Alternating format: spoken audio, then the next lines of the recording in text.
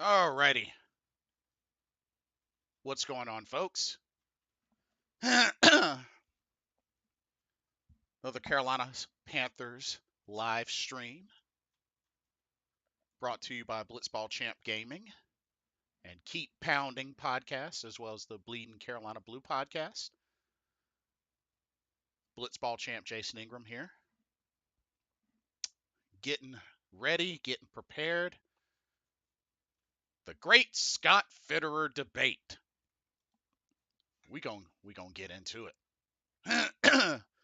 Let me clear my throat. But yeah, we gonna get into it.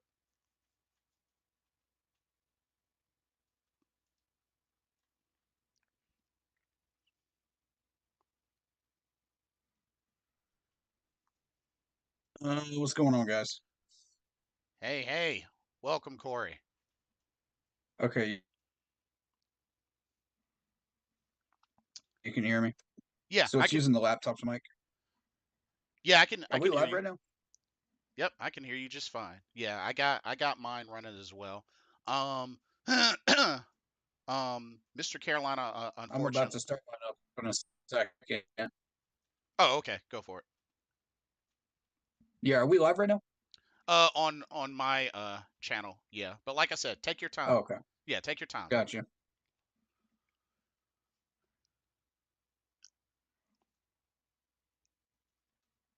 But yes, indeed. Okay.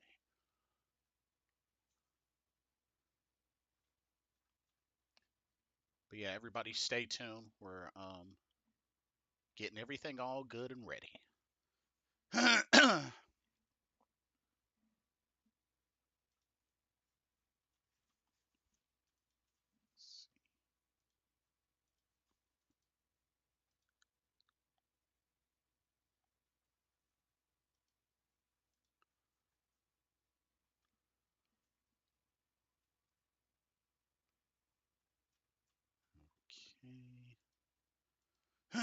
Okay.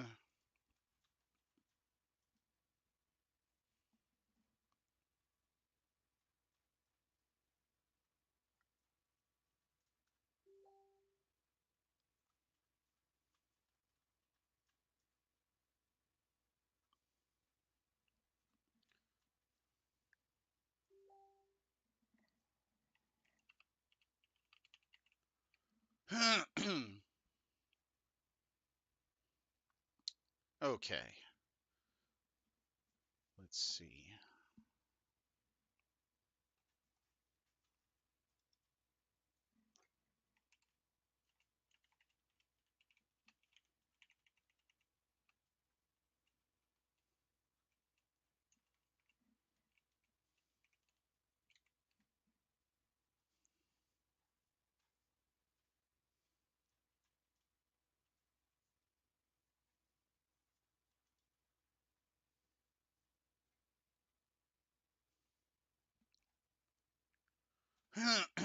Alrighty. So I found one. Let's see.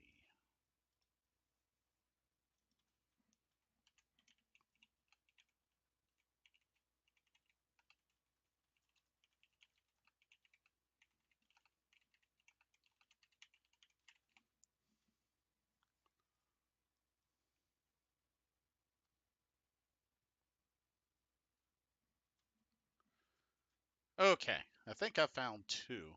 At least for year one and for year two. Let's see.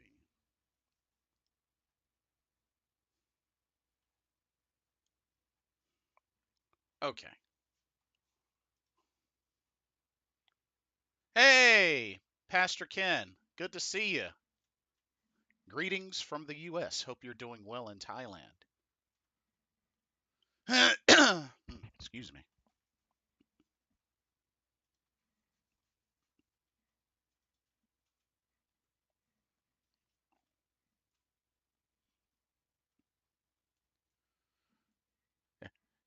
Everything is good?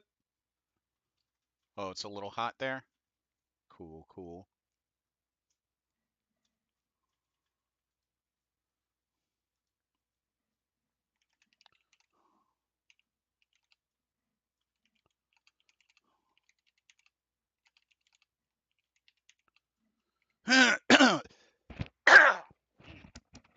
Pardon me, y'all.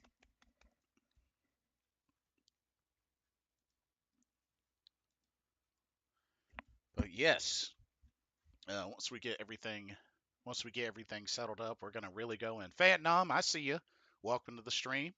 You're just in time. We're just getting everything ready. But yeah, you are just in time.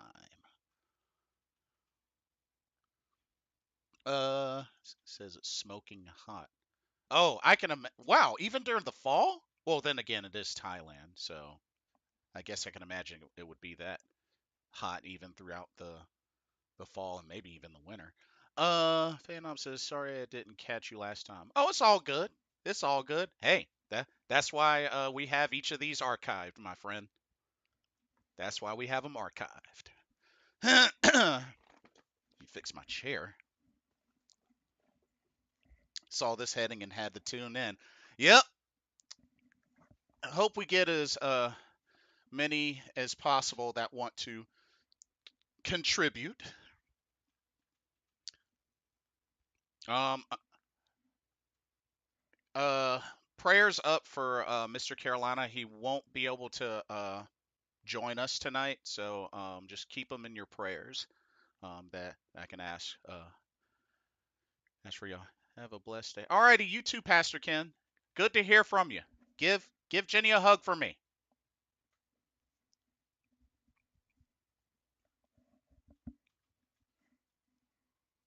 But yeah, we we got quite a bit to talk about.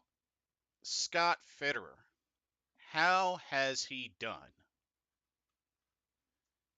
Is he doomed to be fired? Has he done a good job? Has he done a bad job? We're going to look at some numbers. We're going to look from the beginning. Since he came to Carolina, the type of signings that have happened uh, under him. um, let's see. I'm hoping that so it's 2021.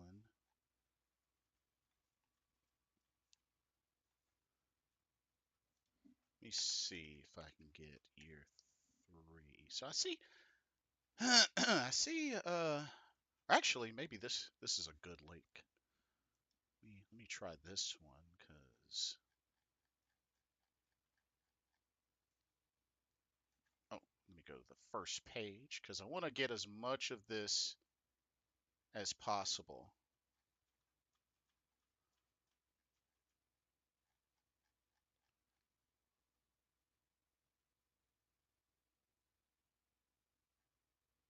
Okay. So got 2021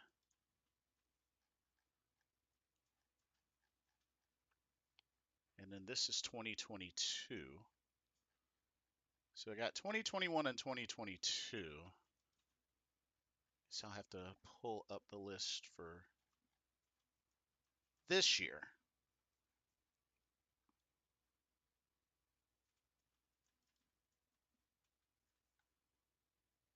Okay, here we go.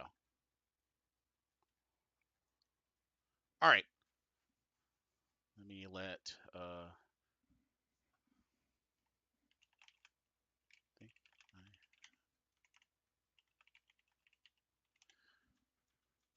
Alrighty, so pretty much divvied up a list of signings, free agents, stuff like that, that have been under Scott Fitterer for the 3 years he's been here.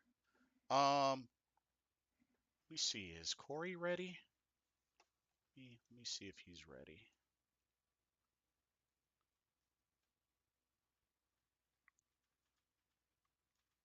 Oh, okay, he's setting up on his stream. So at least for 2 of these, there's grades listed. And for the The third one, I wasn't able to find any grades, but we'll still go through the list as best as we can.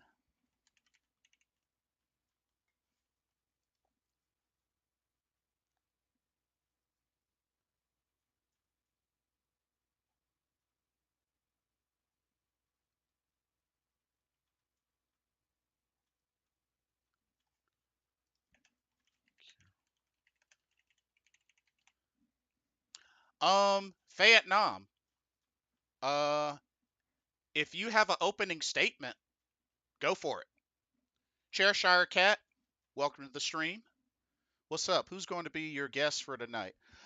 Pretty much me, Corey, and anybody else that wants to chime in, whether through the chat or through the Zoom. If you want to join the Zoom, just let me know. I'll post the credit the I'll post the info. Is it me or is the volume sounding too low?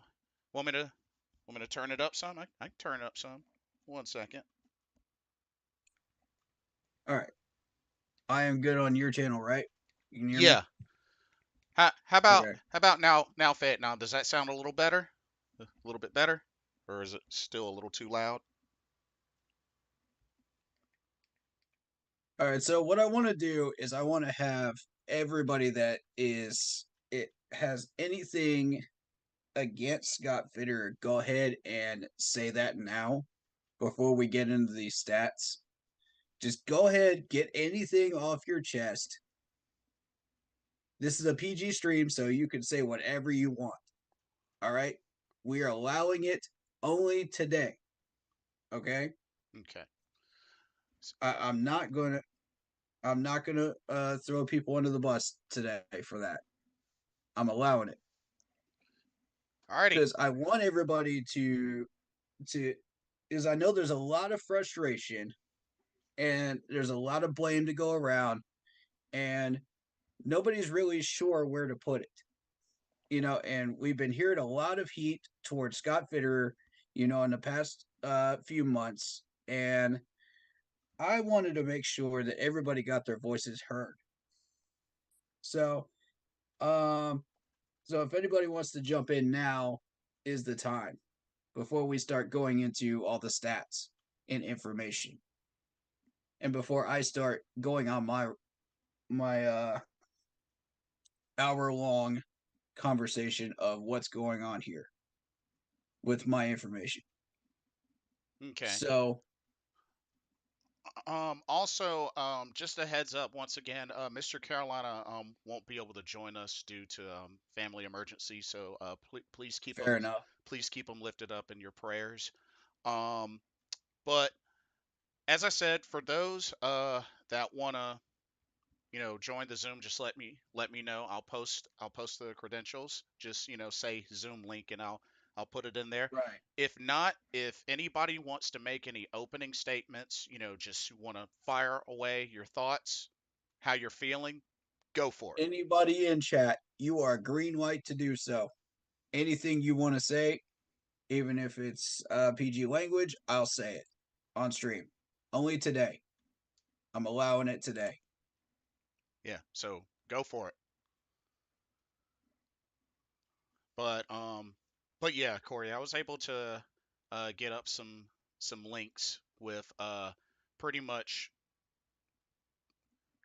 as much draft and free agency um, reviews as I could find for Scott Okay. Fitterer's time here. Perfect.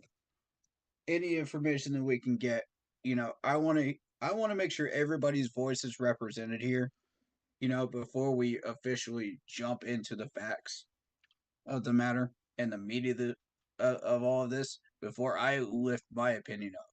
Hmm. Because I know everybody's been waiting to hear my opinion on this. I've stayed silent for the past couple of months for a reason. You know, I don't think it's a secret that I've been a Scott Fitterer supporter. I've made that Right. very clear, you know, Hmm. but just how clear, that's what you're going to hear today. when I start speaking on the facts. And once I start putting all the puzzle pieces together, you're going to start to understand why I feel the way I do. Okay. Um, I know for me specifically, I'm pretty much down the middle. Mm-hmm. I'm down the middle. So I have some good and I have some bad. Um, All there's right. a lot that I'm factoring into it because Mm-hmm. the thing with me is I try my best to account for what the person has done, like Mm-hmm. overall. Mm-hmm. Even before, after, current, all of that. And that's just me. I know some people probably just they're about the now and the now only. And that's totally fine. That is totally fine. But, that's not me. I try my best to analyze things like from bottom to top or Mm-hmm. top to bottom, whichever Top to you want bottom. whichever one Whatever. you want to pick. Right. Okay. Well, um um, I've got nothing in chat right at the moment, so let's just go ahead and jump into these reactions of other channels and what they're saying about uh Scott Fitterer to okay. open things up. Yeah. And I got about a small sample of the Panthers YouTubers, and what they say. Um,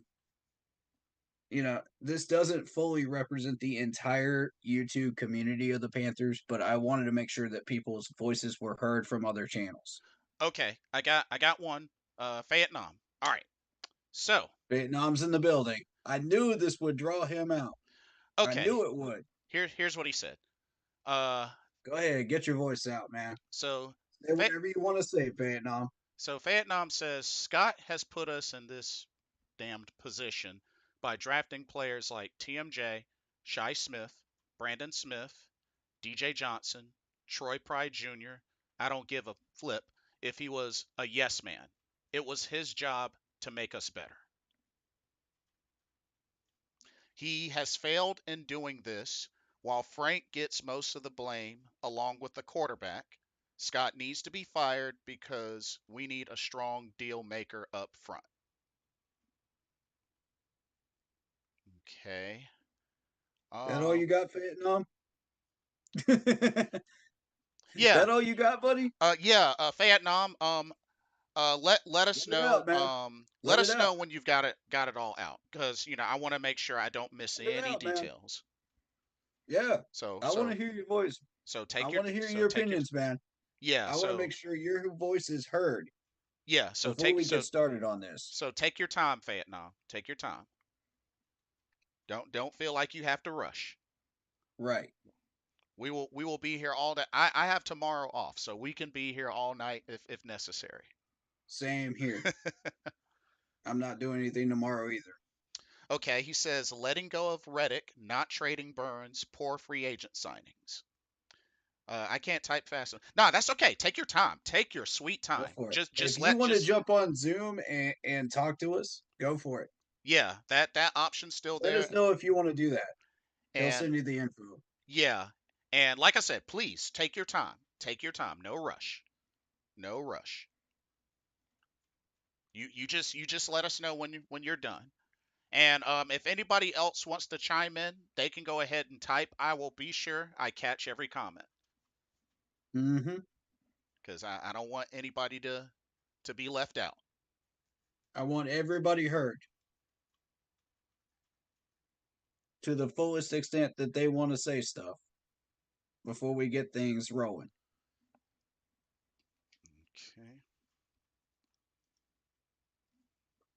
Okay. Shout out to Panthers World that subbed about 2 months ago, and shout out to YNSJAYY question mark Oh, that's for subbing 17 days ago. It just entered my feed. Like I don't have a refreshed feed on there. It's Streamlabs. So I Oh, just want to give those people some love. okay. Oh, You know, oh, you'll every jump. once in a while I'll read one out. Oh, okay. Vietnam's gonna jump in. Okay, let me get you the link, bro. Perfect. Perfect. Yeah, let me get you the link. Uh, I will not say a single word while this man is talking. Here, let me The floor switch. is completely his. Because I know he's been itching to say stuff. Yep. I know he has. I know all y'all have been itching to say stuff, you know, and you feel like your voices aren't getting heard. Now's your chance. And only talk about Scott, okay? Only Yep. Scott. We're Alrighty. not here for a Frank bashing. We did that last week. All right. This is only about Scott. I want to make that perfectly clear. There you go. Also, I want to make this perfectly clear too. This is a PG stream. So you are allowed to say whatever you want to say. And anyone that is not comfortable with that, you know where the door is. There are plenty of other VODs to watch. But if you want info on Scott, wait till the end. Okay, I just posted the info. Making He that crystal clear. he said he'll jump on in 5 minutes. All Yeah, take your time, bro. Take your time. No rush. No rush at all. right. Okay. In the meantime, let's do a reaction from C3. This is Tony Oh from wait, C3. wait a minute. He's getting on. He's getting on. Oh, he's getting on. Yeah, he just popped in. All right. Okay, Vietnam, can you hear us?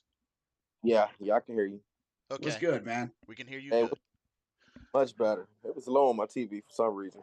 Gotcha. All right, Vietnam, the floor is yours. No filter needed. Go for it. Mm-hmm. Listen, man, Scott, over the past 4 years, 3 years, I've been nothing but frustrated. I'm talking about ever since.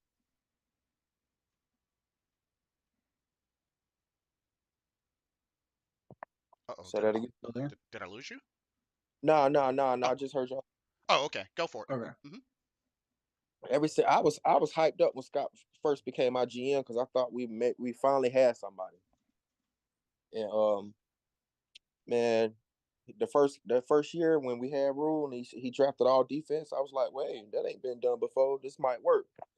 And that was Jeremy Chin, which was a good player, Troy Pride Jr., uh, YGM, all of them came out that first draft. But them the only ones I can remember right there. Um, who I don't even remember who was the first round pick that year. Because ain't none of them made no Pro Bowls. Jeremy Chin was the best one out the crop, and I want to say YGM and Jeremy Chin was second round picks. Everybody else from third round to seventh round ain't on the team no more. Why is that? Because they were bums. They were just straight bad draft picks and nothing but burnt toast out there in that secondary. And it's just real frustrating. Just real frustrating, man. The next year, Robbie Anderson brought him in. I was like, yeah, man, Robbie gonna be all right. He's a burner. He gonna do this, da da da da. Hey, it didn't work out. I don't really hold that against Scott. I don't really hold that. But when we got Hassan Reddick and him and Burns was on that line and was eating, almost leading the league in sacks that year for our defense, and he let him walk away. Now I started scratching my head. I started scratching my head then because that didn't start making no sense, and it didn't really dawn on me. Hey, that this guy might not know what he doing, but I gave him a pass. Gave him a pass. Okay, yo, it's all right, good. Move on. Then he traded for Sam Darnold. Now, red flags start going up. Boom, boom, boom, boom. Ding, ding, ding, ding, ding. I can't handle that. Sam Darnold was trash. Everybody knew that. And I was like, yo, man, this guy right here might not know what he doing. It's about time for him to go. And I'm trying to keep this as PG-13 as possible. So y'all fellas, No, bear. no, Hey, no. no filter The needed. the No filter stream's needed. PG, so go for it, man. No Have fun. filter needed. Speak your heart, bro. Speak your heart. That's what you Mm-mm, need to, bro. Oh my God. Oh my God. Baker Mayfield. Hmm. This man traded for Baker Mayfield, and he came in and stunk the damn place up. It was just terrible, man. It was just some of the worst football I ever seen us play, hands Agree. down, Hmm. hands down. And it was just so frustrating. And I'm in the draft. I'm getting hyped, man. I got buffalo wings and cheese and beer and drinks, everything. We're having like a draft party, and I'm thinking, yo, we about to finally do something. And what we do? We traded up for DJ fucking Johnson. How is that possible? Who is DJ Johnson? A 26-year-old bum to play for Oregon who ain't never done nothing. Been out here in the league and can't even get on the field this year. I just can't stand that. And I don't even want to get on TMJ. No, let it TMJ out. Let it out. TMJ, and I watched some of the all 22. I seen him give up on his routes. The man was open, but then he didn't think Bryce can get him the ball. He slows down. And then when he do get a chance to get the ball, he drops it. It hits him in the face, just like Ian Thomas. What make that make sense? That don't make no sense. And who brought these people here? Scott Fitterer. His job and responsibility to make the roster better, and he is failing in that aspect. That's all I got, fellas. All righty. Thank you so much. Thank you so much for being honest and just for letting it all out. This is a lot. This is a lot to digest, but made a lot of points. Oh, Let me just say that this. that that's I'll one. get So, started with this one. Robbie Anderson, I completely did not want at all. mhm. The Jets mismanaged him to the moon. And then we got him. And guess what happens? We mismanaged him too. Do you see the pattern here? Robbie Anderson was trash to begin with. That's all I got on Robbie. I'm glad he's gone. And that little temper tantrum he had on the sideline. Yep. Bye, Felicia. We don't need your ass here. My thing with Robbie, No more. he had his career high as soon as he came to Carolina. So, if anything, I consider Robbie a one-hit wonder. I'll say that about Robbie or Chosen. I consider him a one-hit wonder. He looked good with the Jets for a little bit, but I mean, Well, he didn't break a think of this. thousand. How many players have the Jets mismanaged in a 20-year history? 30, That 40. that's 30, true. 40 years? I mean, keep counting. They're still doing it. True, but he did not break 1,000 for the first time until he finally came to Carolina. Yeah, that first year was okay. That's why I sort of looked the other way and was like, okay, well, hey, that could have been something good. Hmm. Mm-mm. Yeah, No, that's I why I knew pretty what was going much to happen. that's why I pretty much considered him a one-hit wonder. So, um, so the interesting thing, and like I had to double check this. So Scott Fitterer didn't get started with us until January of 2021. I thought it was January of 2020, but I had to look back and double check. But yeah, That is correct. it was Uh, 2021. So he actually started the draft after Derek Brown and Jeremy Chin. Like I did not know that. I thought he was there in 2020. So I had his to official start date, I actually have that here. yeah, so I had to go back and correct myself Uh, because I was way off. his official start date was January 14th, 2021. Yeah, I like don't feel bad. Wrong yeah. too. Oh, I'm sorry. So What were you saying, every Thanon? transaction after that date counts. Yeah, Okay. yeah, I was wrong too. So don't even. I thought it was 2020 also. Oh yeah, that's what I thought too. I honestly thought that too, but I had to double check, and then when I went back through it, I was just like, oh, he didn't start until 2021. Okay, so Mm. that's weird because I could have sworn he had been here longer than that. Wow. And you know Okay. what's bad, y'all, is that that's even worse. That man, he been here since 2021, and the state of the roster right now. it took him less than what, 2 years, 2 years maybe, almost almost 3 years to completely almost ruin this roster. We the laughing stock of the league. And every show I watch, NFL Network, ESPN, NFL Live, uh, man, they making jokes of us, man. They clowning us, man. And that's part is really frustrating. Because when you Well think deserved. We're 0-6. because when you think about it, I felt like we drafted pretty decent in 2020. It's only what two? It's only three people I'm left. gonna hold my opinion. You know, think about it. Derek Brown, YGM, and Jeremy Chin, the only ones left. I think all the rest of them guys are gone. Oh yeah, actually you're right, Vietnam, because the only ones still there. Yep, Brown, YGM, Chin. Yeah, you're actually right. Yep. And 7, 8 picks that year. So it's just that we just don't do well in rounds 3 through 7. It's like we hit and miss in the second round, but our best, in my opinion, our best second round pick was KK Short. We ain't had a good one after that I can remember. Y'all might know, but I don't. And the crazy thing is, we had a ginormous number of picks for the 2021 draft. Like, that's the crazy thing about it. Because, we had two picks in third round, fifth round, sixth, or we had three picks in the sixth round. So we actually got a lot of picks for the 2021 draft. Yeah, but they gave him some away. He traded our picks away for Sam Darnold. That's how he got Darnold. Remember? Yeah. Actually, yeah. Now that I think about it, that is true. Those picks, those are players that we could have had, that could have had potential, that probably could have kept us out of this spot right now. And then again, one of those picks was a long snapper. A long snapper who, and that's not even on the team. This is true. Points well made. So I guess Corey, should we just jump right on in and just like analyze year by year?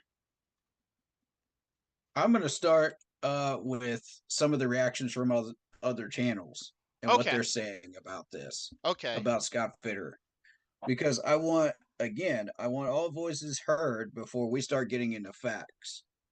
Because once we start getting into facts, there ain't no coming out of that rabbit hole. People need to be heard. Okay. Shout out to Andy Bailey. All right, so we're gonna start with Tony from C3. Okay. And Vietnam, I'm glad you're here for this because I want you to. My point of playing these is not for me to react, but for you to react, all of you, Okay. before I start throwing in my ring in the hat here. Okay. Um, Fair enough. so this this particular short that Tony put out was about C.J. Henderson. Uh, let's listen to the clip. Okay.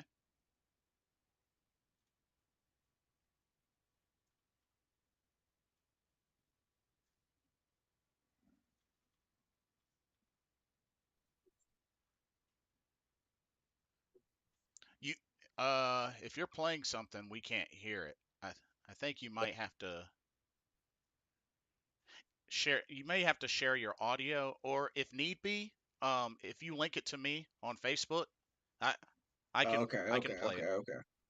I can do that. Okay, yeah. I'll start it over then. Okay, no problem. Um, that way you guys have it.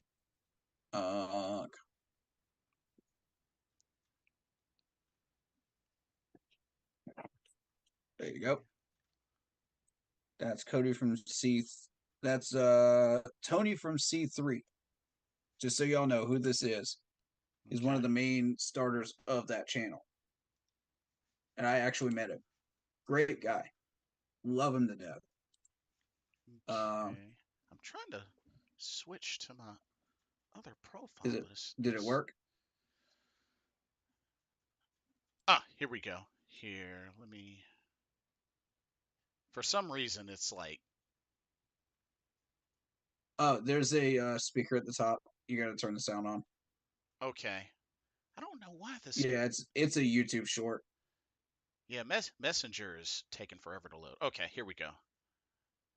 All right. Hey, y'all, Wait hear for me, guys. me and Wait, What's I wait up? for got. me and then sync it up. Okay. Hold on. What's up, Phaeton? My bad, man. I got to go. I get back up with y'all about 9. Okay, All no right, problem. sounds good. And this will be archived, so just Yeah. yeah. All right, cool. Okay, here we go. Wait for me to sync it up, and I'll let you know.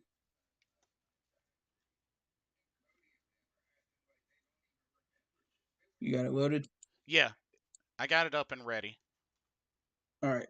I am synced up as well. Go. Okay. This is exactly what I was trying to emphasize last night, Dying Breed. And Cody and them are acting like they don't even remember this. They were dang salivating with that CJ Henderson selection or trade. Right? At the end of the day, whether or not CJ Henderson is any good, you gave a third for him. So I don't want to hear, oh, he's a first round pick. He's not a first round pick to us, right? The Carolina Panthers started out 3-0 that year with Sam Darnold, and all of a sudden, Matt Rule and those cats believed that they were on their way to the playoffs. Right? They believed it even more than fans believed it.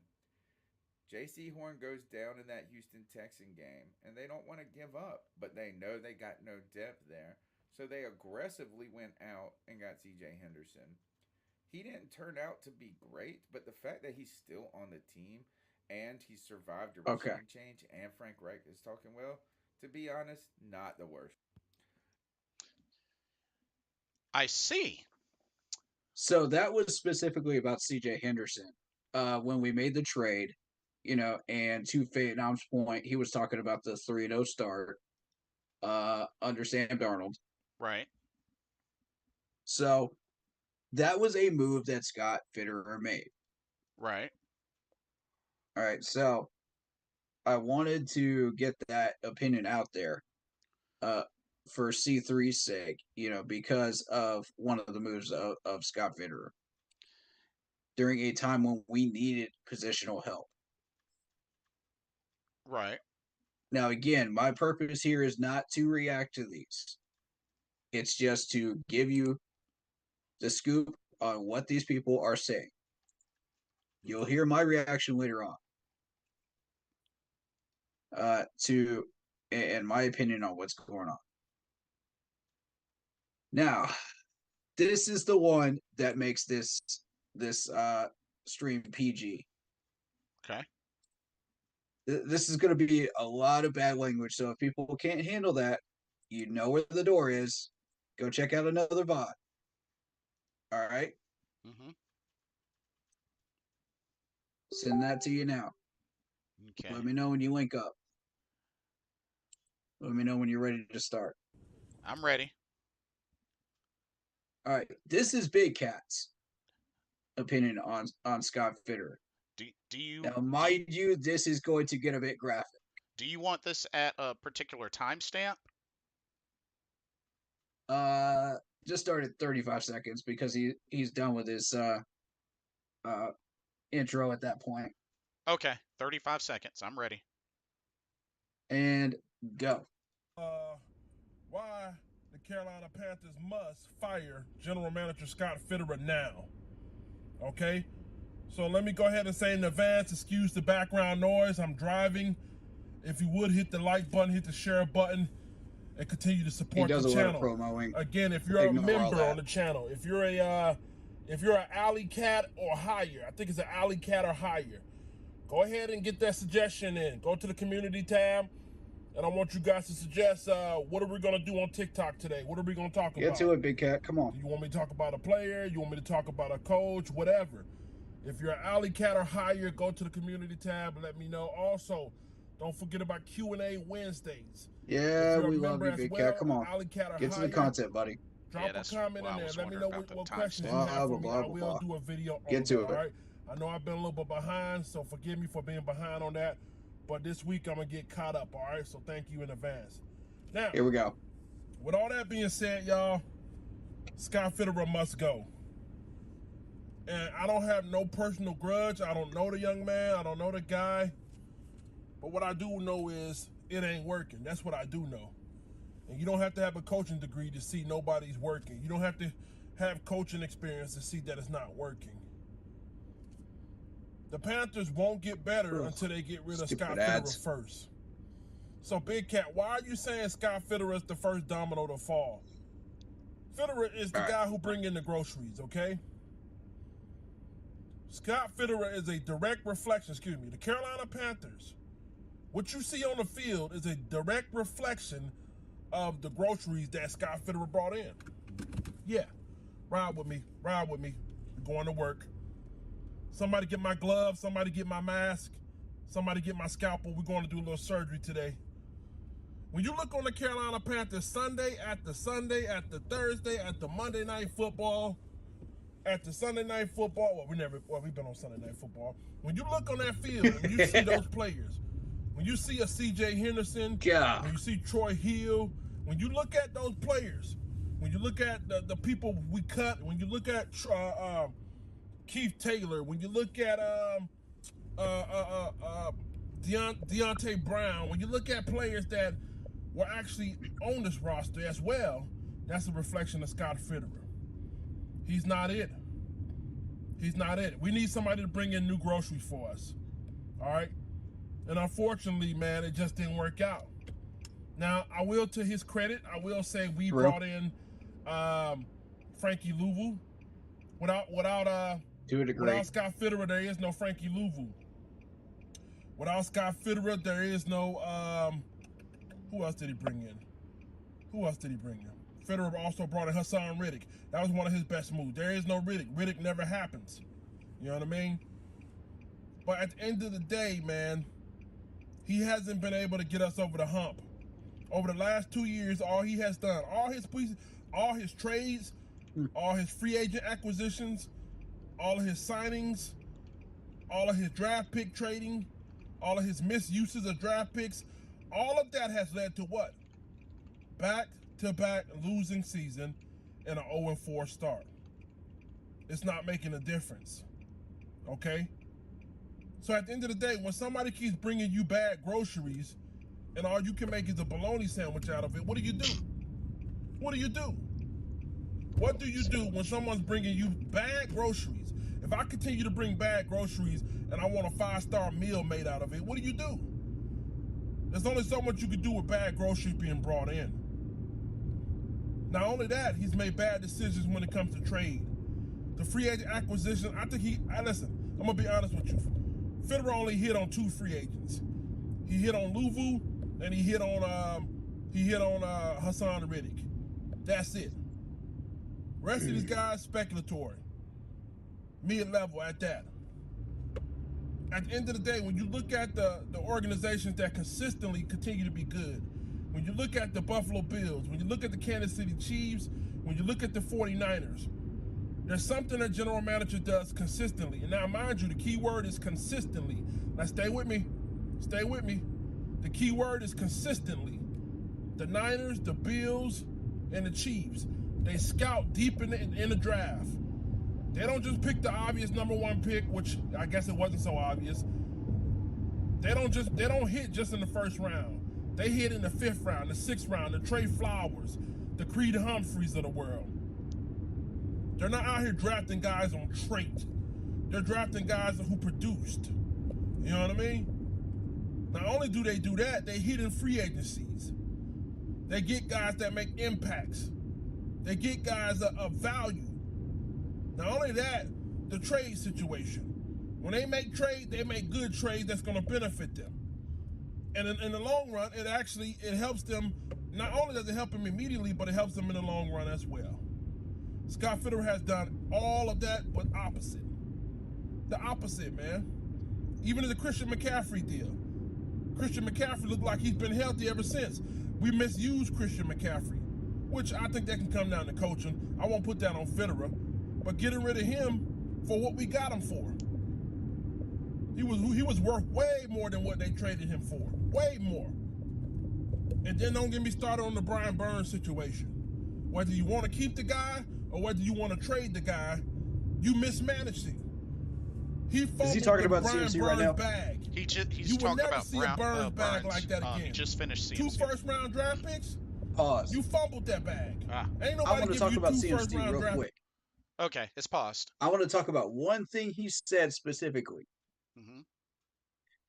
Oh my God, I want to react to this video so bad, but I'm not going to. There's so many things in here I want to react to, but I'm not going to. Okay. Because that's not the purpose here. Right. But I want to point out one thing specifically he said.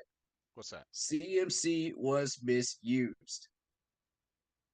Facts. Thank you. What does that lead back to? Frank. What does that lead back to? The people that were using CMC. Matt Rule, Ron Rivera, coaching. Misuse of players leads back to coaching. It does not lead back to the GM. The GM only drafts these people. He only picks these people up. He only puts them in positions where the coach has to take over and do things with them. The GM cannot do these things. He is not a head coach. He does not have head coaching duties. His job is to pick the groceries up and put them on the table for you. He cannot make the meal for you. Mm-hmm. Now think about this. You got people like DoorDash. You got people like Uber Eats, people like that. And I work for DoorDash. Okay, so keep that in mind. Mm-hmm. Think of me like a GM. I'm delivering your food. Okay? Yes. I didn't make it. I didn't create it. I didn't put it on your table and help you build a sandwich with it. I just delivered it, bro. That's all I did. Now, you want to blame somebody that gives you bad food? Blame the restaurant. Because they're the ones that screwed you up. Don't blame your driver. I like the analogy. Don't blame your driver for your screwed up food. And for the fact that your sandwich tastes like garbage after you tried to make a sandwich out of whatever food you just ordered. Don't blame us. We just delivered your food, bro. Yeah, I see what you're saying. The cooks made the food. The man in the middle just delivered it. Just took it to you. And we get bad ratings all the time for this. You know, DoorDash, Uber Eats, you name it. David's a part of that too.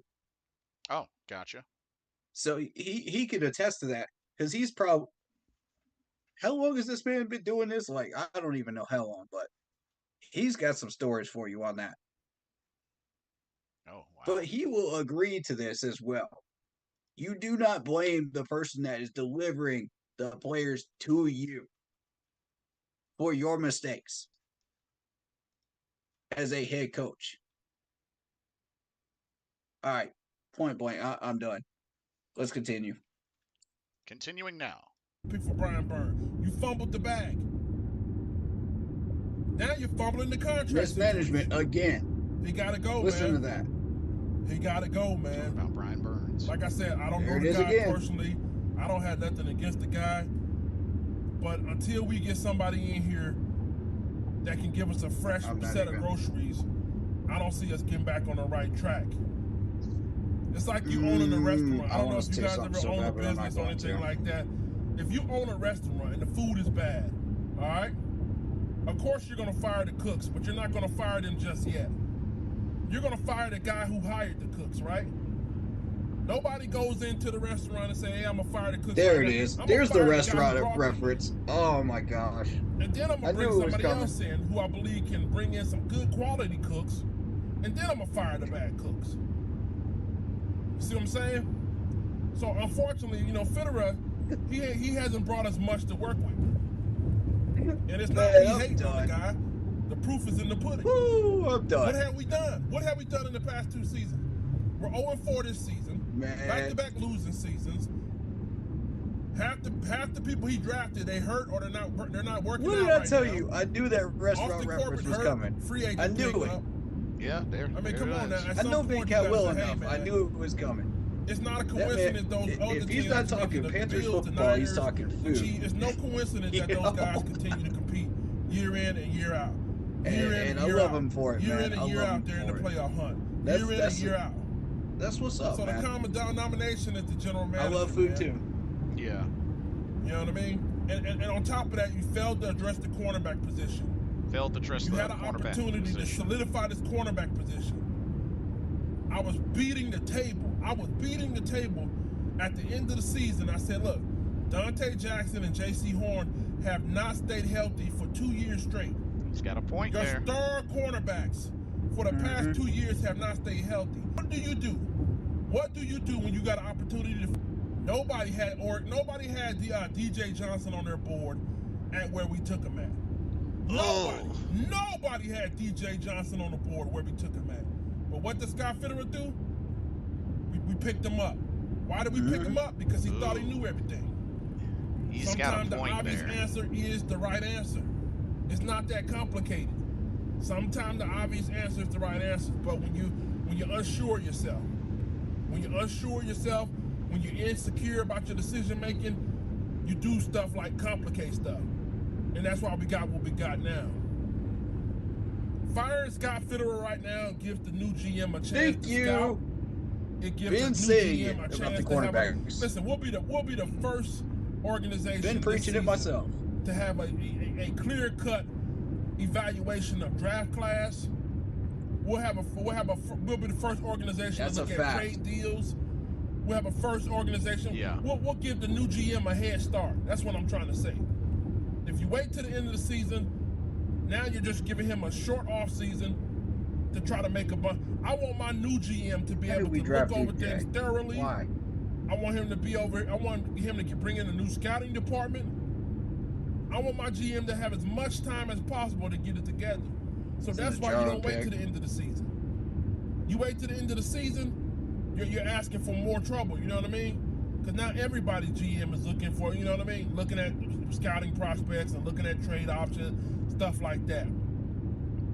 He failed to pull the trigger on the Brian Burns deal. He failed to pull the trigger on that. Now you just diminish your value. If you knew you weren't going to sign him, get him out of Carolina. Yeah. If you knew you were going to he play wasn't gonna games sign with him, get him out of Carolina. I always told you guys this. The Carolina Panthers, from a management standpoint, has always been reactive. They've never been proactive. I don't know why we've been like that. And it's been like that for years. When it's time for the Carolina Panthers to pull the trigger ahead of time, they don't do it. I don't know why. Fair point. If you're bringing in a new why GM, these fair guys won't point. pull the trigger ahead of time. They always wait till after the fact. They always wait till we 0-4, 0-5. They always wait till after the fact. Shout out And to then Kenny now Brian Burns' on value Facebook. has gone down. What's going on, brother? Now you hurt the organization, bro. I don't get it, man. I don't get it. You know what I mean? So at the end of the day, Scott got to go, man. I'm sorry, man. And the Panthers, listen, that's step one. That's step one. That's Don't true. give me this We've crap always been about, reactive, not proactive. Hey, man, Good point. we just need a wide receiver. No. The season is a wash. The season is already over. There's no move that he can make to get us out of this. I seen a report come out saying that we were looking to get a wide receiver. No, nothing is going to save us. Nothing is going to save us this year. Okay?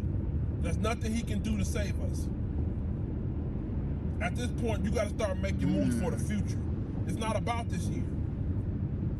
You got Bryce Young. You believe in Bryce Young. That's enough. I don't know if that's a mistake or not. I'm not a GM. I think we got a good plate full here of information.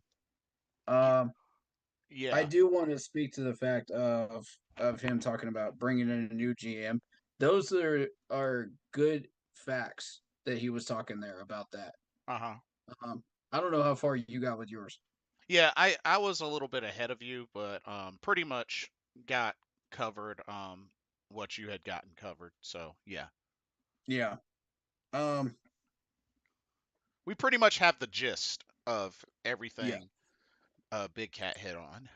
Yeah. I don't. We don't need to go any further with that one. Okay. All right. So the last one is PNP, and this will be a short one. Are you got another one? Okay. Yeah. This will be a short one. Okay. I want to. Again, this is a small sample of what people are saying in the YouTube community right now about Scott. Mm-hmm. So I'm keep ready. that in mind. Everybody's got an opinion. Everybody's, but I want to make sure everybody gets their say here with the YouTube community too. So if your YouTube clip did not make it into this list, send it to me, and we'll do a stream with those. Cool.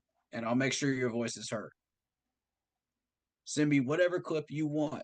Only Scott Fitterer clips, all right? So if you're a YouTuber and you're listening to this, only send me Scott Fitterer clips. Yeah, try your best to stay on subject with this one. Yeah. That's all I want. And I'm not going to react to it. I'm just going to listen. And I'm going to have my subscribers listen as well. Okay. Let's go. Yo, what's good, fam? Welcome to PNP. It's your boy Rashad, one half of PNP, and boy, it's been a long time since I've given y'all this view. My bad. I do better. Shout out to Grogu, man. What's good? All right. My ears be to the streets. My ears are to the streets. I know what's going on. I hear a lot of chatter about Scott Fitterer and how he takes a lot of the blame and how go subscribe to PNP if you haven't already, guys.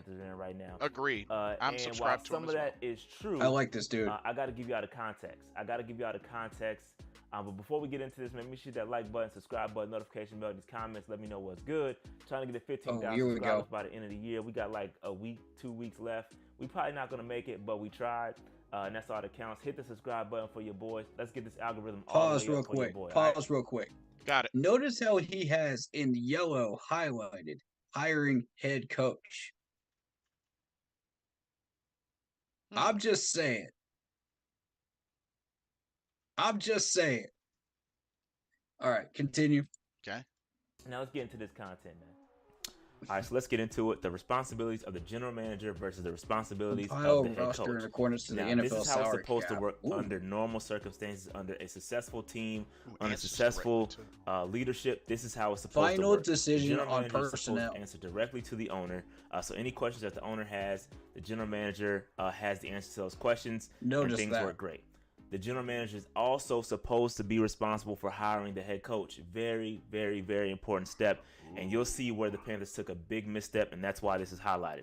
The general manager is also responsible for building the personnel department. So the scouts, director of pro personnel, all that good stuff.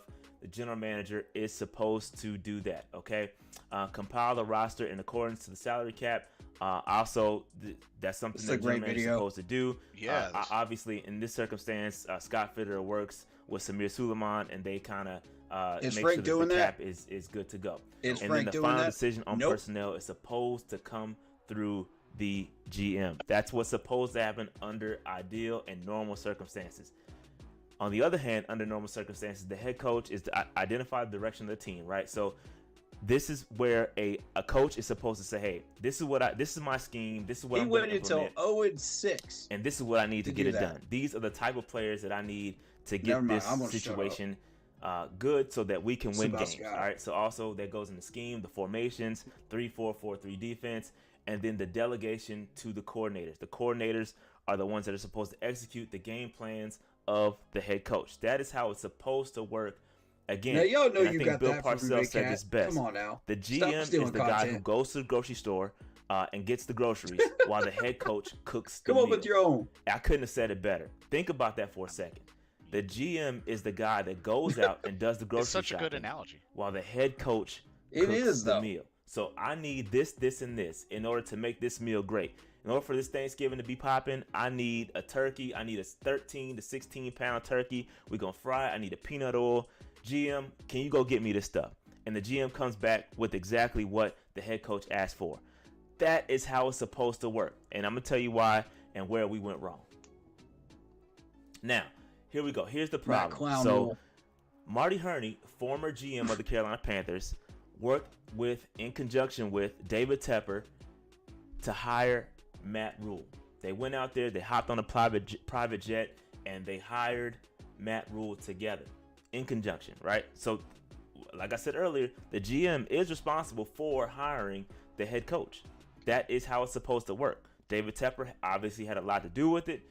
His hands are all in the basket when it comes to getting Matt Rule. He looks like me, smells like me, blah, blah, blah, blah, blah. All that stuff came from David Tepper and Marty Hurney. They collaborated in hiring Matt Rule. All right. What happened? Marty Hurney gets fired. And now you're looking at a situation where David Tepper is still around. Obviously, he's the owner. And Matt Rule are still around. I doubt he had any impact on They have a relationship. They know the goal, and they know what it's going to take to get to that goal together, right? So now what do they do? Doubt it. They go out and then they find, and I don't know if Matt Rule had any impact or any on the decision. I don't know if he had any impact on it, but whatever the case is, the head coach and the owner are now on the same page. But then they hire an independent GM that has no clue what's going on. Scott Fitterer was put in a very bad situation. Again, you're talking about a lot of things are in place. Remember, going back to that. Pausing it. That is actually a fair point. Scott Fitterer was put into a very difficult situation. I mean, yes, he was. I mean, yeah, it's up to him to like help towards fixing things, but that's a actually really good point. Yeah. There's no way that Matt Rule had anything to do with Scott Fitterer's hiring. No way. No way. I don't believe it for a second. Shall we continue? Yep. Okay. The roles and responsibilities, the GM is supposed to help build the personnel department, right? There's already a salary cap guy in place. There's already all these things in place that Scott Fitterer has to conform to. He has to conform to what Matt Rule and what David Tepper want to see. So a lot of blame is being placed on Scott Fitterer when he's really just a dude that was just brought here on the backs of everything else that was already done. All right. So now you go back to the roles and responsibilities, and this is how it looks for the Carolina Panthers. Right now, the general manager is supposed to build, again, he's responsible for building the personnel department because I think he did have something to do with going out and get Dan Morgan. That's a so positive. That's what you meant by him being manipulated. Assistant GM, and he's compiling the roster in accordance to the salary cap. However, now you're starting to see it. Is identifying the direction of the team, but not only that, he's answering directly to the owner because when there was no GM in place, what were they doing? Who was the owner going to? He's going to Matt Rule. Matt Rule, I'm sure, had something to do with the hiring of Scott Fitterer. All right, and he has heavy. I didn't want to say he had final. I was really close to putting final personnel decision, but I don't know that. So I put heavy, extremely heavy input on personnel decisions. Right? It's supposed to be the general manager is supposed to have final say on personnel decisions. For the people that don't right now, listen. you can see it. Matt Rule has heavy input on personnel decisions. Thank you. Going out and get all of his former Temple guys, all his former college guys. That is on Matt Rule, fam. That's on heavy emphasis on that. But at the end of the day, it's gonna look like the general manager's the guy because he's signing checks, right? He's putting the contracts together. He's the one that's going to take the blame for a lot of stuff when it goes bad, and that's what's happening right now. All right, so let's roll. Let's roll with this. Now let's take a look at the bad, the ugly, and the good in that order. All right, so I went through all the transactions and I compiled the bad moves, the ugly moves, and the good moves for. Hold on. Should we go through the transactions? Now the bad. Yeah, he went out and signed Pat F. Should we go through the transactions or is that it? You guys want to jump into that or do you want to save that for later? Well, I was wondering because Rashad was getting ready to get into that. I just didn't know if like we pretty Oh, did we hear all that we needed to hear in this video? so far, I Okay. mean, I'll go back, save that point in the video because we'll go back and we'll hear his opinions on these as well. Because this is really intriguing. I want to hear his opinions on what he thinks is the good, the bad, the ugly. Because Okay. I'm going to get into that myself. He's kind of stealing a lot of my points Okay. before I could make them. So, credit to him. He's really done his homework on this, as well as I have. So I'm impressed. So if you want, go to timestamp 639. 639. Got you. 639. And then we can play from there what he has listed as like the bad. Got it. All right. All right. And we'll do that in a little bit. Okay. But I do want to first briefly touch on the fact that he was talking about all these people that Matt Rule signed. This is what I'm talking about when I say the GM is easily manipulated. This is a fraction of it right here. And I'm going to get into all these transactions and I'm going to explain to you which ones may or may not have been manipulated by other people while he was in charge.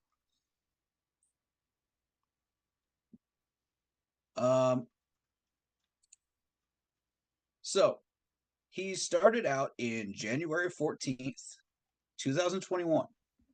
Yep. A little bit about him in case you don't know. He's from UCLA. He was actually a former two-sport athlete in college and pitched there for 3 years in the Toronto Blue Jays organization for the major leagues. Began his career with the Giants before joining the Seahawks in 2001 and rising through their college scouting operation year by year, being promoted every year, eventually running the department. For the last 6 seasons, he's been their co-director of personal player personnel. Mm-hmm. Not to mention, he helped create the Legion of Boom, which we battled against with our best Panthers team that we have ever constructed. So, I just want people to understand this is who Scott is before we get into what he did. Now, what he did, this is where things start to get interesting. All right, so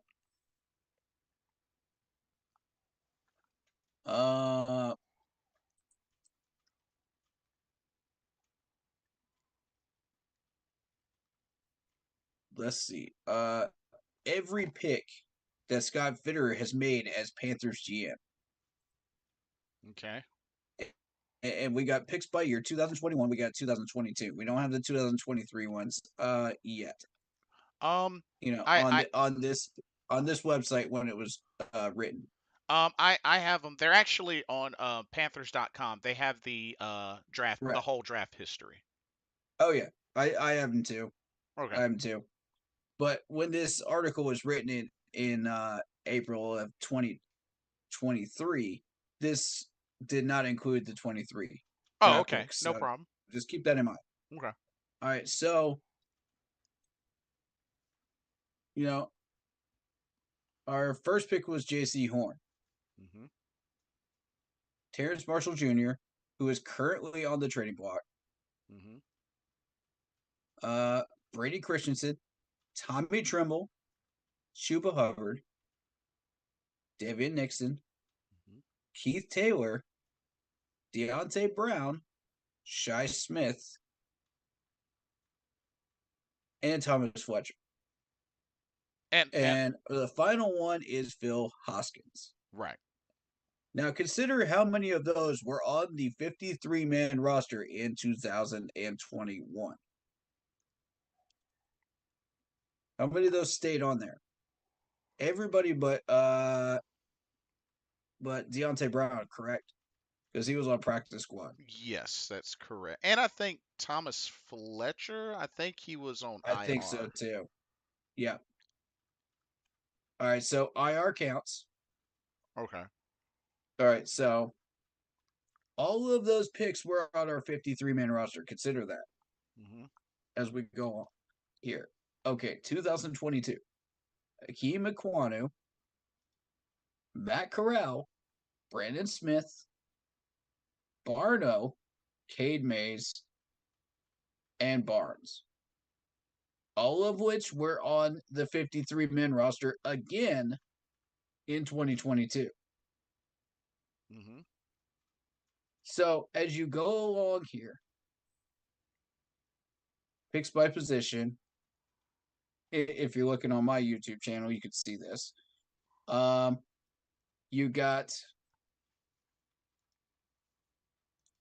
this. This is where it gets interesting. You got one quarterback, one running back, two wide receivers. You know, accounting for 2 years, one tight end, four offensive linemen, three defensive linemen, one linebacker, three corners, and a long snapper. Hmm. Now, picks who are full-time starters, 17%. Those include Brady Christensen, J.C. Horn. This is at the time that this was written. Keep that in mind. Hmm. Picks no longer with the team, 17%. Davion Nixon, Barnes, Fletcher. So, in retrospect, you're talking 17%, 17%. Where's the rest of that percentage? Where's the rest of that? That's veterans, right? That's veterans and free agents. Hmm. So I want you to keep that in mind. That's 34%. That accounts for 34% over 2 years. So the rest of it are veterans. Now, what do I want to do here? Our current cap space, I do want to mention that right now is 8 million. 8 million. Okay. 8 million. All right. So that's after all of these moves, after spending $70 million or more out of player contracts, out of restructuring, you know, plus or minus 10 million or so. I'm not sure of the exact number, but we'll just roughly ballpark call it 70 million. Okay. You know, that's after restructuring half of these contracts. So these players are getting paid half of what they should be paid this year to create the roster that we created. Hmm. Now, let's while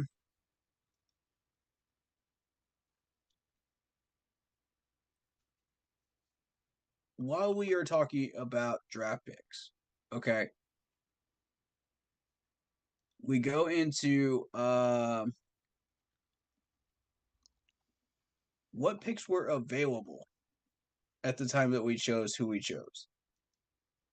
What influenced those picks and why?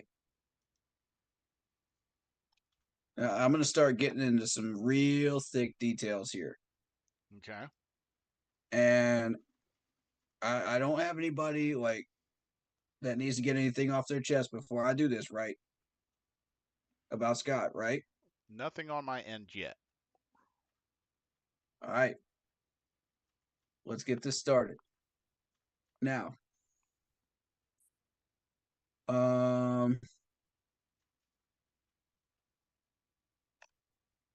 have specifically the 2021 draft pulled up right now. Okay. So if you look up on your screen, you've got this is the year that Trevor Lawrence was drafted, Zach Wilson, who are current starters right now, Kyle Pitts, Well. Jamar Chase, Waddle. Okay. Now, here's where things started to go awry in this draft. For us. Oh, got a comment. Okay. Lock Poppy says, why is there no blame getting put on our scouts? If you watch the off-season videos, clearly our scouts are doing a poor job as well. I was going to get around to that as well. Oh, okay. Yeah, I've been hearing a lot of that in the past month here. Okay. So I will address that later on. Remind me. Okay, I'll be sure to. Yeah. All right, so here's where things start to get a little hairy. All right, you got you knew the Jacksonville Jaguars were going to pick Trevor. You knew the Jets were going to pick Zach. San Francisco screwed everybody up by taking Trey Lance. Everybody. True. We thought they were going to go probably defensive, maybe go for a wide receiver here. Nope. They took Trey Lance. That's 3 quarterbacks in the first 3 picks. Keep that in mind. This is true. All right, so Falcons stayed on par. They with what the predictions were. They went for Kyle Pitts. The Cincinnati Bengals went for Jamar Chase. That stayed on par with what everybody predicted. Miami, of course, took the second best wide receiver. Now, here's where things got screwy again. Detroit stole Penei Sewell from us. Yep. They were a pick ahead of us. That royally pissed me off because that should have been our starting left tackle. Not these people that we've had for the past 5 years. This dude should have been in at left tackle and rotated around the right tackle. Mm-hmm. And because we could not get Penei Sewell, and by the way, the Lions are still putting him at right tackle, which is not his drafted position. He was supposed to be drafted at left tackle. Oh, interesting. And I cannot stand it when teams shift around players to the other side of where they are drafted to. Unless that is specifically your plan when you drafted them, then why didn't you just draft the other side? Right. Understandable. It is a major pet peeve of mine on draft day, but I'm not going to get into that. All right, so the Lions have not misused Penei Sewell. He's been a Pro Bowler. That's a fact. I'll say that. So that forced us to go for J.C. Horn. Now, J.C. Horn has been an injury risk. I will say that. Unfortunately, yeah. But at the time that he was drafted, he was the best corner on the board, bar none. And I will continue to say that even in 2023. Best one out there. Because the next one is Patrick Surtain, and he went to Denver. Mm-hmm. That forced Denver to go was Patrick Surtain. They wanted J.C. Horn, but they settled for Patrick Surtain. Okay. Yeah. So then that forced Philadelphia, because of all the other 2 wide receivers, to take Devonta Smith. The Bears, foolishly took Justin Fields. I mean, the Bears consistently make stupid decisions. So that's not new. Micah Parsons goes to the Dallas Cowboys, which messes up the Chargers, who got Rashawn Slater. Now, at the time, there were a lot of people that wanted us to take Slater. Right. That was the name that was buzzing. Yep. Mm-hmm. Barrett Tucker was another one. He went to the Jets right after him. That forced the Jets to pick up another dumb pick. But here's the thing. Vera Tucker did get misused, but look at the talent he's showing out there in New York. This is true. So that's just that's a little taste of the first round of 2021. And this is why I'm telling you that San Francisco screwed everybody up. They screwed everybody up royally. It was bad. But, I mean, do I regret that pick in hindsight? Not really. Not really. He's been producing when he's healthy on the field. Yeah. So he just has to be I will available. say that no, I do not regret that pick. Considering Patrick Surtain, what's Patrick Surtain's injury history? Has it been good or bad? Looking it up. Because that's who we could have drafted. Let's see. The other person that was available was Slater. You know, we could have had him. Patrick Surtain the third or the second. What am I talking about?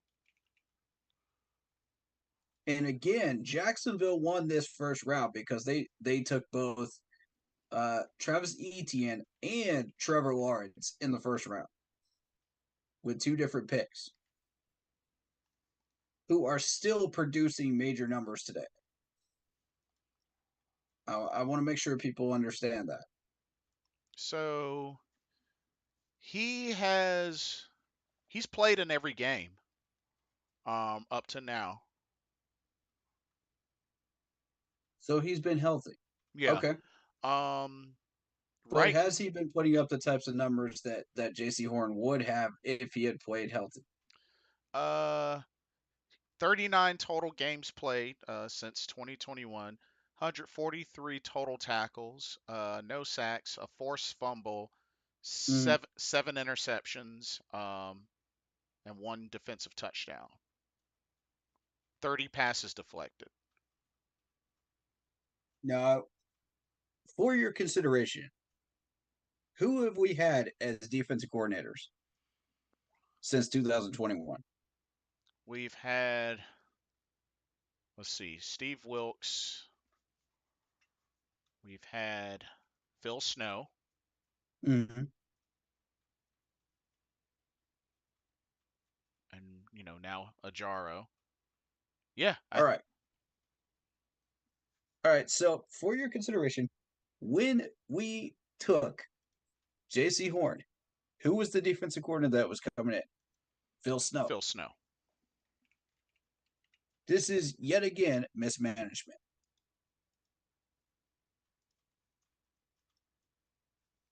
By the head coach and the defensive coordinator. Matt Rule was head coach when these players were drafted. Now, I would venture to say J.C. Horn is probably Scott Fitterer's pick. That was not Matt Rule's. That was not anybody else's. That was his.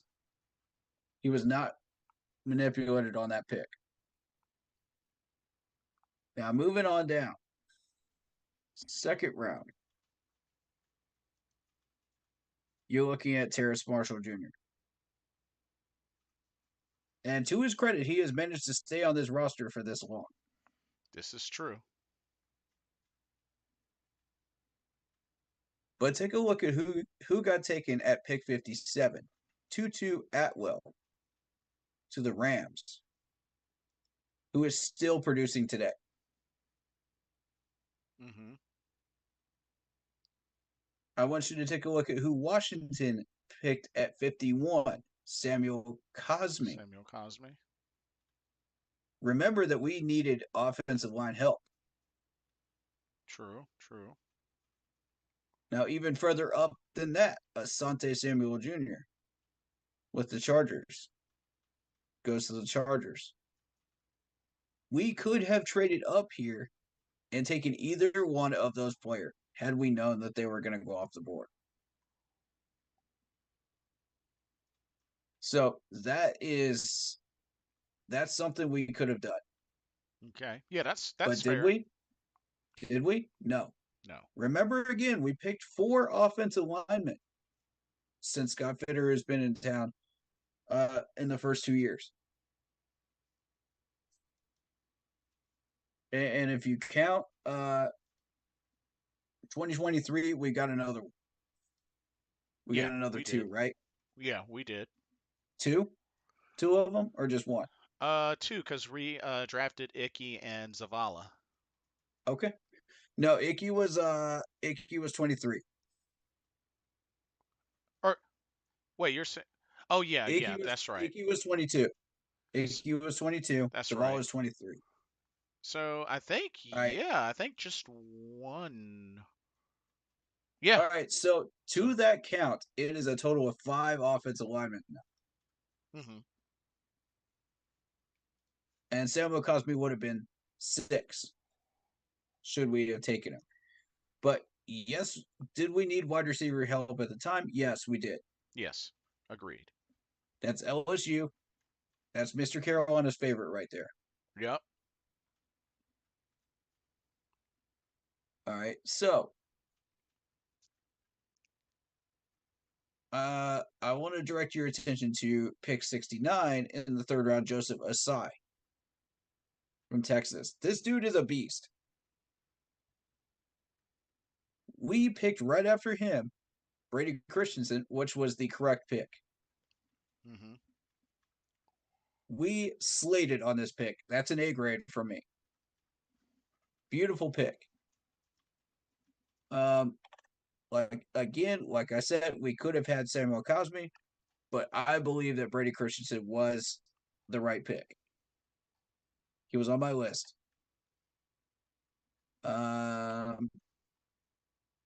Now here's something else to consider. Chaz Surratt from North Carolina, the linebacker at pick 78, was still on that list. We could have chosen him. Mm-hmm. We needed a linebacker. But who did we take? Tommy Tremble. Yep. This is true. That's that's where I got a problem, man. And then you got Amari Rogers going to Green Bay 2 picks later. I mean, I'm just saying. Hindsight's 2020 on Amari Rogers because we didn't know this dude was going to be an absolute monster. But we could have taken him. There's also Diami Brown from North Carolina, hometown favorite. Yeah. This is true. So I mean, these guys, these are players that we could have taken, guys, and we did not take them. But we chose who again? Tommy Tremble, Yep. who no one is scared of in Nope. 2023. Nobody. All right. Let's continue on into round 4. I do pay attention to round 4. This is Chuba Hubbard, excellent pick. But let's see who's around. You got Amon-Ra St. Brown, 112. Oh yeah. Oh man. Yep. There's Cameron Bynum, who I wanted us to pick because we needed corner help at 125, right above us. So Minnesota stole Cameron Bynum from us. Mm-hmm. I did multiple mock drafts with Cameron Bynum. But I Who think else we. was still here? But I think we still did well with Chuba Hubbard. Chuba's growing. Right. Shout out to R. Brian Washington. What's going on, man? All right. So who do we get in? Here we go. Davian Nixon in round 5. And Nixon did not survive. Right. Now, let's take a look. We needed a defensive tackle. That's correct. Let's see what's around. I don't see any defensive tackles on this list except for him being drafted this round. Do you? Look at this list. No, I don't. Yikes. Scroll down a little more. Scroll down a little more. Yeah. You're right. Yikes. Yeah. That's a good point. Nothing in this round, That is a good defensive point. tackle wise. This is why I keep saying we need to grab these people early. Because if you don't, you're going to get screwed out of good players. When you wait this long, you are stuck with players like David Nixon, who are now are not even worth a seventh Yeah. after 3 or 4 years. Keith Taylor, who isn't even worth a seventh now. This is why you cannot wait this long. We had Cameron Bynum in the fourth, sitting there. This is what I keep saying, man. This is the stuff that frustrates me that we keep doing.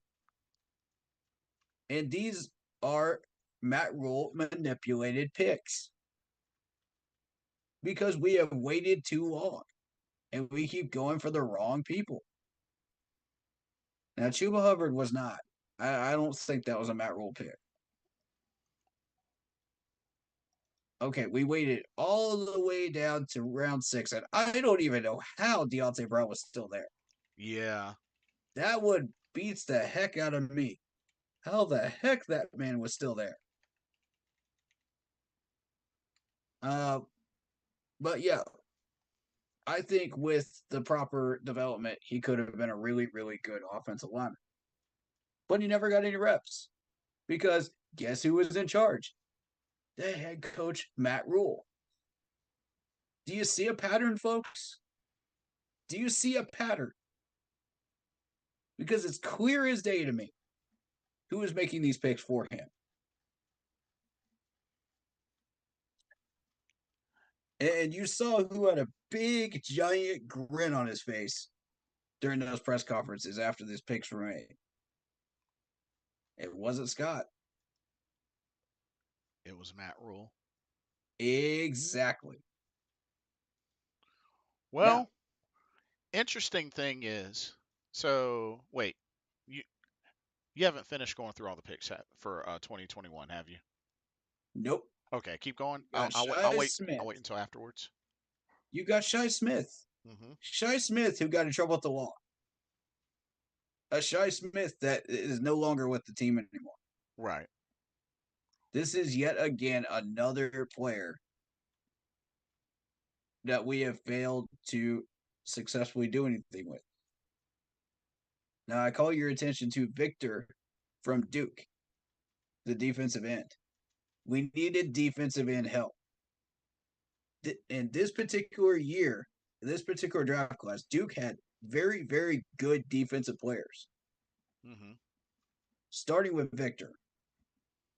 Now, I don't know how he lasted this long, but he did. But they were a very, very good football team at that point. Yeah, Sam Ehlinger, I expected to be down here. You know, there's not much down here once you get down this far. So Right. here's yet another example of what I'm talking about. Larnell Coleman, Miami Dolphins tackle, was picked right before Phil Hoskins in round 7. Mm-hmm. And with Phil Hoskins, now is worth exactly a 7th. Yeah, pretty much. This is what happens when you mismanage the wrong picks. These guys aren't worth anything within 3 years. This is more proof that we are mismanaging our players. It is a blatant pattern, ladies and gentlemen. I could go on through 22 and 23 if So you'd like. Sticking with 2021. So looking Sure. at I'm looking at an article about this draft class 1 year later, 1 year after that. So the grades, this was what the grades that were given. J.C. Horn got an A. Mm. Terrace Marshall Jr. got a D. Brady Christensen, a B minus. I agree. Tommy Tremble, a C plus. I agree. Chuba Hubbard, a C. He had a Davian, lot of hidden potential, though. yeah. Continue. Yeah. Davion Nixon, a C. Mm. Keith Taylor Jr., a C plus. We did need corner help, though. Uh, let's see. Deontay Brown, D. Shy Smith, Mm. a C minus. Mm-hmm. Thomas Fletcher, an F. And Yeah. Phil Hoskins, a C minus. And I mean, in hindsight, I can't disagree with most of those. Um, I felt like I disagreed with Deontay Brown at the time because I felt like there was something there, Mm-hmm. you know. But and Keith Taylor, we did need corner help. We did need a wide receiver, at the time. And you know, to be fair, TMJ was pushing for a number one spot. Mm-hmm. So I want y'all to keep that in mind. That's 2011. Or 2021. Um, I can switch to 2022. Well, Let me what try was to do another thing that was interesting is what they like this SI.com, what they kind of gave Scott Fitterer his grade for his first year. They that. gave him a C plus for his overall grade his first year, 2021. If you factor in uh, what they had listed as the good was the 2021 draft class, Mm-hmm. signing Hassan Reddick, Mm-hmm. trading for Stephon Gilmore. Mm-hmm. That's what they have as like his highlights. The bad was the Sam Darnold trade, Yep. the Agreed. Robbie Anderson contract, Oof. picking up Sam Darnold's 5th-year option, and the signings of Cam Irving and Pat Elflein. Um. And at the time, we needed help at those positions to stay competitive. My issue with this was the fact that we had to make desperation moves.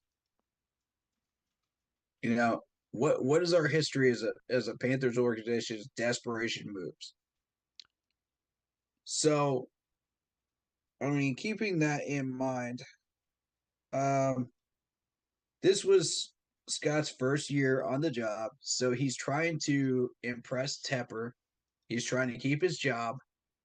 He's trying to not make a wave. So, like I said, half these picks in 2021 were just to not make a wave and just to do what Tepper wants, you know, Mm-hmm. and what the coaching staff wants because he knows that uh, Matt Rule is having lots of family lunches and dinners with Tepper, and is his favorite right now at that point in time. So he didn't want to rock the boat.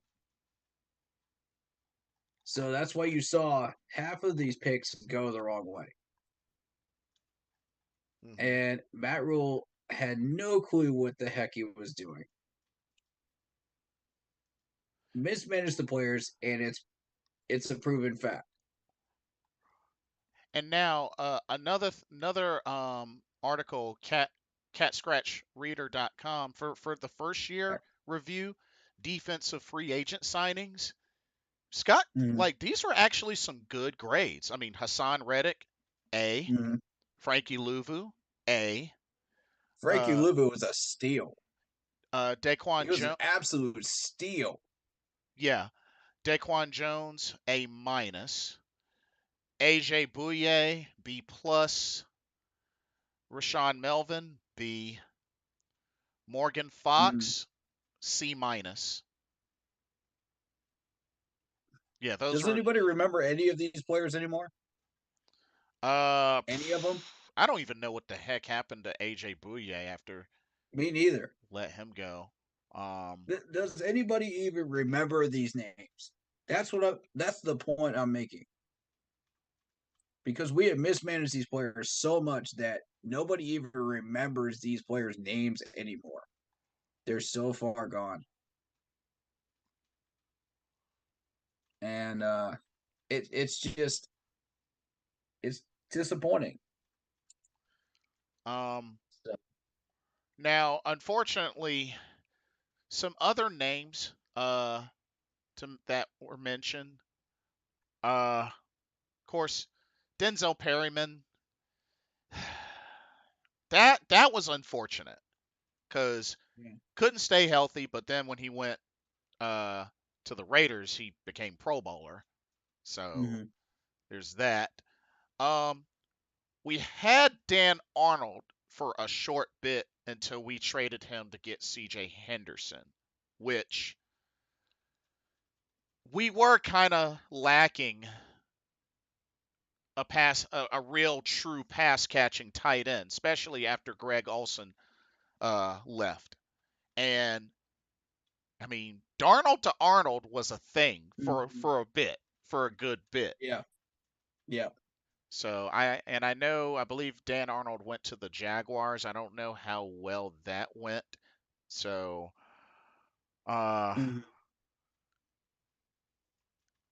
and the thing is, and I don't know how folks really felt about the trade for Stephon Gilmore, which the dude made an immediate impact as soon as he got to the team. So I think the real tough thing, and even Big Cat, I remember Big Cat had mentioned he really, really, really wanted Micah Parsons. Yeah, he did. And I see that in my chat. Vietnam said we should have drafted Parsons. Um, I'm gonna have to disagree on that. We desperately needed corner help at the time that we were drafting number one. But we needed tackle help more, which is why I wanted Sewell. And not We only didn't get Sewell. We got J.C. Horn, and I was satisfied with that because it was corner help. that, we have to also keep in mind we can't predict injuries. That's right. We can't predict injuries. Like Right. Hindsight's regardless, 2020 on that. yeah, regardless of who we pick up, like good, bad, the strongest, Mm-hmm. the weakest, we can't Yep. predict injuries. Yep. And again, this is positional drafting. Right. I want to make that perfectly clear to everybody. This is positional drafting. We're not picking the best off the pile, that everybody wants us to pick. It's positional drafting. Now, some of these picks, the first year, this is his first year of really going through a full draft, right? Of Scott. Mm-hmm. He was not a GM before that. So, this is his first opportunity to really dive through and pick some of the players he wants to pick. So when we did that, we filled all the positions we were looking to fill. I was satisfied with that. Mm-hmm. And being a Panthers YouTuber myself, a lot of people have expressed interest in, oh, let's pick the best available player. Let's do this. My philosophy is positional drafting. Okay. Who is the best possible player at that position we could draft at that particular time? Who do we miss out on? Who is available at the time of these picks? This is why we're going through these, because it's that crucial. Because these guys last 3 to 4 years later. Mm-hmm. where we are right now. Where are they right now?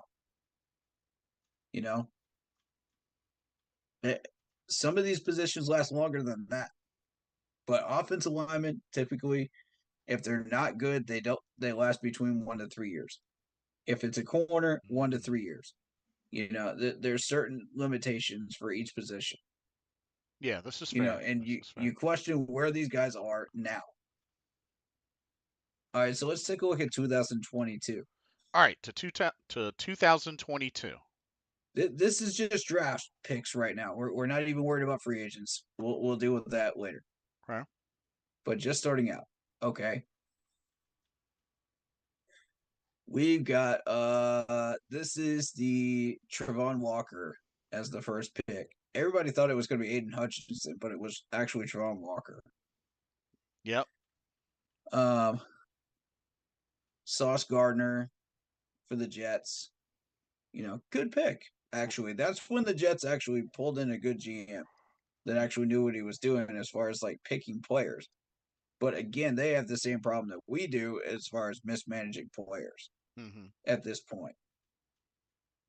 And they're still doing it now, as a matter of fact. But yeah, Sauce Gardner was an excellent pick. Mm-hmm.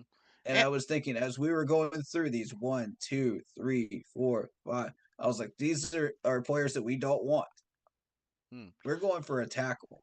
Yeah, and not to mention, we did pick the first offensive lineman in the draft, so we did get free open season on the offensive lineman we wanted. Yes. And I was getting so excited. You guys saw the reaction on my stream because I did the stream reaction to this. I was getting so hyped, dude. Mm-hmm. I was like, finally, we're finally going to get our pick this year. We're finally going to get the guy that we want. And this time it was Icky. Mm-hmm. And I got to say, he has panned out pretty well. He had a couple of bad games this year, but hey, he has panned out.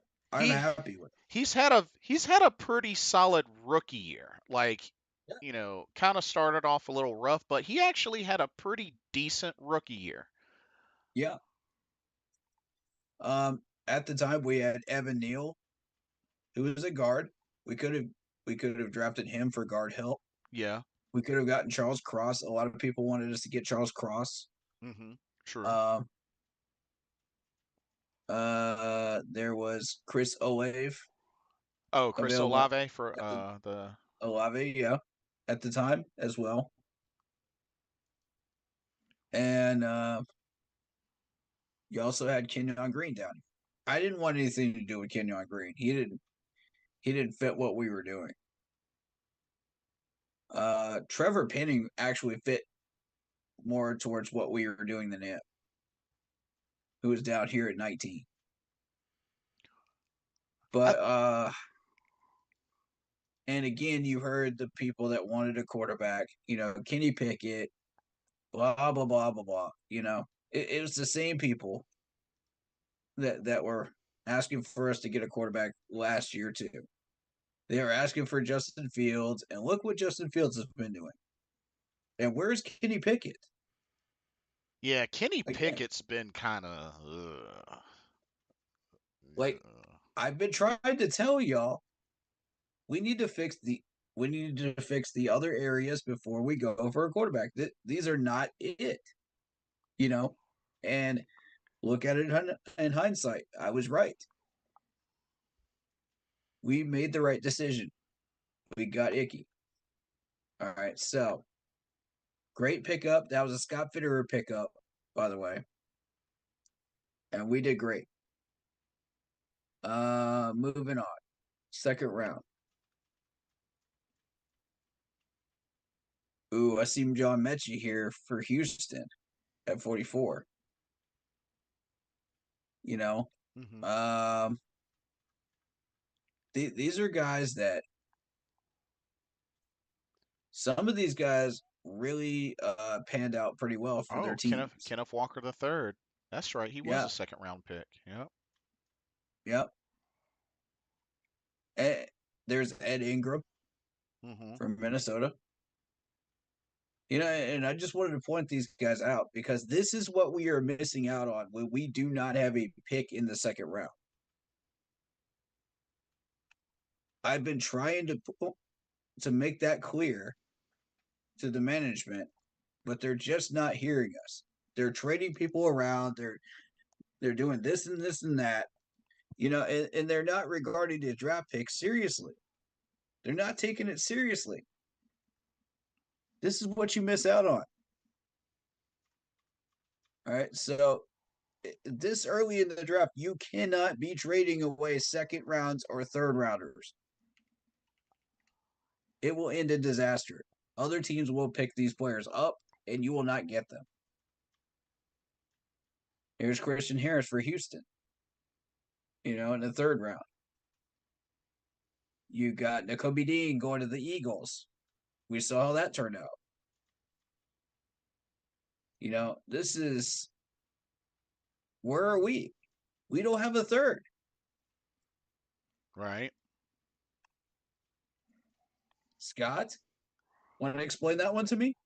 Which he did. Oh, And wait. We traded him for CJ Henderson yeah, to help us out with corner help.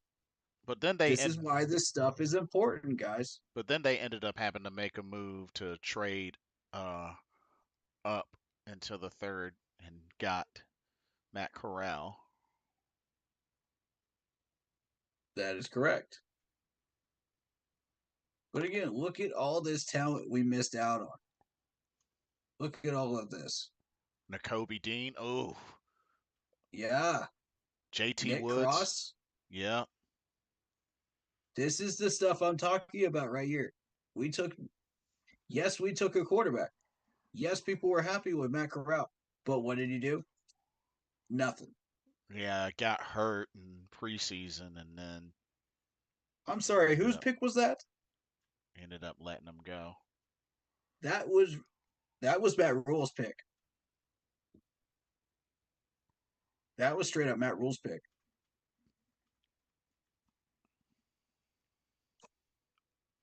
He knew exactly what he was doing. And he cheated us out of Nakobe Dean. That makes me very, very frustrated and pissed off as a fan.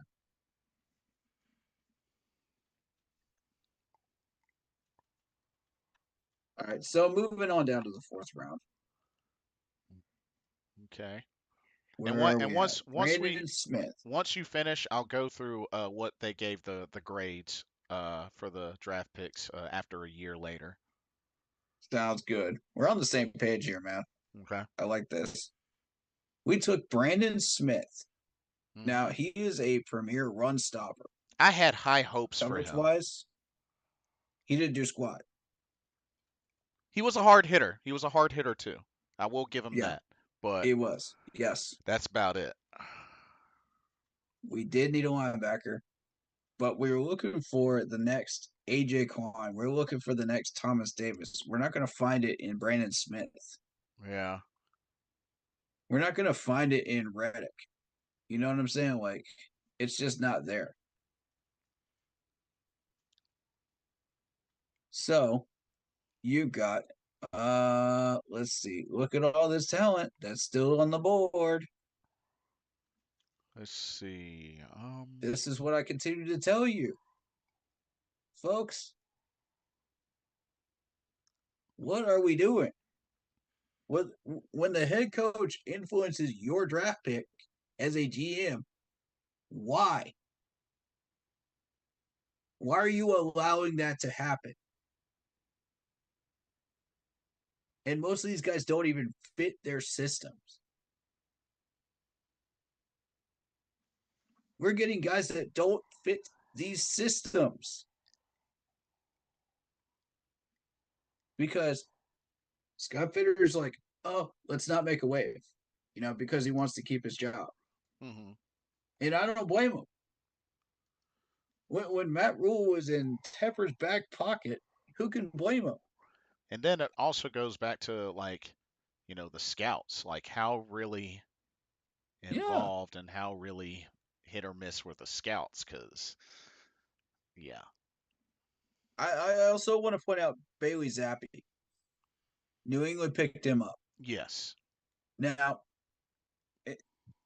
to the untrained eye, these are picks for Bill Belichick.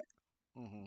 But when you see them on the field in Patriots uniform and doing the things in Bill Belichick's system, I mean, this dude turned out to be really, really good.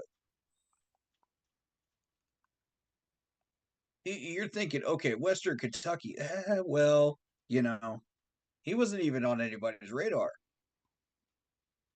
Turns out he's trying for a starting job in New England right now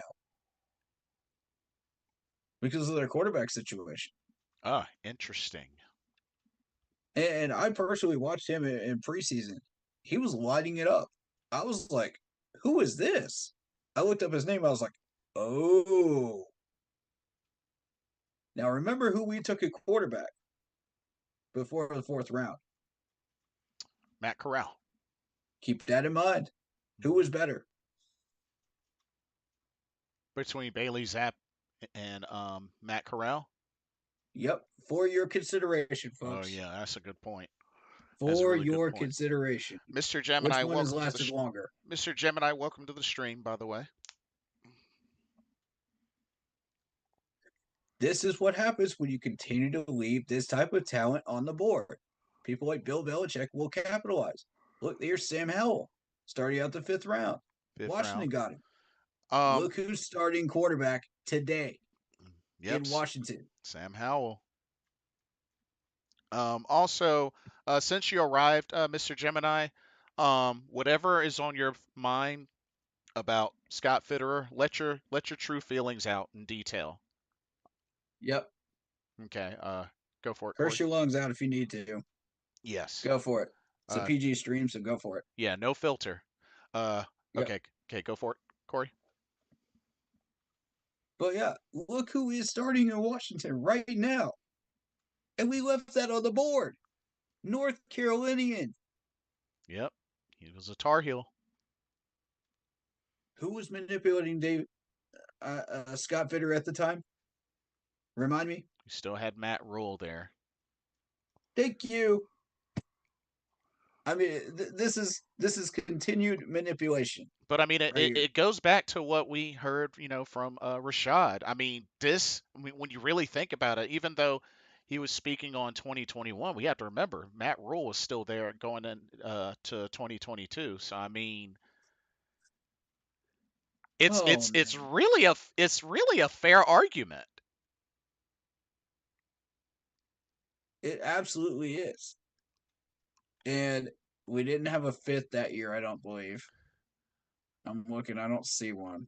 For 2022. Yeah, I don't see No, one. no, we didn't pick again until two picks in the 6th round. Okay. Now, 5th rounders I can deal with because most of those players don't end up staying on rosters sometimes. There's Tyreek Smith. Tyreek Smith did. He was still on one. Hmm. And I mean, I'm looking down this list. I don't see many names that are still on a roster. Ty Chandler. Mr. Gemini says, and TMJ requested a trade. Yeah, I hate that, I saw but that too. yeah, And the reasoning is because he felt like he was not getting enough involvement in the offense. right. Okay, here's my thing about this. You just switched the play calling to Thomas Brown. How do you know whether he's getting enough involvement after a couple of days under Thomas Brown? You don't. Yeah, that's true. That's a good Give point. the man time. Teams, stop being impatient with our players. Give him time. Give him a week or two, man. We've got till Halloween. Halloween is the trade deadline, right? I think just Yeah. Yeah. next Halloween next is week the is the last week yeah. because this is week 7. We haven't gotten through our bye week, and you're already wanting to give him permission to it for a trade. You haven't even put him on the field in the new system yet, and Although you were already giving him permission for a trade. although they did say that they were okay with having him back if no trade was found. Oh, there'll be a trade found. There'll be Like one. like I said, my biggest fear He's gone. is he gets reunited with Joe Burrow and Jamar Chase, his LSU teammates in Yeah. Cincinnati, and if he Yeah. balls off, And not to mention T. Higgins over there too. oh yeah, T Once T. Higgins as Higgins well. gets healthy, that's Yeah. going to be a squad. Who's to say that they couldn't fit a roster spot for TMJ? That wide receiver squad is going to ball out. You know why? Because they got a proper head coach over there that knows what the heck he's doing, and he's not mismanaging these players. He's actually using T. Higgins correctly. Yeah. And not to And I'll mention, say that because I understand T. Higgins because he's a former Clemson Tiger, and I know my Clemson Tiger players like the back of my hand.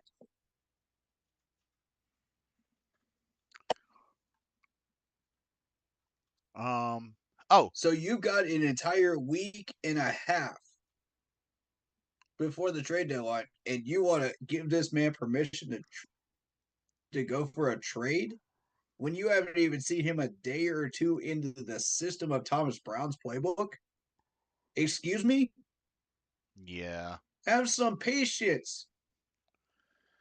Who does Uh, that lead back to? Who does that sound like to you that's leading this charge? Because it ain't Scott.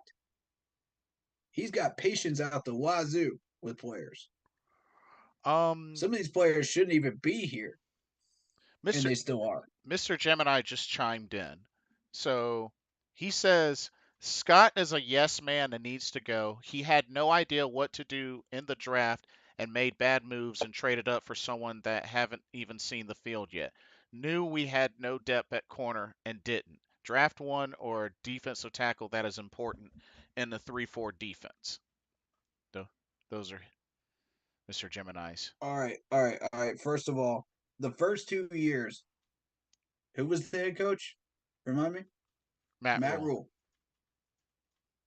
Matt Rule manipulated half of those picks.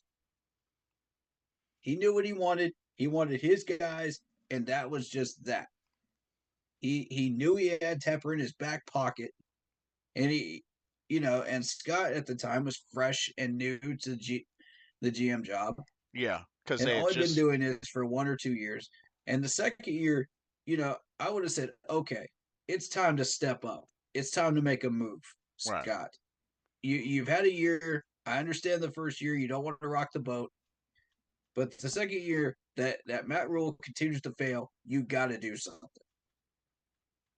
Yeah. You got to use your GM power and do something. You make a move. And Take control back of your house. that just goes to show, like, when we really think about it, really how much of an influence did Matt Rule have during his time here? You know what I mean? Yeah, Like, it's a scary amount. It's way too much. Kevin McFarland just joined. Welcome to the stream. He says, "Hello. So, how do you guys feel about Scott? My opinion on him is sometimes he makes good moves with players, but inconsistent. Great businessman, though." Okay. Hey, thank you for sharing. Yeah. As far as what we needed help with, again, keep in mind he was a positional drafter. When he's drafting all of these players, keep in mind he's drafting them for specific positions. That's his philosophy. Mm-hmm. And it's a good one. I agree with it. Because that's something we previously didn't have in Carolina. When you're talking Marty, he just drafted whatever was best available, whatever just happened to be on the board, whether you needed that position filled or not. And we had a lot of holes because of it. But we did have star players. I'll give him that. So that was his weakness. But with Scott, it's positional drafting. All right. So if you take a look at your screen, if you're on YouTube Mhm. here, we're looking at the 6th round for 22. Barno was on the board, and Barno was an experimental pick. Let's be real. Barno was experimental. Mhm. We had no idea what we were getting. He was from Virginia Tech. You could look at his college stats, but I mean, it's just, He has you know, shown a few minuscule flashes, just a few, just a yeah, few. it's a huge gamble. Right. We did need a defensive end at that point. Again, because our pass rushing was horrible, near to the bottom of the league. Mhm. So you move on down. You got Cade Mays, Yes, we the did. offensive Yeah. lineman. That's yet another great offensive line pick. Cade Mays is now in rotational on our offensive line, and I thought that was a fantastic pick, Mhm. considering what was still on the board here. Because you had Austin that was taken down here from LSU. You had Chazen Hines, Doug Kramer. I mean, none of those guys were going to make it. Let's be Mhm. real. And none of this talent around this area really it stands out to me. Um, Uh, Kevin says, "I'm glad he found the players that fit the scheme. Best player that we have drafted was Frankie Louvu? Question mark. That's we didn't arguable. draft Luvu. We didn't draft Luvu. We got him off the free agent list, didn't we? Or Oh yeah, that's true. Yeah, yep, we didn't draft Frankie Louvu. He was a free nope, agent. Brought him in, special teamer turned starter. yep. All right, so I want to turn your attention to the Chargers who picked up Jamari Sawyer. Okay. This dude is a beast. And at the time, Georgia was a major threat, up and coming threat in the Mhm. SEC. That offensive line was fantastic, and you saw the results of it. Hmm. You saw how many Georgia players have been drafted recently. That's due to that head coach down there. He knows what he's doing. He knows how to groom these players. Mhm. So, I mean, Sawyer was really high up on my list, but he was a guard. Right. We needed a tackle, but we also needed a rotational piece as well. And we got Cade Mays. So we won on both counts when we picked up Cade Mays from Tennessee. Now, at first glance, Tennessee's offensive line is not really that much to look at, but Cade Mays was one of those players on that O line that really stood out. Okay. So I want to make sure that that's known right there. I I wanted us to get Sawyer. I wanted that one, Okay. but I got Cade. We got Cade Mays, and I was not disappointed with it. What the main goal of that was to get offensive line help. And the interesting thing is, we've now seen what 2 or 3 offensive linemen that have ended up in the 6th Uh-huh. that have stayed on our roster for your consideration there. And I think that's very interesting to note. Mhm. Fair point. Fair point. Um, Uh, going into the 7th, there's not really much there. um, Did quick we have a 7th that year? quick note. Mr. Gemini said Scott should have gotten fired for the DJ Johnson pick alone. Dang. We drafted Kalen Barnes in the 7th round Okay, out Barnes. of I'm trying Baylor. to find him.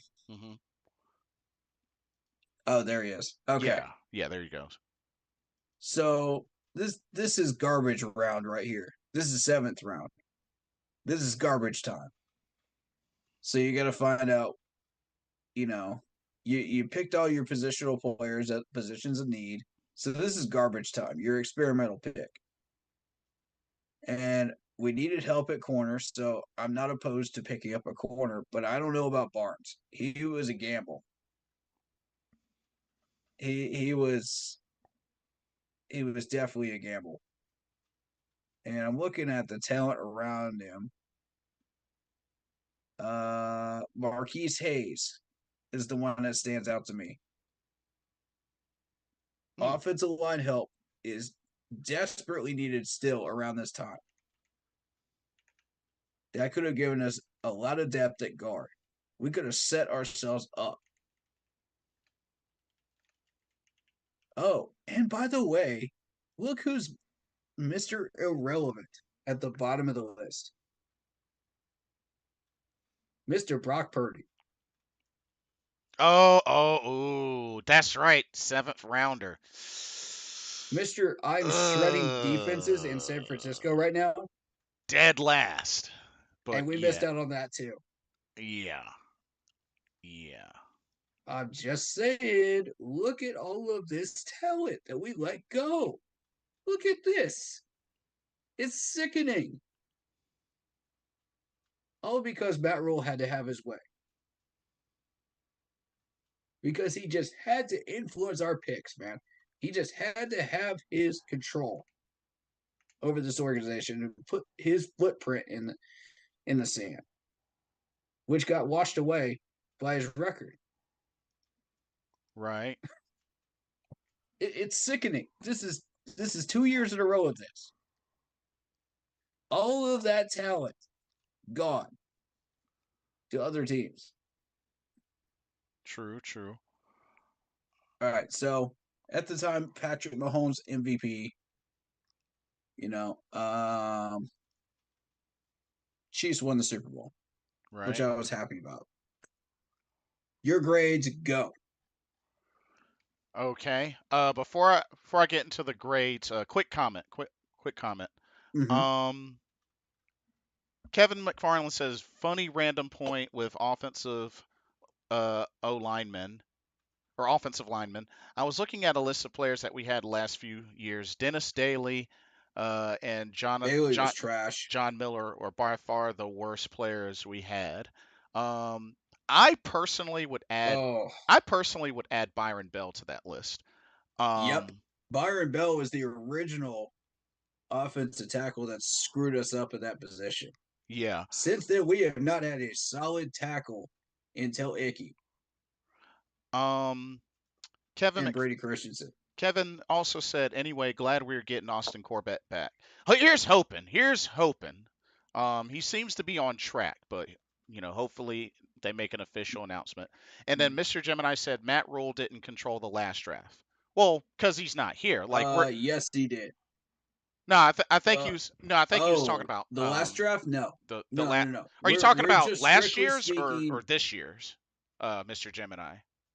Yeah, we're strictly speaking 21 and 22 drafts. Those are the ones we're going over right now. This is to make the point that Matt Rule was controlling at least half those picks to most of them. Okay, so for the grades for 2022, so year review, Ikem Ekwonu got a B. Good one. That. Matt Corral, they gave his grade a incomplete because due to the season-ending injury in preseason, so they gave him an incomplete.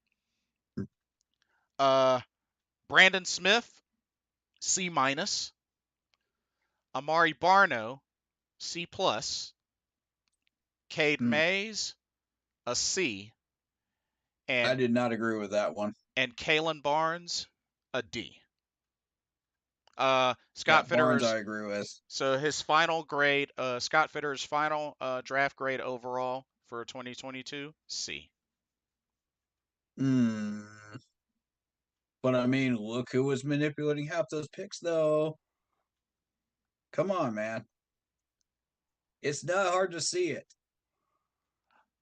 Oh, okay. Now, granted, Mr. Gemini was talking about this year. This draft this year. Oh, okay. Well, we'll get to that. Yeah, we're on our way to that. But we're working our way up to it. Oh, and I just now noticed in the first round also Trevor Penning. Although to be fair, that was a big name that people wanted us to go after too. To be fair, he was getting bulldozed in reps and was kind of getting bullied in Yep. training camp. So Yep. I thought about him at first until I saw footage. Then I was like, no, thank you. Yeah. Agreed. But so yeah, uh, gave Scott Fitterer a C for that. While we were talking about offensive linemen, um, a lot of the habits of offensive linemen that I've seen, when you're watching the combines, you're thinking, okay, well, these are typical drills, but it's different from real game situations and training camp. When you're facing real opponents, you have to set up a certain way, set your feet, and be able to handle your business. Keep those hands engaged on the defender to make sure that they can't pass block and they can't get around you to swat that ball. Because that's their main goal, that is to swat that ball. So the majority of these offensive linemen I've seen, okay, they'll back up a couple of feet, set their feet, hands ready to go. Good blocks, and there's nothing wrong with that. I saw one offensive lineman, and I believe it was Samuel Cosme. Correct me if I'm wrong. I think it was. Mm-hmm. Y'all have to check me in the VOD because I did say who it was in the VOD a couple years ago. But he was aggressive. Like he would set his feet at the line of scrimmage and push these guys at least a yard or two beyond the line of scrimmage, right out of the gate. Mm-hmm. They didn't even get past the line of scrimmage. I was like, whoa, who is this dude? And it immediately got my attention. It might have been Charles Cross. I think it was Cosme, though. It was either that or Evan Neal. One of these three did that, and I was just like, whoa. That's somebody I want because that's an aggressive pass blocker. Mm-hmm. That's not a reactive pass blocker. That's an aggressive pass blocker. And I like that because that's going to open some holes up. First of all, that's going to help us get to the second level on blocking. He's going to be a leader. He's going to help us to make sure that our quarterback does not end up on his back. Mm-hmm. That's aggressive blocking, ladies and gentlemen. That's what I want to see more out of the offensive line classes. And I'm not seeing it. Instead, we're seeing worse, which is Taylor Moton, getting steadily worse. Where you see flashes of plays like Taylor Moton being like inches away from Bryce Young before he sets his feet. Mm-hmm. This is reactive offensive line blocking. This is stuff we cannot have if we want to keep our quarterback upright. If Mm-hmm. you're setting up inches within a hair's width of Bryce Young to Uh-huh. where you can smell his breath, that's not good. That's not good at all. In fact, Um, that's terrible. couple of comments from Kevin McFarland. He says, I just think we waste our time with bad players and don't develop the good players. Jordan Gross talked about that as well. I miss him. He was fantastic. Yes, he was. Zach Martin, That's actually correct. He's right on target with that. yeah. Zach Martin, he is so good at right tackle. He is definitely a first ballot Hall of Famer. He is just so consistent and great each snap. Who is this? Zach Martin with the Cowboys. He was Oh, up for a new deal, and I believe they obliged, if I remember correctly. Um, I also I found the article for Scott Fitterer's final grade overall for year one and for year two that all right. might pique your interest. So Number one, this is overall. Mm-hmm. So for salary cap management, he got Mm-hmm. a C. This is courtesy of catscratchreader.com. So Uh, salary cap management, C. all right. Here's what I have to say about that. Considering what Marty did to the salary cap again on run 2.0, you know, putting Right. us in cap hell again. Yeah. And there's no nice way to say that. It's cap hell. Yeah. It's exactly what it is. Which is a good reminder that folks got to remember. Scott had to come in and clean up Marty Herney's mess. Exactly. So the first 2 years were him cleaning up Marty's mess while still trying to not rock the boat with Matt Rule and Tepper and still try to somehow get his picks in. I mean, that's a heck of a challenge for a new fresh GM. Man, So when you put that into perspective, that's wow. To uh, see the results that he got out of the players that were his picks and not manipulated picks, I gotta say, bravo, sir, bravo, mhm. bravo, So salary cap. because we've gotten what we wanted out of it. Mhm. So salary cap management was a C. Free agent signings, he got a B minus. I'll agree with that. The 2021 draft, he got a C plus. No, Um, player trades, he got a D. So and we'll get into player trades in a minute. so I want to go through these picks first. his overall grade for 2021 was a C. Do you want me to do year 2 right quick? Yeah, go for it. Okay, so second year final grades. Salary cap management, B. Free agent Agreed. free agent signings, B. Mm-hmm. 2022 Agreed. NFL draft, C. Yeah. Player trades, a B. And his final grade overall, B minus.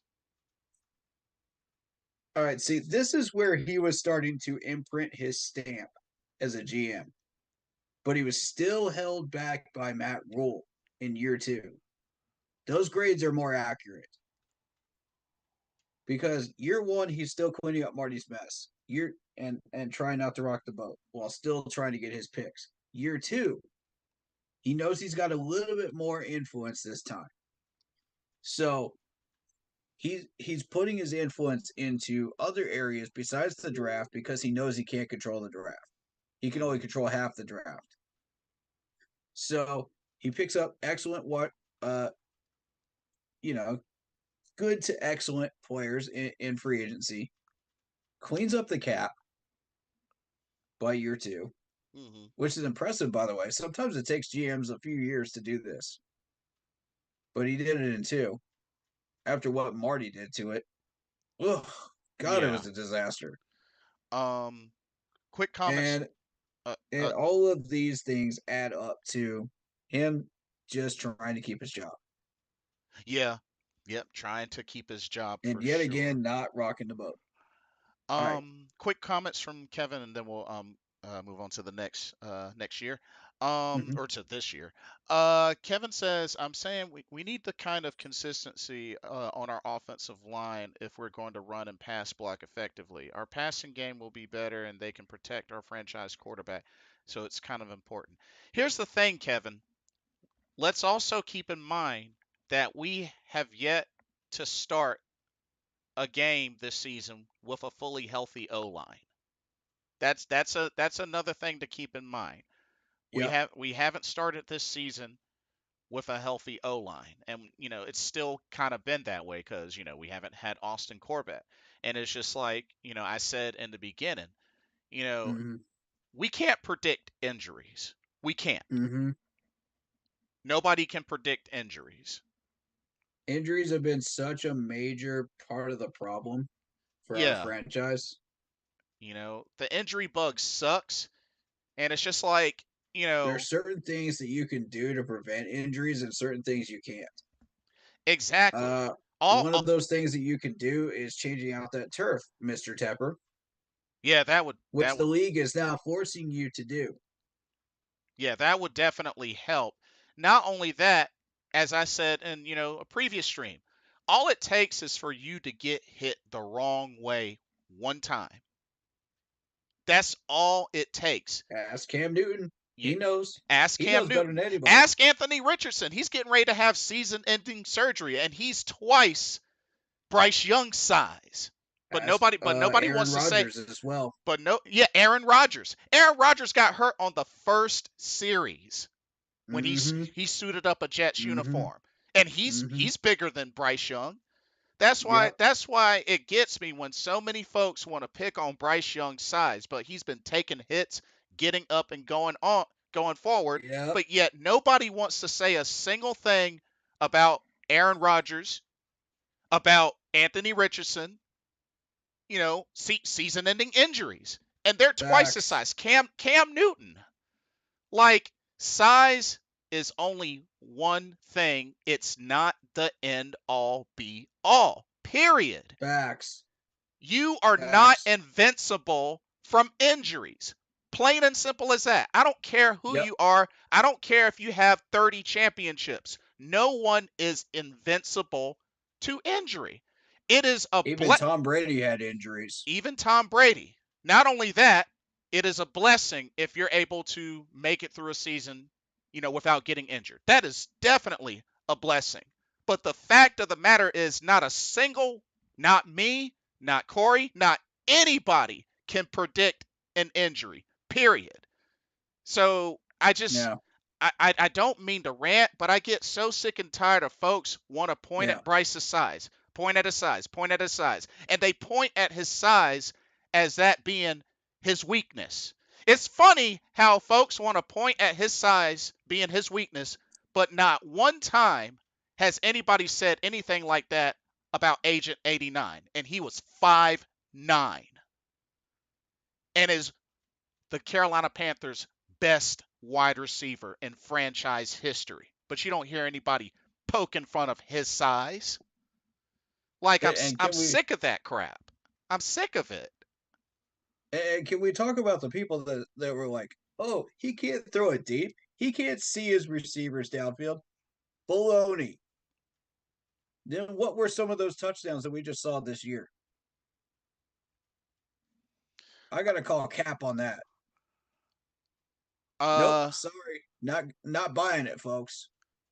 This dude can throw deep. Kevin says some football players get injured and others don't. Some people are just more likely to get hurt. That that's understandable. It happens to some. Okay, if Some. you're talking size, and the most comparable one as far as the most durable quarterback I've ever seen was Big Ben, Yep. because he was built like a tank. Like he could take multiple hits per year and not go down with an injury. But the last three, once he got old, did him in. Yeah. He took multiple hits. He got multiple injuries. You didn't see him for most of those seasons. It just. Nobody is immune to this. Nobody, not even Big Ben, who's built like a tank. Yeah, exactly. And it just gets on my last nerves when so many folks want to point at Bryce Young's size, like it should have been illegal for him to make it to the NFL. Just his size, his size, his size, his size. If that is such a big deal, then why the heck is he even here? Why is he even in the Exactly. NFL? And his size didn't have anything to do with the fact that he won a national championship with Alabama, did it? Oh, wait, it didn't. I'll wait on all the people that were complaining about his size, when they were clearly watching him throw touchdown passes 30, 40 yards down the field to Alabama wide receivers such as Tutu Atwell. Yep. But I'll wait on your your constructive criticism on those. Yeah, it's just, like, Come on, man.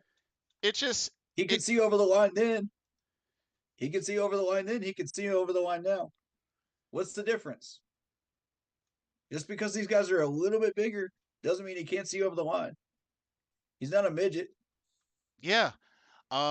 Kevin says even Drew Brees stayed healthy in his career. It just depends. I mean, yeah, like some are more fortunate than others. I mean, that it is what it Yeah. is. It is what it Yeah. is.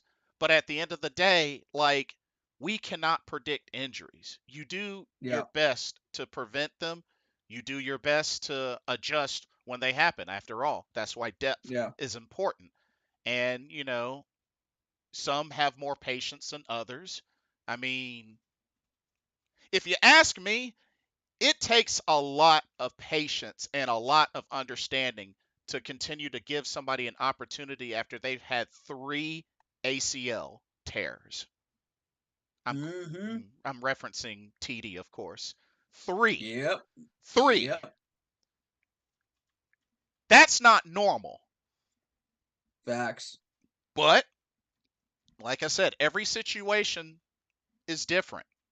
Every situation's different, and as I said, no one is invincible. Period. If they've made it through without getting injured, that awesome. That they are blessed, thankful that they've never had to experience that. Sure.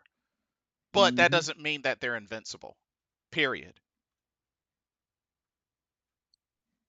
Anyway, And a lot of this, when you talk quarterbacks and injuries, goes back to the offensive line. You got to have the proper protection. Otherwise, your quarterback is going to get murdered out there. I mean, look at the past 7, 8 years where we've neglected the offensive line until the last two, you know. And who paid attention to the offensive line with 5 picks, by the way? 5 picks in the last 3 years? yeah, Oh, wait. It might be Scott. yep. But not to steer away from the subject. Back to you. Um, what was the next thing? For this year, right? Or what was the next Yeah, thing? for this year's draft. Now, Okay, yeah, take it away. now we know what needs we had at each position before we went into this draft, right? This was when Frank took over, and Frank, again, has no idea what he's doing. He didn't hand over the playbook to Thomas Brown until just this week. Keep that in mind. So he has no idea what this system is. Hmm. No clue. So anything offensive, as far as quarterbacks, wide receivers, tight ends, Excuse me. running backs, any of that, he has no clue what he's doing. Hmm. So how much of these picks were actually manipulated by Frank? That's a good question. Um, there's some people that say that who was it that wanted CJ Stroud? I think it was the owner, right? That wanted Bryce, and that's why we got Bryce. Yeah, it was something like Frank That was the Frank rumor Reich. going around. Frank Reich wanted Derek Carr, but Derek Carr, I guess, didn't want to come here, and I Gee, I guess wonder why. and I guess David Tepper wanted Bryce Young. That's Oh what the lordy. word is, I guess. So, Oh lordy. but the thing is, here's the thing though, analysts, so many analysts, so many like former players. There was so much talk about Bryce Young being deemed the most ready quarterback out of the draft. Like Yep. that's Yep. there's no surprise to that. That was said amongst so many analysts that Yep. Bryce Young was the most NFL ready quarterback. Yep. So, And this is where I believe Scott actually had his way. He went for Bryce, and I was happy with it. Shout out to David Screws in the chat. What's going sup on, man? sup David.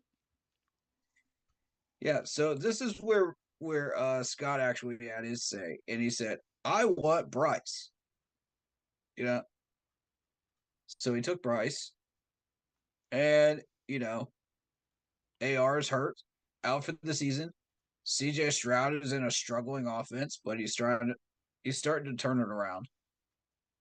But if we get proper play calling for Bryce, let's see what happens. And not only that, Sky's the limit. I gotta mention this as well. To the Keep Pounding Nation, Mm-hmm. did y'all or did not half of y'all complained that we needed a quarterback? That's true. Let's keep that in mind.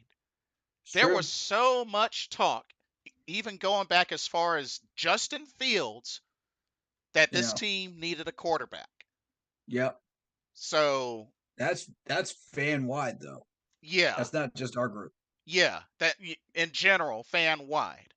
Yeah. So I mean, a lot of folks that are looking at this like, I mean, we went and got a quarterback. Now, whether we got the wrong one or not still remains to be seen. I mean, Right.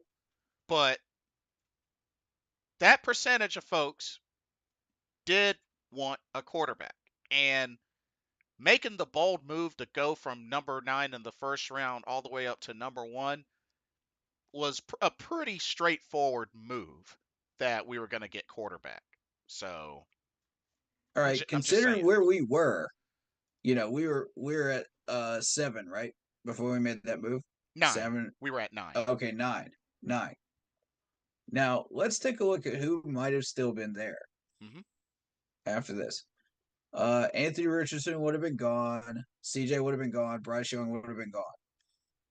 So we would have been stuck with who's the next quarterback on down here? Goodness gracious. None of these guys got taken until the second round. Okay, Will Levis.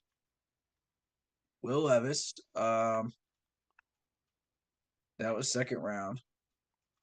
And then these guys are still not getting taken. Here's Hendon Hooker down here in the third round. Right. So, point being, those would have been our picks. And I probably would have taken Will at that point from Kentucky. And there was a lot of folks, there was a ton of folks that did not want Will Levis. Yeah. And that's your best available. That's why we had to move up. Now, we could have moved up to 2 with Houston, and I believe we still could have gotten Bryce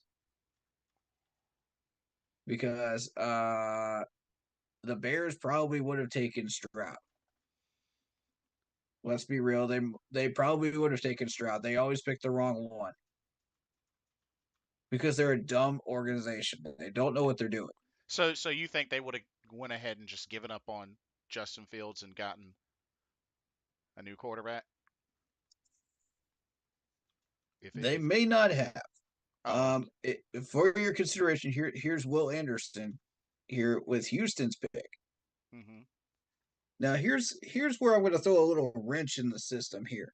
What if the Bears still had that number 1 pick and we traded up to number 2, and the Bears take Will Anderson or Devin Witherspoon?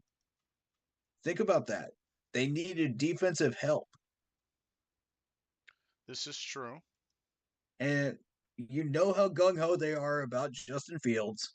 They're not going to give up on this dude. They're going to continue to give him chances. He's going to continue to fail, because no matter how many weapons you give him, he's not going to be the guy. I'm sorry. He's not. He's just not it. So at that point, you might as well draft a defensive player if you're the Bears management. This is the Bears management thinking.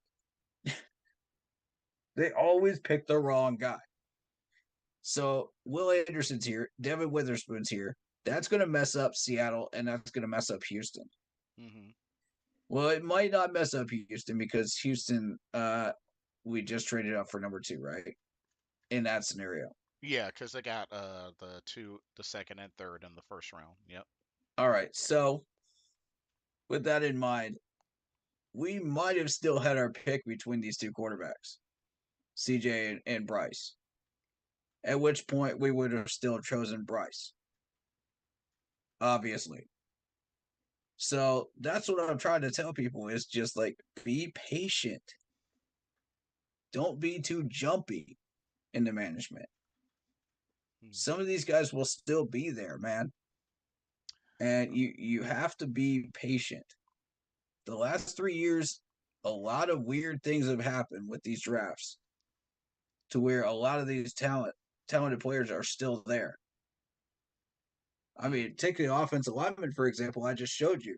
They're still available in the 4th.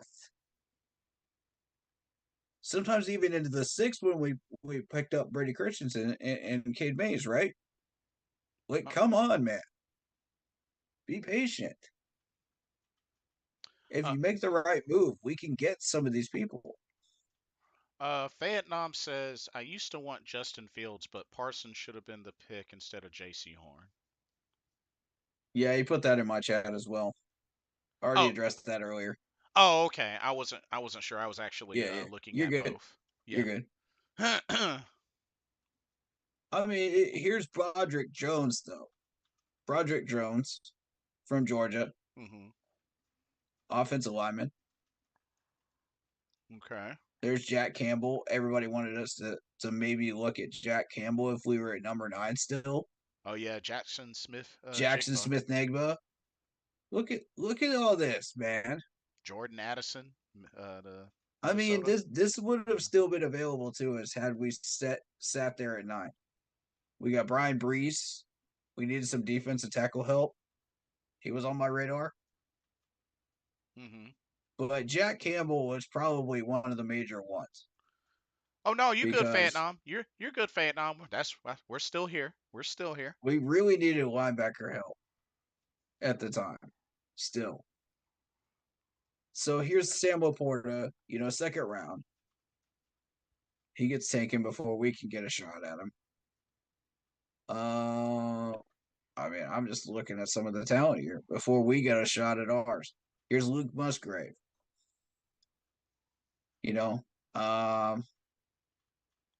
There's Keon White. Keon White didn't really. But Cam Smith, we needed a corner. I'm just showing y'all all the talent that is still here. Luke Schumacher. And we did not have a second. Oh yeah, that's right. We traded up for Mingo. Mm-hmm. Oh, Vietnam. While you're on here, if you would like, like, if you want to on any of my videos, if you leave a comment, the links that Corey had shared that we listened to that you might have missed, I can share those with you if you want to go back and look. Like I'll have them with timestamps. That way you can look at some of the things that we listened to. I think you'll be able to get something out of those. So whenever you can, no rush. Yeah. Mm-hmm. I think there's a lot to gain out of those. But yeah, back to my point. Here's Mingo. That was Steve Smith's suggestion. Mm-hmm. We put that in the hands of Steve Smith. That was not a Scott Fitterer pick. I want to make that perfectly clear. That was not a Scott Fitterer pick. He was manipulated again, but in a good way this time. There's good manipulation with Scott, and there's bad manipulation with Scott. You want a healthy balance. You want the good manipulation because that's going to lead to great players that are going to make a big impact in a game like Mingo. This is a good example of good manipulation. So good job, Steve Smith, Agent 89. Love you for that. Although I think it was doubtful whether he would still be there in the next round or not. So, I mean, you could 50-50 debate whether that was the right move right there. um, or to wait until the next round to grab him. But I want to also point out BJR Ojolari, defensive end, goes to a bad team. There's Jaden Reed, there's Cam Smith. I mean, all of this is good talent that we could have used, at different positions had we drafted properly, So, and been patient and waited. so quick comment from Mr. Gemini that I actually want to address, which this is Sure. something that I actually learned recently, and I had to correct myself. So, Mr. Gemini said, and not only did Scott not do the 2 first-round picks for Brian Burns, he fumbled the bag for Burns too. And if you're a good GM, then nobody can manipulate you into anything. Okay, here let me address to this one first. Okay, I'll let you go first. okay. Now, here's the thing that I guess that I want to kind of point out, and maybe this could either be good or bad. Now, something we have to keep in mind. When Scott Fitterer came to Carolina, this was his first general manager role. We have to keep in mind he was never a general manager with Seattle nor with the Giants. So a quick review. Just I have to point that out because I just recently learned this. So he was an area scout for the Giants from 98 to 2000, and then from 01 to 2010 an area scout for Seattle, then promoted to director of college scouting 2011 to 2014, then co-director of player personnel from 2015 to 2019, and then finished off at Seattle as vice president of football operations. Now don't get me wrong. I am not fully familiar what those job titles entail, but I'm not being either. being that he never became a general manager until he came to Carolina, like we have to ask ourselves how much of that he has taken in those other positions with Seattle like really go into play with him as a general manager. And I'm legit asking. I'm legit asking because I honestly don't know. The man has had a couple of different positions before becoming general manager for the first time, which I assume is a much higher role than those previous positions. So, I mean, just something to keep in mind. I don't know if that, warrants any sort of mercy for him or if that kind of warrants, hey, you've done all these other things, so you should be able to transition to a general manager like that. But that doesn't always factor out. Let me use an let me I hate to throw this example out, but I'm going to throw this example out. Steve Wilkes, when he was known for defensive coordinator, and then when he got his first job as head coach, we saw how that went. I'm not saying it was fully on him, but there's always going to be that question of coordinator to coach, to coordinator to head coach, whether offense or defense. Does that always translate? I mean, after all, Eric Bieniemy, why has he not become a head coach yet? Solid point. I mean, that's why I really feel like history plays a part to some degree.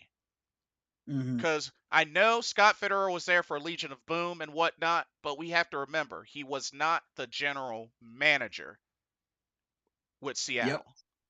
Yep. So I just had to point that out. I'm not saying I know what those other roles really entailed because it was a bunch of different ones. But I'm just saying He did not become a GM until he came to Carolina. That's all I'm saying. And I'll get into the Brian Burns situation in a little bit. But as far as like, what was that comment again?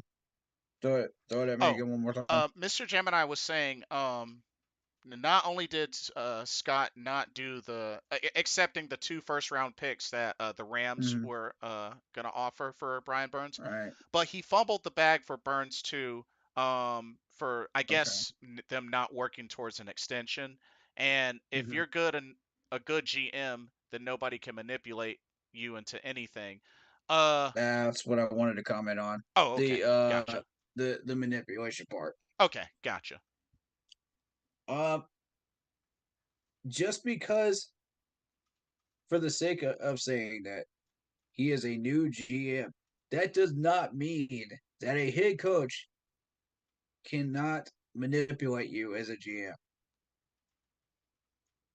A coordinator can manipulate you as a GM. It can happen, folks. Whether you believe it or not, it can happen. And it has happened several times over. There's at least a handful of teams that have been manipulated. Their GMs have been manipulated. So, and the owners can have a big impact too. I mean, look at the Falcons. You look at Arthur Blank? yeah, Arthur Blank, man. He's had a major influence on the GMs and said, "This is what I want you to pick." And the GM is completely. How many GMs have they run through in the past 10 years? Because none of them have addressed that offensive line. None of them. Not a single one. So the owner says, "Oh, I want more weapons for our quarterback. Oh, I want this and I want that." And it's like, you get what you want, but you don't get anything out of it. The same thing with the head coaches. You get what you want, but you don't get anything out of it on half these picks. When Matt Rule was in charge, you get nothing out of it. Yet Hmm. somehow some of these players are still on our roster today. Gee, I wonder why that is. Maybe it's because they might actually have some talent that is not being coached correctly. Look at TMJ. Perfect example of that. Chuba Hubbard. Once we finally coached him correctly with a proper running backs coach, gee, look what happened. We finally got the most out of him. Yet you're running our star players into the ground like CMC with coach mismanagement, and you wonder why you can't win. You spend $70 million for what? And $70 million, where these players are getting half of what they should be paid this year. For what? Just to see our management mismanage them? hmm Our head coach mismanage them? and Scott then and then Scott puts these people together, but he can't make the sandwich for you. You got to make your own sandwich. He just buys the groceries, bro. And going back to what Rashad said, in the video, like, I mean, we have to keep in mind he came into a mess, a big mess that Marty Herney had left for him to, pretty much go in first time as a general manager to clean up. Now, I'm not saying that, he's not Yeah. supposed to do his job. Of course he's supposed to do his job, but I Yeah. mean, that is a lot when you're going into it your first time as a GM compared to, maybe someone that is probably a little more used to dealing with these kind of situations. Like, as in, a GM from one place going to a new place as a GM. Y'all see what I'm saying? Like, I just have to point that out. I don't know how big of an impact or small of an impact, but like I said, he was never a GM in New York, nor was he in That's a Seattle. fact. So He's just brand new to this. I So need of course he can be manipulated. I get where everybody is coming from, and it's great. I appreciate it. But I just want y'all to keep in mind, first time GM when he came Carolina. You know, a lot of folks, and we know how we are. We know how we are. We set, I guess, our limit for every new individual we get, whether rookie, veteran. Expectations. We each have our own set of expectations on someone, whether they're And we're always disappointed. yeah. So Always. I guess we just got to get to the point where, I mean, I guess pick your poison and just be ready for whatever the results are. I guess that's all I can really I say, guess that's what we're doing now. because I mean, there's been so many situations where somebody has really stunk it up first time, and then like really badly, and then folks are like, give them another shot versus elsewhere. So Again, let me reiterate what Rashad from PNP was saying. A GM's job is not to coach these players, create an identity for these players and this team. His job is not to put them in the best positions to win games. His job is not to manipulate them or use them in any way. His job is not to get in the way of coaching duties, period. hmm His job is to, number one, get the best players available. Number two, handle it within the salary cap. Number three, finalize that roster and stay out of the way. What has Scott done? All three of those. Now, can he be manipulated by the head coach because of the system that they're running? Yes, he can. now But I'll we ha- I'll I'll say, is it a good thing that that's the case? No. Unfortunately, that's how things went down. mm-hmm. Now Fayetnam says, I get that, but he's the problem. He needs to be fired. But here's the thing, bro. He's We're not the doing things backwards. he's not the only he's not the main problem. Like that, if he was the main No, problem, he's not. then These head coaches think they're GMs, dude. it's The last two head coaches we have had think they're GMs. They think they can manipulate everything that we do and because control everything we do and use our GM as a puppet on half these picks. because It's like ridiculous. I said, if he was the problem, then he would be the main reason why we're 0-6, and that's not the case. If he is the problem, then Who's the real puppet? The the the GM that actually hires these people, or the person that thinks they're Pinocchio, but they're not,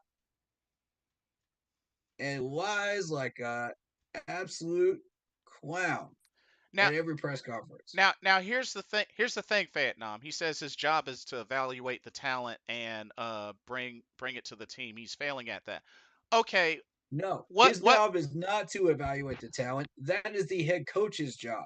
my thing is, what about the scouts? Wrong again. Why aren't the scouts being mentioned? That's my question, Vietnam. Yeah. Why aren't the scouts being mentioned? Now this is going back to a lot of what we've been doing philosophy wise is when we send out the scouts, we're looking for specific things, to fit our philosophies. That is why we drafted certain players. That's why we went after certain capital, in free agency. So, yeah, But maybe the scouts need to be held accountable. Maybe they do. Vietnam says But we're how much do they need to be held accountable? That's what we're trying to determine today. okay. He says the scouts need to be fired too. He says we're 0-6 because we don't have enough talent. See, I disagree with that because I do too. you got to look at 3 of those games. We were within a touchdown or less. At least 3 of those games, bro. We were within a touchdown or less. Like, it's not that we don't have enough talent. Now, do you want to equate to injuries being a factor? Yeah, I'll give you that. I'll definitely give you that. But I disagree that we didn't have enough talent, especially when $70 million was spent. Like, I don't see how We that's better have enough talent I to don't spend that much money. I don't see how that's not considered enough.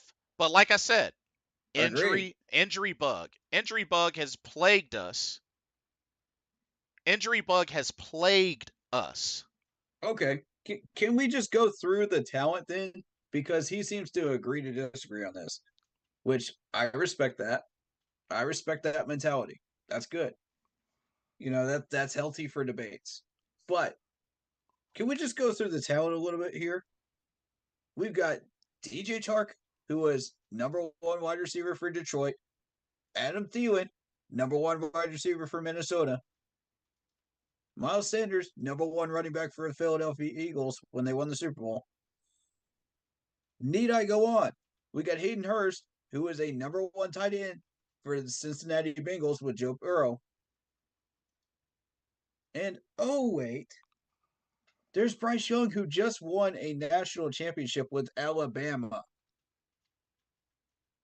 Tell me how we don't have enough talent. Tell me how we don't. Go look up the numbers. And if we move these players, they're just going to do exactly what they did, numbers wise, before they came to Carolina again. It's been proven over and over and over again. So let's take this TMJ trade, for example. He's just going to do exactly what he was supposed to be doing in the first place with his numbers under a proper management. Yeah. And You'll see it. And the crazy thing, Vietnam, which, I don't know if you believe it or not. The He crazy might thing go to Cincinnati. the crazy thing, Vietnam, is according to the rankings, we have the best offense in the NFC South. Now, as crappy as the NFC South division is, I'll give you that, but that's got to say something to a degree. That's got to say something to a degree. Let's go through these because I wanna address all of these. I want to make sure that your voice is being heard. And I also want to address them. All right, so the next comment down was Scott built this roster. He is in charge of roster management, and he has failed. He's in charge of creating the roster. He's not in charge of managing the players. Let's get that straight. Also, he is not there to evaluate the talent. That's the scout's job and the head coach's job, not his job. His job is to tell you, okay, these players are worth this value. If we move them, if we sign them, that's his job. He's not there to evaluate the talent. The head coach is working with him and telling him, oh, these players are worth this much. This is what you do with that information, what you will. Mm-hmm. Make your decisions based on that info, because the GM is rarely ever out there for practices. He's rarely ever out there for every training camp day. I've seen it. I've been out there, bro. I go out so there for 6 days a year. so I know this for so a fact. so let me ask you this, Vietnam. Being close doesn't mean we have talent. So you don't think we had talent in DJ Moore, CMC, despite only having 5-win, 7-win seasons?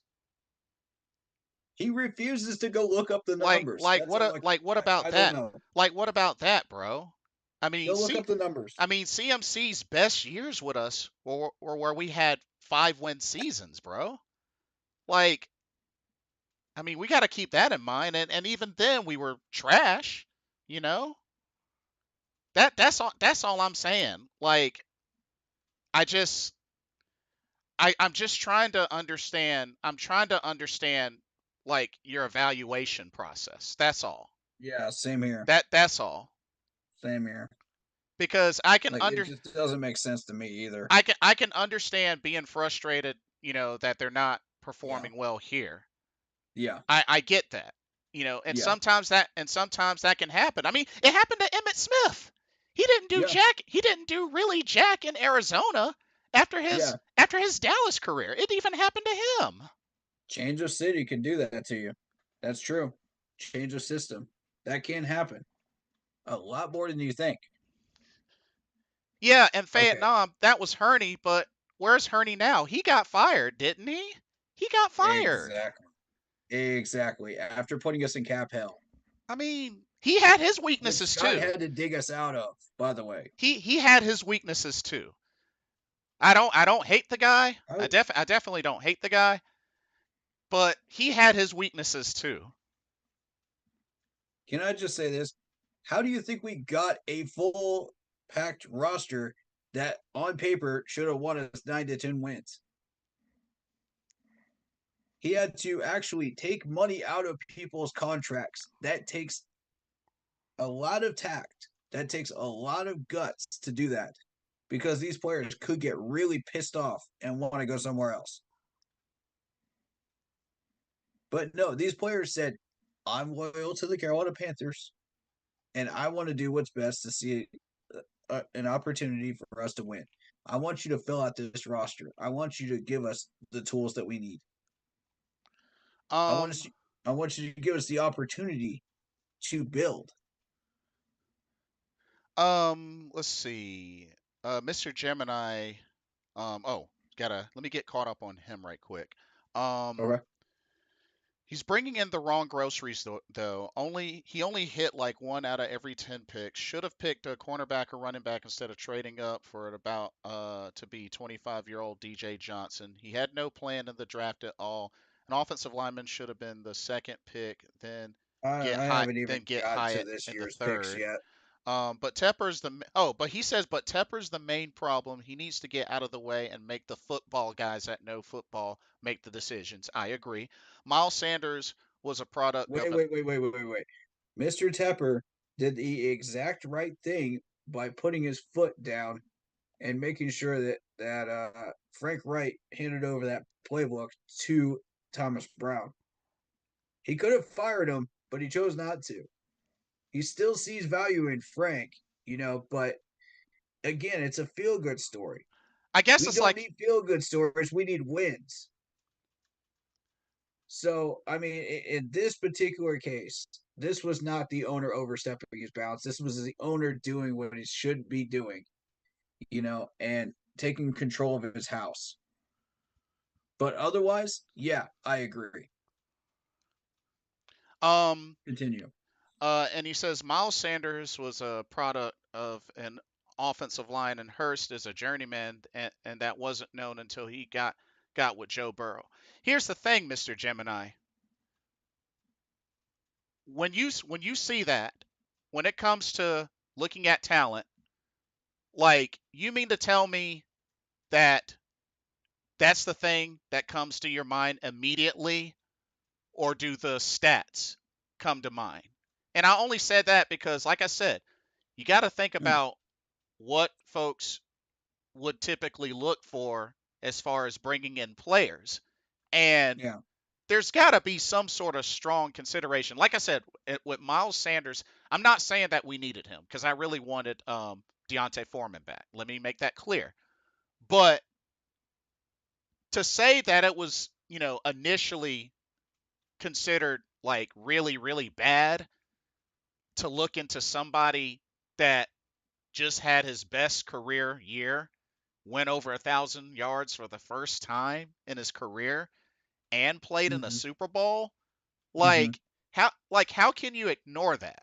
Like, that's not easily ignored. I'm just saying. Like, Yeah. especially a Yeah. a, a big dance that we haven't been to since 2015. Like, shoot, Yeah. I'm a at least take a look at the guy. I'm not saying that I'll sign him, but I'm a at least take that into some heavy consideration, especially Facts. considering the seasons that we've had. Shoot, Facts. I need all the help I can get. Right.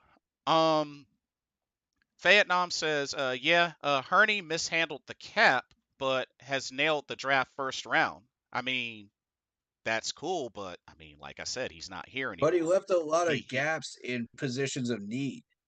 If you go back and look at the rosters, we had a lot of positions of need that were not filled. I We had no mean, depth. Yeah, we had star players, but where was the depth? so like Where was the protection on the line? I guess it just We comes, ignored the line. I guess it just comes down to like how much good or bad overwrit overwritten the others. Like how much of it was good and how much of it was bad. Well, apparently it must have been more bad than good because he got fired. So Yeah. I mean, I hate to word it like that, but it's like, I mean, not to saying that some of past decisions like that you know were bad. I mean, of course, the letting go of Ron Rivera, for Yeah. obvious reasons. But Yeah. I mean,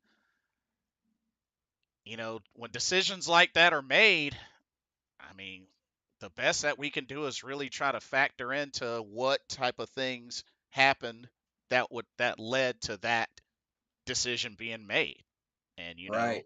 like it sucks what some of those results might end up being, but How do we get there? yeah, Yeah. Exactly. that's the thing. That's the It thing. doesn't happen by chance. It's not just a random overnight occurrence. Oh, we just randomly decided to trade TMJ.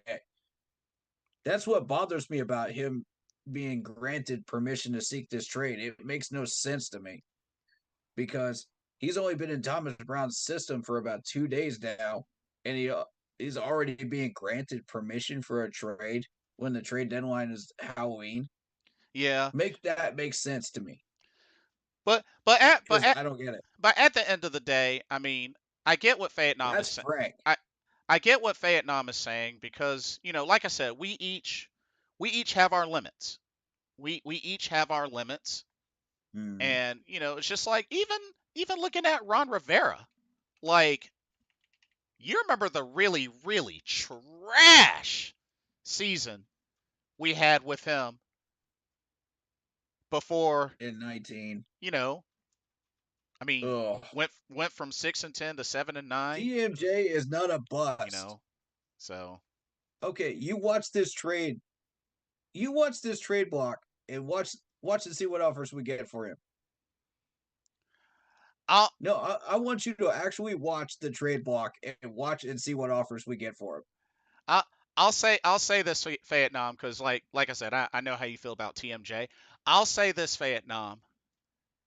Watch out, because I'm telling you right now, you You're gonna better be in some you trouble on this one, buddy. you better I'm hope sorry to tell you. you better hope that TMJ does not get reunited in Cincy with his teammates, with his LSU teammates. I'm telling you, do This not. just in: Jacksonville won over the Saints. Oh, Jacksonville won. Yep, breaking Okay, news. Breaking news. but don't be surprised if he gets reunited with his LSU teammates in Cincy.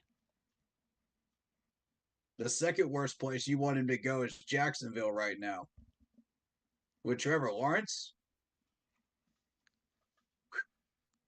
Because If you got chemistry, that offense going the way it is right now in Jacksonville, oh no. because chemistry goes a long way, and those were teammates that he thrived well with He's going to back at come back to haunt us in back in that Jacksonville LSU. game. So I'm just saying, I'm not saying Yeah. it's gonna happen for sure. I'm not saying that trade is gonna Yeah. happen, but I would be Yeah. very scared if TMJ went to familiar faces and then started balling out. If that happens, then what? Then we're gonna say, well, we shouldn't have let him go. I mean, Yeah, it's going to be the same repeated cycle. We as fans can't evaluate talent because it's that same repeated cycle where we let go of a star player, they ball out somewhere else. They've got bad numbers for us, but they balled out before they came here to us. And we as fans just say, oh, he's a bust, he's a bust, he's a bust before he gets traded. Comes back, balls out. Oh, now we're going to flip flop the opinion and say, oh, he wasn't a bust after all. It's like, no, duh. That's what we've been trying to tell you. uh, It's mismanagement. And it's happened over and over and over again. Look at all the players. I've got a laundry list full of these players for you. Go look them up.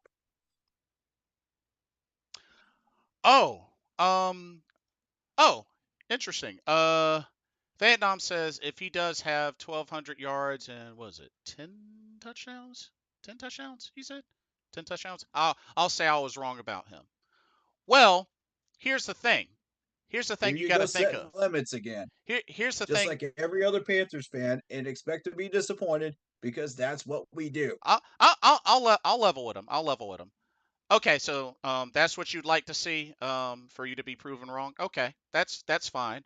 Here's the thing.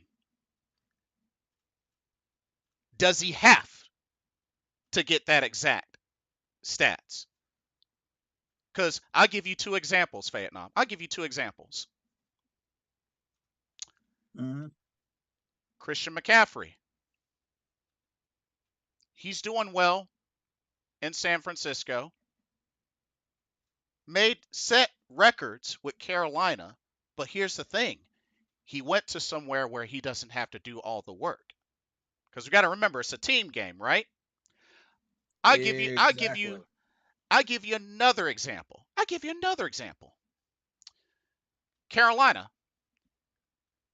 We had a two-time Super Bowl champion on our team at wide receiver that never in his NFL career went over 1,000 yards in a season. You know who that was? Ricky Prohl. Yep. And he was known as one of our big third down threats and never got more than 8 touchdowns with the Carolina Panthers in his career. Not even 10. And Yep. this man has won 2 Super Bowls. When it comes down to it, it's how you contribute. It's how you contribute. And my thing is, if I can go somewhere and I don't have to get 1,000, 1,200 yards, and I just do my part, and we make it to the playoffs or we win a championship and whatnot, shoot. You think I'm gonna be like, oh man, I didn't hit 1,000 yards this season. Oh man, I didn't. Shoot. I'm gonna be like, hey, we are rolling. Hey, good job, bro. Good job, bro. Yeah, good. Shoot, I'm hyping up everybody.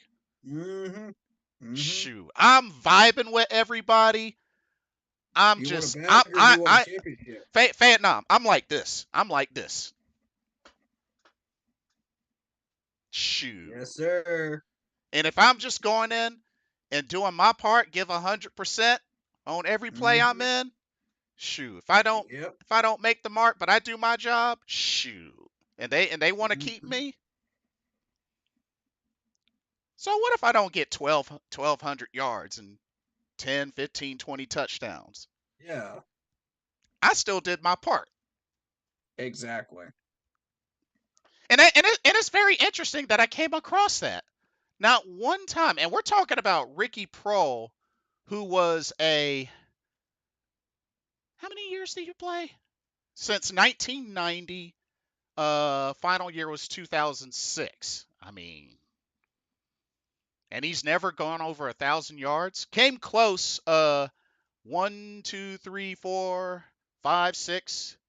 6 years came close, but he has never gone over 1,000 yards, and that is a two-time Super Bowl champ.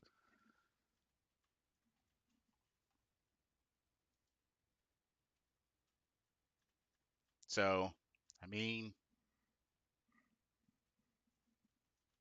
All right, can we just address this right here? what's what's He up? says Thielen is the only one that's performing. The others have played well in the past, but so is Houston. They are has-beens. All right, let's um let's look at it this way. Frank has not handed the playbook off to Thomas Brown until this week. Let's look at some of the plays that Frank has called. And I'm not trying to make this into a Frank bashing stream Right. because this is supposed to be about Scott. Yeah. But Understandable. since you brought that Understandable. up, Understandable. our playbook was so putrid that it almost matched our offensive coordinator during the John Fox days. That's how bad it was. It almost made Joe Brady look like a picnic. Who is scared of a draw play in a 6 to 8 man box when you do a whole bunch of checkdowns and you got a paragraph's worth of play calling, and then you snap it at one and it's just a draw play up the middle, right into a stack box. These guys don't move, bro. They don't move. Where are these running backs supposed to go? Then you got the two tight end set that MrCarolina was talking about. Who is scared of Tommy Tremble and Ian Thomas on the right side? Who? Who is scared of that? They know that they're not getting the ball. Come on. It's not rocket science to figure out who keeps getting these balls. 13 targets to Adam Thielen in the last game that we just had. 13. That means we are not spreading the ball around. What are the Yeah. rest of these wide receivers doing? They're just jogging out there into coverage, apparently. Not getting open. Oh, wait. They're not. TMJ was wide open on one play. Wide open by acres. Oh yeah, And Mr. you want to Carolina tell did me this mention dude that. doesn't have talent? You want to tell me these wide receivers can't get separation? I just call bullshit. And then when you think about it, you know, DJ Moore, he's actually another example. So Cause PG streams, go for it. Say whatever cause y'all want to say. yeah, open season. But like even with DJ Moore, that man's never had 10 touchdowns in a season. As a matter of fact, he's like what? 5th year? Like no. 1, 2, 3, 4, 5, 6 years in so far, and he only has 26 touchdowns. That's not a lot. That's not. And depending on how his career goes, that might be one of the things that might make it hard for him to get into the Hall of Fame. Because yardage is one thing, but TDs, that TD total, that that's going to stand out, I think, the most, to be honest with you, that TD total. And to be honest, that's one of the one of the main low things for DJ Moore, unfortunately, is he doesn't have that many touchdowns. And can we talk about the fact that, Frank Wright says in pressers, we just have to put these players in the best position to win. We just have to put them here. We just have to put them here. And you know he's lying through his fucking teeth. You know he is. If Pinocchio was a person, this dude would have a tree for a nose every Dang. time you watch him in a presser. That's a pretty big nose. Oh man. That's a pretty I big mean, nose. I don't know who lied more, Frank or Matt Rule last year. I'm not Um sure which one. oh, Mr. Gemini says, what about T. Higgins? We tried to get T. Higgins. Yeah, we did try. And that's another thing. I Like vouch for T. Higgins. like if TMJ were to go over there with T. Higgins and Jamar Yeah, Chase, yeah. shoot.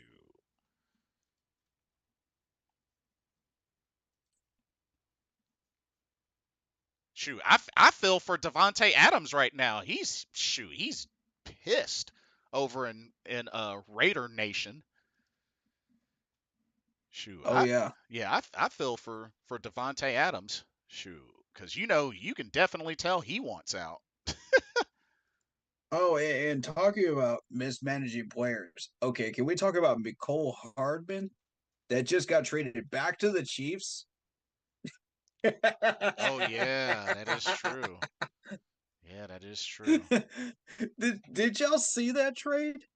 When I saw it come across my screen, my phone, I was just like, "Is this for real?" He got traded back to the Yep. same team that let him go in the first place. The Jets got totally swindled on that deal. Okay, so you're talking Mecole Hardman and a seventh for a sixth rounder. You mean to tell me Mecole Hardman is only worth a sixth rounder? Please. What a joke. Did you see the numbers he put up in KC before he left? You're joking right now if you think he's worth just a sixth. The Jets got absolutely swindled. That is mismanagement at its finest. Look at his numbers in New York this year. Just look at him. Just look at him. It's a joke. They don't know how to use it. And we're doing the same thing here in Carolina. And we'll never admit to it. Half this fan base will never admit to it. We cycle good players out. It's like a player mill. And it's sickening in the last 7 to 8 years. Absolutely sickening. Not And only we that. get to watch these guys become Pro Bowlers and Super Bowlers, and we're all like, the meme picture with uh Wolverine with the picture in his hand. Oh yeah. Like, I miss this player so much. I miss this player so much. and if anything, that's that Every single year those type we of do this. things are what I'm afraid of the most. And with you mentioning that, one player that jumps off the screen at me, believe it or not, Mario Addison, somebody that thrived in both 4-3 and 3-4. I want Mario back. I want him And back so bad. I was mad when we let him go. Mario Addison, oh man, I was so mad when we let him go. Oh Um, God! Don't even get me started on the list of players that made me mad when we let him go. yeah. We'll be here Oh, all night. I mean, the biggest one was the guy from London. For me, that one royally pissed me off. oh, I know exactly who you're talking about. Oh my goodness. I know exactly who you're talking about. I cannot think of his name. I know Obata, exactly. Effie Effie Obata. Obata. Effie Obata. That one royally pissed me off. That's when I was just like, okay, we need to make a change and we need to do something now to fix this. I bought that man's jersey. I've got it sitting in my closet right now, collecting dust, all because we cannot get ourselves together and stop letting people go that have talent. This is pissing me off. Panthers management, stop doing this bullshit. Vietnam says the only Pro Bowlers we have saw leave and become Pro Bowlers is CMC. No one else left that was drafted here has Shout done. out to Corey Rucker. James Bradbury. He became a Pro Bowler and also played in the Super Bowl. Pro Bowler when he went to the Giants, played in the Super Bowl with the Eagles. Truth. He became a Truth. Pro Bowler. Truth. That's one other. I really miss Bradbury. That was the worst one for me. Oh, God. Can you imagine if we still had Bradbury, J.C. Horn, and a healthy Dante Jackson? If all three? If the Bears can keep feeding DJ Moore, he might make it this season. He might It's make the it this best season. quarter crew in the freaking league. Yeah. And then you get Hodges Tomlinson, who the doggone Cowboys picked up. Oh, I haven't even gotten to that point on here. That pissed me off royally. How we let that man go. And the thing is, with James Bradbury, all he had to do was get healthy, and then oh my God. That's really all that it took for him. I told you. Once Bradbury got healthy, he took off. So yeah, so where are we? We're round 3, right? Round 3. We're looking at all the talent that people have picked up that we missed out on because we refused to draft properly. You know, and because of our head coaching. You know, you look at let's see. There's Garrett Williams. He got picked up. There's Cedric Tillman. And if we had been a little bit more patient, we could have had Cedric Tillman. Think about that. Mm-hmm. We could have had somebody like Zach Harrison. We could have had Byron Young. I mean, look at all this talent that went in the 3rd round. There's Devin Akot. I can't even say his last name right. There's the running back. Y'all wanted a running back, right? There it is. Trenton Simpson. Tank Bigsby. Come on, man. Wanya Morris to help out our offensive line. We let all of this talent go. And there's Cameron Letu. And not to mention and Malachi Blackman as well. Not to mention, like I said before, with the Chiefs' Super Bowl run last season, and shout out to Big Cat because he was the one that initially mentioned this. But that Chiefs starting defense, half of that starting defense were all rookies. Yep, we're all rookies. Yep, he's exactly right. Can we? And we picked in a trade up. DJ Johnson because Ajaro wanted it. That is again manipulation of our GM in a negative way. DJ Johnson has not even seen the field yet. And yet you got all of this talent. All of this talent in the 3rd round. We traded up for that. You're joking right now. You are literally joking. That pissed me off royally. I can't even. All because of manipulation. All right. So we go to round 4. We go into round 4 and we pick up Zavala. I was like, okay, Zavala's offensive line help. Good. Mm-hmm. Yep. Good. NC State. He's played with Icky. Good. I like that pick. I approved of it. Ventrell Miller was still there. Cameron Young was still there. And I mean, I'm just pointing out a few players that were still there. So we made the correct pick there. Now, we have to develop him. Before y'all jump down my throat, we have to develop him. This is his rookie year. He is still being mismanaged by Frank. Develop him.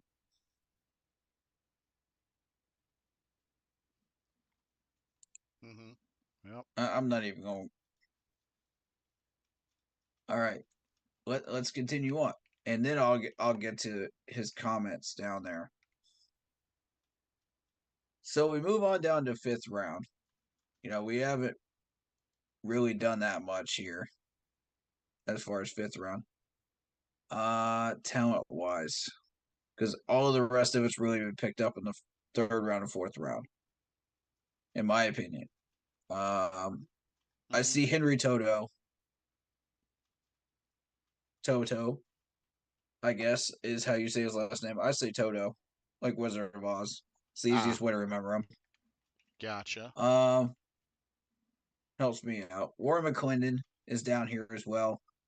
I highly wanted Warren McClendon, and the Rams got him. Right. So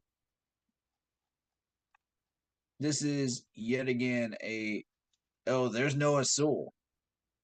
I forgot about Noah Sewell. But we picked up Jamie Robinson when we did not need a safety. We needed a corner. I was saying it over and over and over again. We needed a corner, not another safety. Now, if you were going to convert Jamie Robinson to corner, that's another matter. If that's your plan under the 3-4. But we have not done so. He is still at safety. Making that a bum pick right there. And whose pick was that? Ajaro. He manipulated us again for his 2nd time this draft. Now, moving on into the 6th round. You got let's see, where are we at here? Most of these I was just like, well, let him go. I saw Xavier Hutchinson. How is Xavier Hutchinson this low when he was way up there in the mocks? There's Demario Douglas as well, Deuce Vaughn. Dante Stills was one of them I was heavily looking at as well. I really like Dante Stills. But, other than that, nothing real exciting in the 6th round. And I'm just thinking, okay, how in the world did Hodges Tomlinson last this long? How in the world is this dude still on the board? We get all the way down to the 7th, I think. And that's when they took him, right? Because I remember your reaction to that. Yeah. This is true. Where is he? I'm trying to find him. Hodges Tomlinson? Yeah. Where was he drafted at?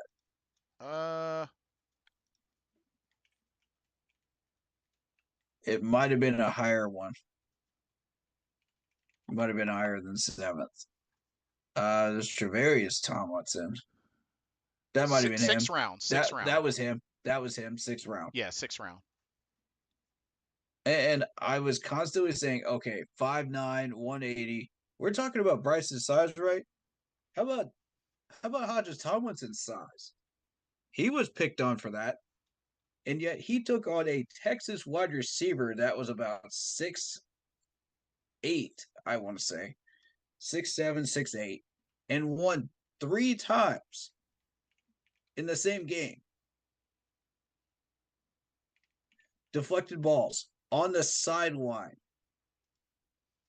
Oh, but Hodges Tomlinson is too small. He'll never match up with NFL wide receivers. Baloney. You But know, yeah, I'm looking at a clip right now of him picking somebody off. You want to tell me that he can't do that? You want to tell me these small players can't have giant size uh, mentality and strength and discipline and abilities? Come on. hmm. There's a proof of it right there. And we could have sealed up our corner room right there. And also, let's also not forget the fact that Josh Norman was sitting on the free agent couch for pennies on the dime, and we didn't pick him up. Yeah, he did not cost much, but now he's back with Buffalo. He is back with Buffalo. Didn't even give him a single courtesy phone call to say, "Oh, hey, how you doing? You know, how's life Yeah, up in Buffalo? You know, yeah. nah, we don't care about you anymore. You're washed up." Oh wait, he's not. It's like, come on, man. You could have had all of that in your corner room, and yet we fumbled the bag because somebody just had to have their way and and manipulate Scott Fitterer again with Now, Jamie Robinson. now that I think about it, because I know Vietnam, you had mentioned Pro Bowl. Disgusting. Pro Bowl is remind me again. Pro Bowl is fan voted, right? Or It is. Yeah. okay, and the reason why I was asking is because you would think you would think that with our 2015 Super Bowl team, which I understand, they made the roster, they didn't play because they were in the Super Bowl. We only had two Pro Bowlers, two players that made the Pro Bowl that year. You make such a big deal out of Pro Bowlers, like, oh, they've done so much, It you just know, and some it's of these players have interesting. only gotten one Pro Bowl, It's interesting because and yet they're hyped to the moon. well Some of these players don't even get a Pro Bowl, and they're better than Pro Bowlers, if anything, I think it's kind and of never get their due. it's kind of like another reminder that, I guess we all, and I'm using myself as an example, not, calling anybody or anything like that Yeah. out. I'm using myself as an example. It's a reminder that we have to remember that it is fan voted. It is fan voted Mm-hmm. because Mm-hmm. I mean not even Cam was named to that roster and he won the Yeah. MVP. Yeah. So I mean, I know Pro Bowl can What be, more do you want? can be kind of a nice thing. It could be a nice thing for Um, sure.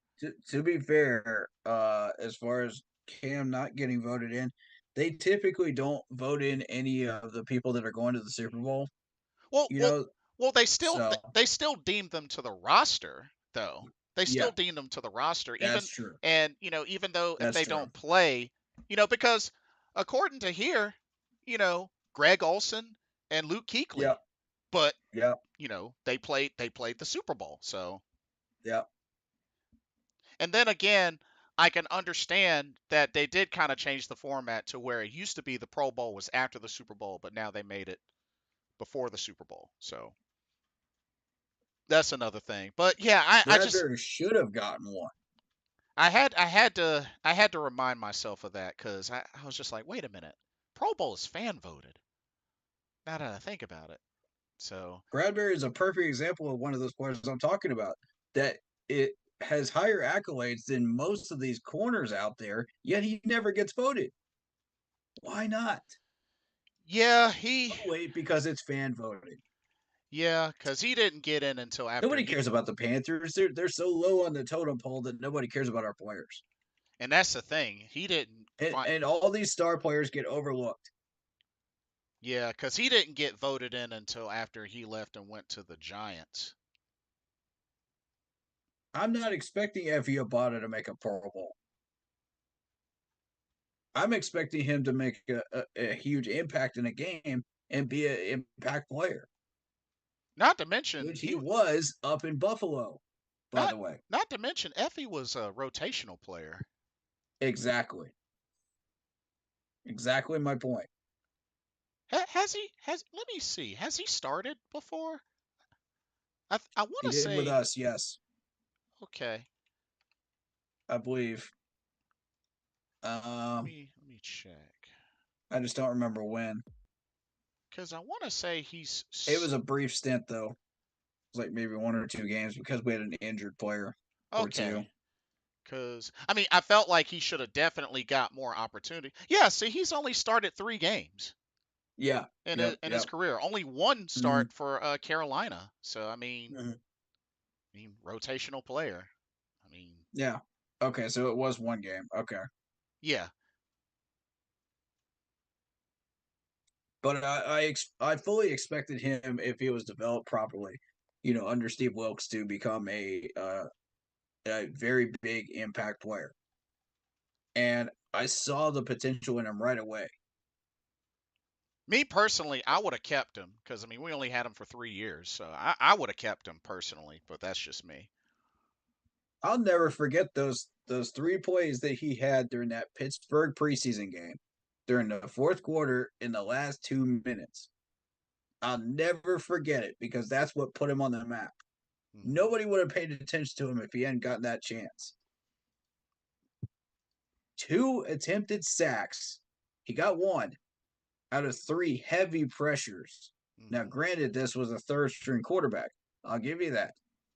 But he looked like a second stringer out there. And guess where he ended up? Second string. Just goes to show you, pay attention to all 4 quarters, especially the last 2 minutes of the fourth quarter, because you never know who's going to pop off and become the next Effie Abada Yeah. when they get their opportunity. And like I said, this league is, it while it is a give or take, it can like you never know. I mean, who would have thought that Denzel Perryman would get hurt too much that we let him go? He ended up making a Pro Bowl with the Mm-hmm. Raiders. Like you never know sometimes. You never know. I mean, we saw the comeback that Joe Burrow had after the freak injury, and then he ended up playing in a Super Bowl. I mean, just the way these things works, man. The NFL is crazy sometimes. Like, it's just like even in college, on the craziest days, the team you would expect to lose like 100% of the time ends up whooping the crap out of the better team. Mm-hmm. It's Mm-hmm. just Any given Saturday or Sunday, man. yeah, Telling you, it's preparation. It's being ready every single game. And you're not going to have a great game every single game. You're going to have a letdown once in a while. Oh, come on. Really? This is how you're going to do my man Obata. I don't give credit for garbage time sacks or touchdowns. How do you think some of these players get to their positions that they're at 2 to 3 years later? They don't just randomly get there because the coach decides, oh, I want to bump them up on the depth chart just well, because of oh, I'm in control of the team. here's the thing. Like, I Come mean, on, man. well, here's the He thing. earned it. Well, here's the thing. Like, even if there are Give him the credit he's due. even if some are garbage time, aren't you supposed to play until the final whistle? Play with everything until Thank the final you. whistle? Thank you. Like, Exactly. if you're about to lose, you don't just turn it off. I mean, you still play your Right. heart out, you know? This Garbage isn't Madden. I mean, garbage time or not. I mean, You can't just put down the controller and say, screw it. I uh, don't feel like playing the rest of this game. I mean, otherwise there might as well be a mercy rule then, you know? Like, I mean, no matter You what, get you could be losing like 100 to 0. You still play your heart out. I know what can it be hard to because of the opposition? Sure, but that's still your job. That's still your job to play your heart out, no matter how close or far out the game is until that final whistle. Man, you can't just pull an Antonio Brown and just say, "Oh, I'm going to take off my shirt and my jersey and not play for the rest of the game." And they won that You game. can't just They pull still won that game. That's the crazy thing. He quit, and they still won that game. exactly. And as a coach, you can't just throw away the clipboard and say, "Oh, I don't feel like coaching the rest of this game because we're down like 21 points." This isn't Madden. Put down the controller and think. What would a real life situation look like? Come on. It's ridiculous. No one else that left here was drafted here has done shit after they left. Well, like I said, Really, Bradbury was an example. Bradbury was an Bradbury, example. And like I said, Rashawn Reddick, I think if everything goes well with DJ Moore, I CMC. think DJ The Moore will list be goes a. on, bro. I think The list goes on. DJ Moore, I think, is on his way to being another one. DJ Moore. I'm thinking. Oh, come on, man. Come on, man. I got a whole long list for you. If you Uh, believe that one. he says the reason I say that is because when we're getting blown out by the other team, or the other team, the This, place that soft prevent and that defense lets us score. You're still supposed to play to the final whistle, exactly. no matter what they show on defense to you. You're supposed to play every play 100% to the final whistle. Exactly. Until that clock hits triple zeros, bro. And I want to see in those last few moments who really has that heart. When you're down 21 points, who really has that heart? Who really wants to fight for a position and move up the depth chart? Because that's when you really find out who these players are. It's not when you're winning by like 21 points and you're like, well, these players are these players. It's like, no, you find out who these players are in the worst circumstances. I mean, You find out how much heart they have then. if anything, you being somebody playing and being that frustrated, Oh, come on. I would hope that would help them to that would propel them to play better. You know what I mean? You know what I mean? Michael Tillman says, how do you have a Super Bowl offensive coordinator who's not calling the game? Thank you. Finally, finally, by the grace of God, Frank finally gave up the playbook. Like, I'm ecstatic over that right now. I'm ecstatic over that.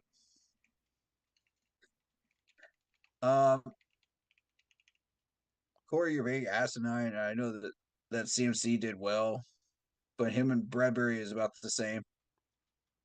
And But what you and what just said, but and you just said that no one that was drafted here has done shit after they left. Really now? well, You can't have it both ways, buddy. It's either one or the other. I These guess people were drafted here. I guess I'm a little confused. Vietnam, CMC, and Bradbury is about the same. You're contradicting yourself, man. In what way? Just so that I understand. Just so that I understand. In what way are they the Yeah. same? What's the context here? Like I'm actually curious. I'm legit Yeah. curious. I'm legit curious. Because I feel like you're contradicting yourself here, man. These guys were drafted here.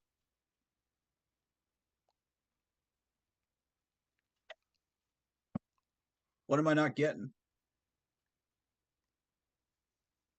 Okay, you know what you said. What am I not getting here? I read the comments, bro. I read the same comment that you said a minute ago. What am I missing here? Show me what I'm missing.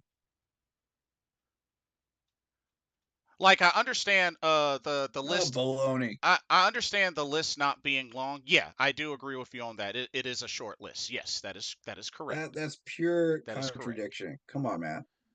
But nah, Vietnam. I'm trying to understand what like in what way do you mean that CMC and Bradbury is about the same? That That's what Yeah, I don't understand. That's two different positions that you're comparing to, by the way. like I'm asking because I clearly don't know. I actually don't know. Oh, okay. He's saying legit only CMC and Bradbury are the two drafted Oh, players that have made the Pro Bowl after leaving here. Okay. so Um your whole basis here is the Pro Bowl. That's your whole basis for your arguments here, as far as players. I'm no, just trying to understand. so one thing Vietnam. It's okay, bro. It's okay. It's okay. One thing Vietnam. One thing. Yeah, I'm not trying to alienate you, bro. I'm really not. I'm just trying to call you out and let you know what the facts are. That's all I'm trying to do. I mean Healthy debate, bro. I mean that's all it is. Yeah, It's a debate. It's a debate. yeah. Nobody's insulting I anybody mean, or anything like we that. as Panthers fans It's really just an open love to debate. get up in our feelings, man, and we get passionate about what we debate about and everything, But at the end of the day, man, we're both brothers, man. We're both brothers. We're a family. I'm not trying to be that guy right now and trying to alienate people. I'm just trying to say, man, we're all family here. Cause But cause like the I only apologize if I feel like I'm disrespecting you, bro, because I really feel like I am, and I'm sorry. yeah, and nobody's insulting each other or anything like that. The thing I'm saying is I guess the point that I'm trying to throw in there, Okay. because like I said, this is a debate, is because um Okay. the He Pro says, Bowl is also the Pro Bowl is also fan voted though, Vietnam. It's also fan that's voted as correct. well. That's correct. It is fan voted as well. Mm-hmm. That's the only thing. You're both right.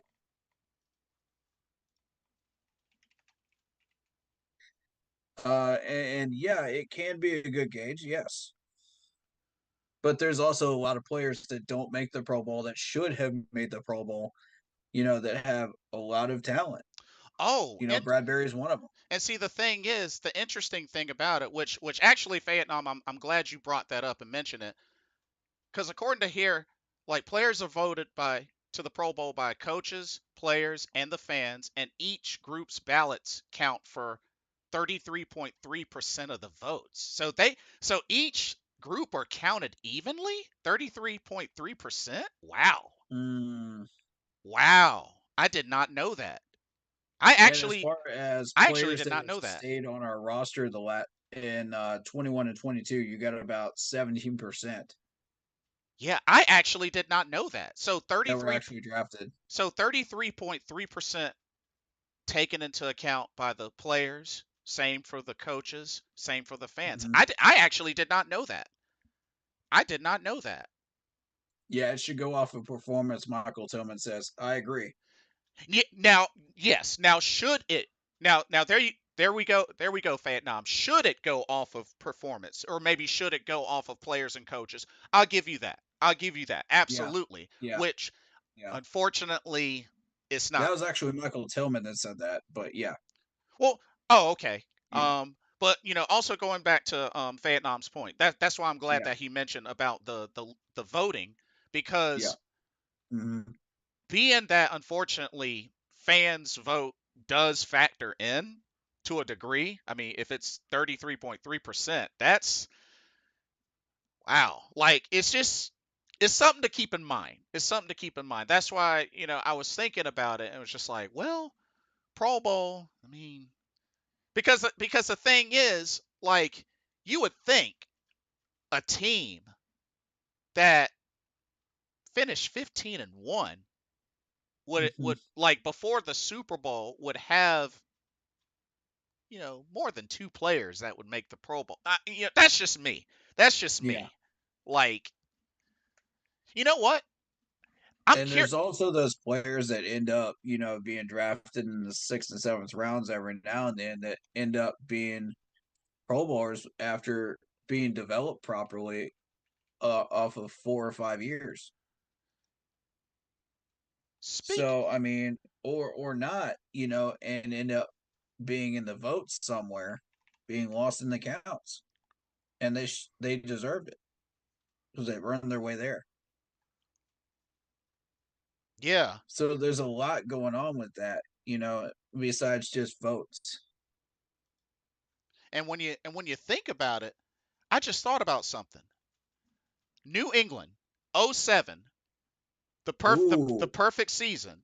They had 1, 2, 3, 4, 5, 6, 7. good point, They Michael. had 7 Good players point. that were Pro Bowl that year. 7. 7. Yeah, And we only had 2.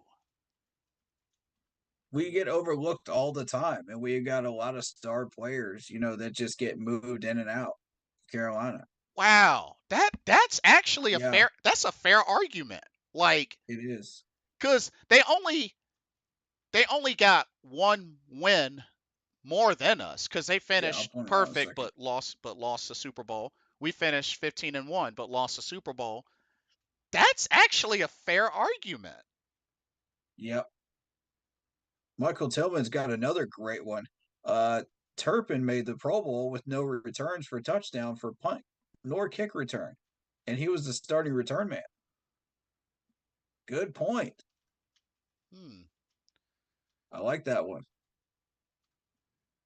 I mean, cuz you think that this is the same. I feel like this is the same sort of thing that a lot of folks, may talk about when it comes to, oh, why aren't certain players in the Hall of Fame right now?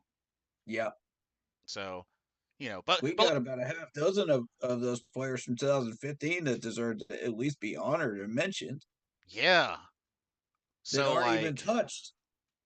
But I'm glad that Sam Mills was the first one, though. I'm really deeply touched that Sam Mills was the first one yeah. because he deserved it. But like I said, not I not to think get Steve Smith should be the second one. uh PA. Um, Kate McDonald says PA. I don't know what that means. I don't either. Um, but yeah, not to get off topic because I know we were finishing up. You were still we were in the 7th round, right? Yeah. There's not a lot there in the seventh round, and we didn't have a pick in the seventh, did we? We traded We our seventh. got Jamie That's Robinson. That was a 6th though, right? yeah. Okay. Yeah, we didn't have a seventh because I Okay. believe we traded that. Okay. But I mean, seventh round is garbage time, really. That's when you're looking for some type of player to experiment with or something like that. Gotcha. And here's a name that a lot of people didn't really pay much attention to is Andrew Voorhees. Now he was hyped up to be around third round, fourth round, Uh-huh. as an offensive lineman from Southern Cal, and he got injured, and nobody even bothered to look at him after that point. He Okay. slipped down to the seventh, got drafted by Baltimore, and I was just like, if you can get this man healthy, he can ball for you. Mhm. Mhm. Jason Taylor, the safety from Oklahoma State, what is he doing down there? There's a lot of weird stuff going on in these drafts the last few years. So that's what I'm saying. We need to be a bit more patient and not just trade up for players like DJ Johnson, or Mingo when we've got talent there still. And a lot of that goes to uh, mismanagement of our players as well, that we just drafted that led to our 0-6 year, as Mhm. well as coach manipulation of our draft picks on half of these. Mm. Like if you look at the amount of talent that we let go through what was it, the third round? The third round, bro. Mm. Yeah. The third round was just filled with talent. There's Overshown. I pointed out Overshown to you. You I did. wanted Overshown. You did. Yep. And guess who got it? Dallas. Yeah. That's 2 players Dallas stole from us this draft. 2. Because we were not patient enough. And we let the head coach manipulate us. The defensive coordinator manipulate the GM. I mean, there's good manipulation, there's bad manipulation. And I'm just sitting here like, really? Mm-hmm. Really? We're actually going to let these coaches dictate how a GM does his job. It's not good. It's not healthy. That's not their job to do that, to overstep their bounds and control other GMs and what they do. Mm-hmm. I mean, Kate asked Panthers having a fire sale yet. So far, it's TMJ that's been given permission to seek a trade. Oh boy, Uh, I have a keep feeling it's going to be Brian Burns keep because of the keep situation he's in. keep going. I'm just gonna grab me a drink right quick. Keep going though. But yeah, I have a feeling it's going to be Brian Burns because of the situation he's in. Jeremy Chin is injured, so he's not going to be moved. Thankfully, because I don't think they trade injured players. Who else was it? That was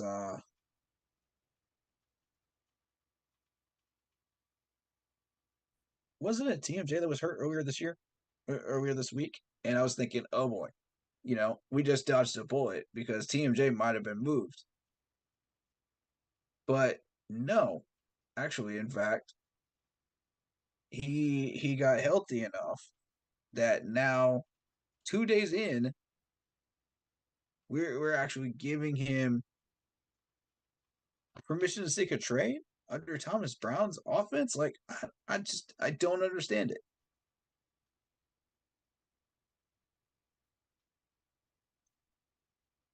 Okay, yeah, it is Scott's fault for being manipulated and allowing himself to be manipulated, but it's also the coaching staff too. You cannot escape that. You have to blame the coaching staff too. It's 50-50, Vietnam. This isn't, come on, man. Oh, man. Every team is out there stalking Chin. Exactly. Michael Tillman. You're exactly right. We should have gotten Jack Campbell, Detroit middle linebacker. I mean, everybody had their players that they were interested in. That's the thing. Okay. And Alrighty, yeah, I'm back. I was heavily on Overshown myself. I wanted Overshown Mm-hmm. because I feel like Overshown could have been that guy. You know what I'm saying? Like he could have been that next level linebacker that we needed. But we found Luvu though. In all of this chaos, we found Frankie Luvu, and that was an absolute gold mine find.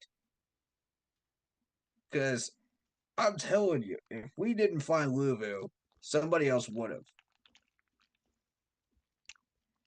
Yeah. So I don't know that our scouting department is totally incompetent here and needs to be fired. If they found Luvu, there's something. If we're hunting former Super Bowlers, and former Pro Bowlers, former number ones for their teams, surely our scouting department is not that incompetent, right? Come on. Also, you know what? I'm gonna just throw this out there. Overshown hasn't gotten the chance to play yet. That much. He hasn't gotten that many snaps. He's still developing really in a new system. What's his It name? doesn't really fit in. Alex Overshone? Yeah, it's the NFL level. He's not totally used to it yet. What is this? This is rookie year, so he's still a rookie too. Oh, Well, Luvu Demarion was a Overshone. free agent because the Jets mismanaged him. Well, he's actually on They IR. had no idea what they had. He's on That was an absolute gold mine. He's on IR right now. Yeah. Yeah, he's on IR, unfortunately. I was talking about how while you were away that Jeremy Chin was actually injured, and that's why he's probably not going to get traded unless he gets healthy before Halloween. My thing Oh, they is, said 6 all these weeks. teams are stalking him, bro. Yeah, They're but stalking him they say he's heavily. supposed to be out 6 weeks or something like that. Yeah. If he was healthy before Halloween, he'd be on that trade block too. I guarantee it. But we just need to move him around in the defense. That's all we need to do. We don't need to trade him. I mean, that's a panic move. Do we want to look at free agent signings over the years? Yes, we do. That's another one. So, Go ahead and get that list up. I'm gonna catch up on comments here from okay. Michael Tillman. The coaches were too conservative of judgment. Lou was the man, but he was on our practice team making noise. Horn can't stay healthy. True. Oh, okay. I thought he was on our practice team. They're dishing out our number one picks for Chin Burns. Yep. I haven't heard anything about Chin being worth the number one, but Burns, yeah. Here's the thing about Burns that people forget easily. Last year during the trade deadline, right around this time of year, we were offered 2 number one picks twice by 2 different teams for Brian Burns. Twice. And we turned those both down.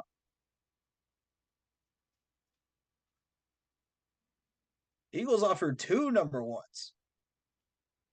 Eagles offered 2 number ones. Not just one, but 2 number ones in that trade offer for Burns. So I see that he's worth a first and a third now. That's what I'm hearing now. Okay, That was the latest one. I got year 1 ready for free agent signings, offense and defense. But I mean, with Burns' lack of double-digit production this year, that's a fair trade offer. To be honest, that's a fair trade value. If you were going to offer him 2 number ones last year, and 2 teams did it, then yeah, that's fair. That sounds about right. But again, we're suffering because of the lack of offense, and the defense can't get off the field. So I feel like if the defense could get off the field and he could get the production he wants, Yeah. he would still be worth the 2 number ones. And you would see him get more pressures and get what he wants with a proper counterpart on the other side. Like Steve Smith was mentioning, you put a proper counterpart on the other side, and YGM I don't think is it. But if you Yeah. put somebody else that's better than YGM over there, like maybe not quite a Greg Hardy type, but of that caliber, that would greatly benefit him. Justin Houston has not been it. Yeah. That's not the answer. Haynes is not the answer. YGM is not the answer. Yeah. I think if you give him a proper counterpart over there, he's going to get a lot better. Yeah, he's going to give you the production that's worth 2 number ones. And I do remember Vietnam did mention Houston as well, that he hasn't really. Yeah, he did mention that as well. Okay, I got the list ready for. To be honest, I want us to trade everyone but Brown and Bryce. No comment on that one. No comment, because there's some players that should not be traded, and I'm not going to get into that. Overshown was a beast in training camp, but got hurt before he could play. This is Cade McDonald saying this. Overshown Gotcha. was going to be a key player at linebacker in Dallas this year, specifically after his amazing play before the season. Uh, yeah, yeah, I could see that. With live hurt in Dallas, they are using a safety to fill the linebacker spot due to being weak at linebacker now. Yeah, that's kind of what we're doing too. We're moving. We moved Chin over to linebacker, and we're kind of trying to fill that spot, and it's not working. You know, and I feel like we took Chin out of his position of greatest strength and put it into one of his greatest weaknesses, which is linebacker. He's not 280 pounds like Frankie Luvu over here, or one of these big guys that can stop the run. He's just Chin. That's who he is. He's a safety. Mm-hmm. Put him back where he needs to be, and he'll succeed for you. We got all this safety help, and you're gonna move Chin to the wrong spot. Like, it makes no sense. Like, I don't understand the logic here. I never did when Ajaro started moving people around, and now we're paying for it because our run stop is still worse than the league. We're 0-6. We need to tear it all down and start to build around Bryce before his rookie deal runs out. Burns isn't worth $30 million per year. Okay, I'll agree with you on Burns not being worth $30 million per year, and He that's what's probably going to get him traded. he definitely hasn't been proven to be Yeah. worth that 30 mil. Yeah, so yeah, I agree. Fayette Nom. As far as tearing it all down, no, I don't agree with that. I think we've got the talent, like I said, on paper to get 9 to 10 wins. We just have to manage it correctly. Chin struggles in pass coverages only because you put him in the wrong spot at linebacker. He doesn't belong at linebacker. You put him at back at safety. Look at with the proper coverages. Look what he does. He succeeds. When did he well, he wasn't at safety in his rookie year, was he? I Did, don't remember. didn't he play nickel? Cuz that was the year he got He the might have played nickel. he He got might he, have played that was the nickel. year that was the Vikings game where he got two back-to-back Yeah. forced fumbles and touchdowns. Mm-hmm. So Djax needs to be gone. Disagree. Disagree heavily. Just because he's D-Jack, not on the field doesn't mean he doesn't have the talent. the thing with D-Jack, he gets burned. That is true. He when it And now he's passed on that stupid tackle technique to Troy Hill, where he goes for the ankles. And I warned him about that before the game. I said, if I see that, I'm going to be pissed. Come on, Dante, don't teach that corner that, man. Don't do that. You know that got you burnt several times, and you're still hanging on to that one. Because Oh my man, only thing with Dante is that the dude does have 14 interceptions. I don't understand it. I don't understand why he keeps teaching him that. It doesn't make any sense. All right, it's too costly to trade Yeah. him. He's a key player to the defense. I think you're talking about Burns. Hey, Yeah, hey, I Fayette Nom. blame Frank on the offense. Hey, Fayette Nom. The D-Jack has 14 interceptions. That's really all I can throw. That's all I can give you. Yeah, yeah, yeah. Uh, He does get lazy on coverage sometimes. I will give you that as well. And against people like Hill, he's going to get burnt crispy. So don't expect yeah. him to be like, oh, he's Madden D-Jack, or you could just boost up his rating and then he catches up with Tyreek Hill. That's not how that works. And then again, I think when we re-signed him, I think that was for 2 more years, if I remember correctly. Yeah, and Yeah. I'm like, you're playing Tyreek Hill, who is faster than every corner in the league. Literally every corner in the league. Even Bradbury can't keep up with him. What makes you think that Dante Jackson is going to keep up with him? No, he's going to get burnt by about 3 or 4 steps. Come on, man. Let's see. I blame Frank for the offense. Yep, agreed. Barno should be on the other side. Perhaps. Do you think he would get more success on the other side? It's possible, depending on how you use him. I love the Tyrone Hill, the Hill pickup at corner. Yeah, that was a great pickup. I am so happy we got Hill. Troy Hill is Oh, such Troy a Hill. hard hitting corner, and we got our money's worth.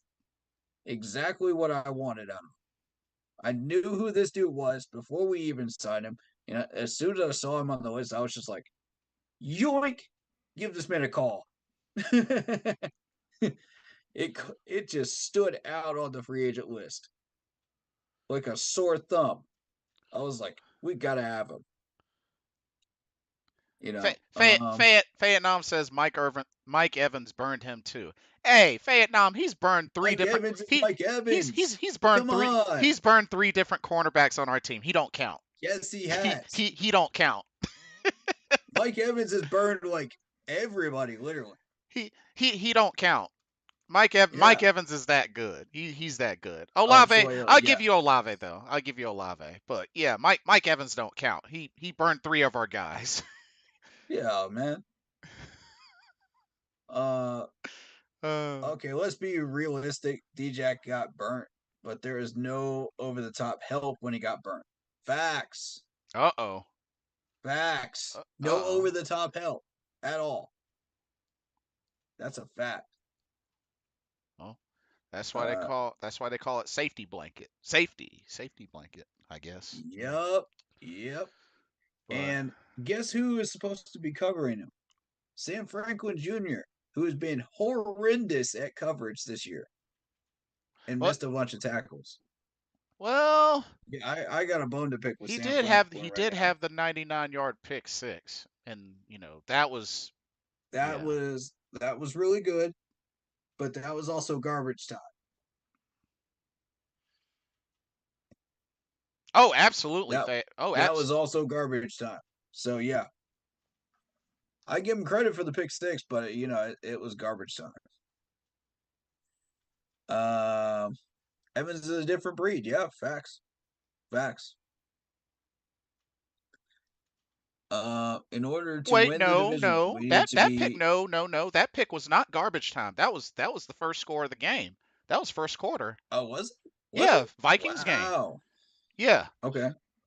Yeah, because remember that was nice another pick 6. Yeah, because that was another game where we started off leading and then just. You're right. Yeah. You're right. Yeah. Yeah, thank you for correcting me on that. Yeah, the Troy Hill pick 6. That was epic. That was the garbage time. That was the garbage time. That was an epic pick 6 though, in garbage time though. You got to give him credit. That was beautiful. Nobody expected him to know where that ball was going at all. Troy's just like, mine. In order to win our division, we need to be able to defend the wide receivers in our division. Okay, with what corners, though? With what corners? We have had every opportunity to try to fix that problem. And Frank Wright refuses to allow us to draft the right people to do it. And pick up the right people. So... Yes, Vietnam, that's correct. Yeah, the Troy Hill one was the garbage time one. Yes, that's correct. Yep. Mm-hmm. You're not gonna have help every time. That's true. That is true. As far as like safety help. Okay. Yeah, but the close quarters ref zone for Franklin, red zone, yeah. Yeah. I'm with you on that one, Michael Tillman. that red zone defense from Sam Franklin was not it. He looked like he was in Narnia, man.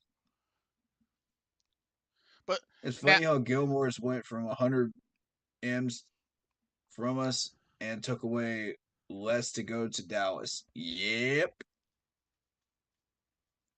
This man is on his A game today, folks.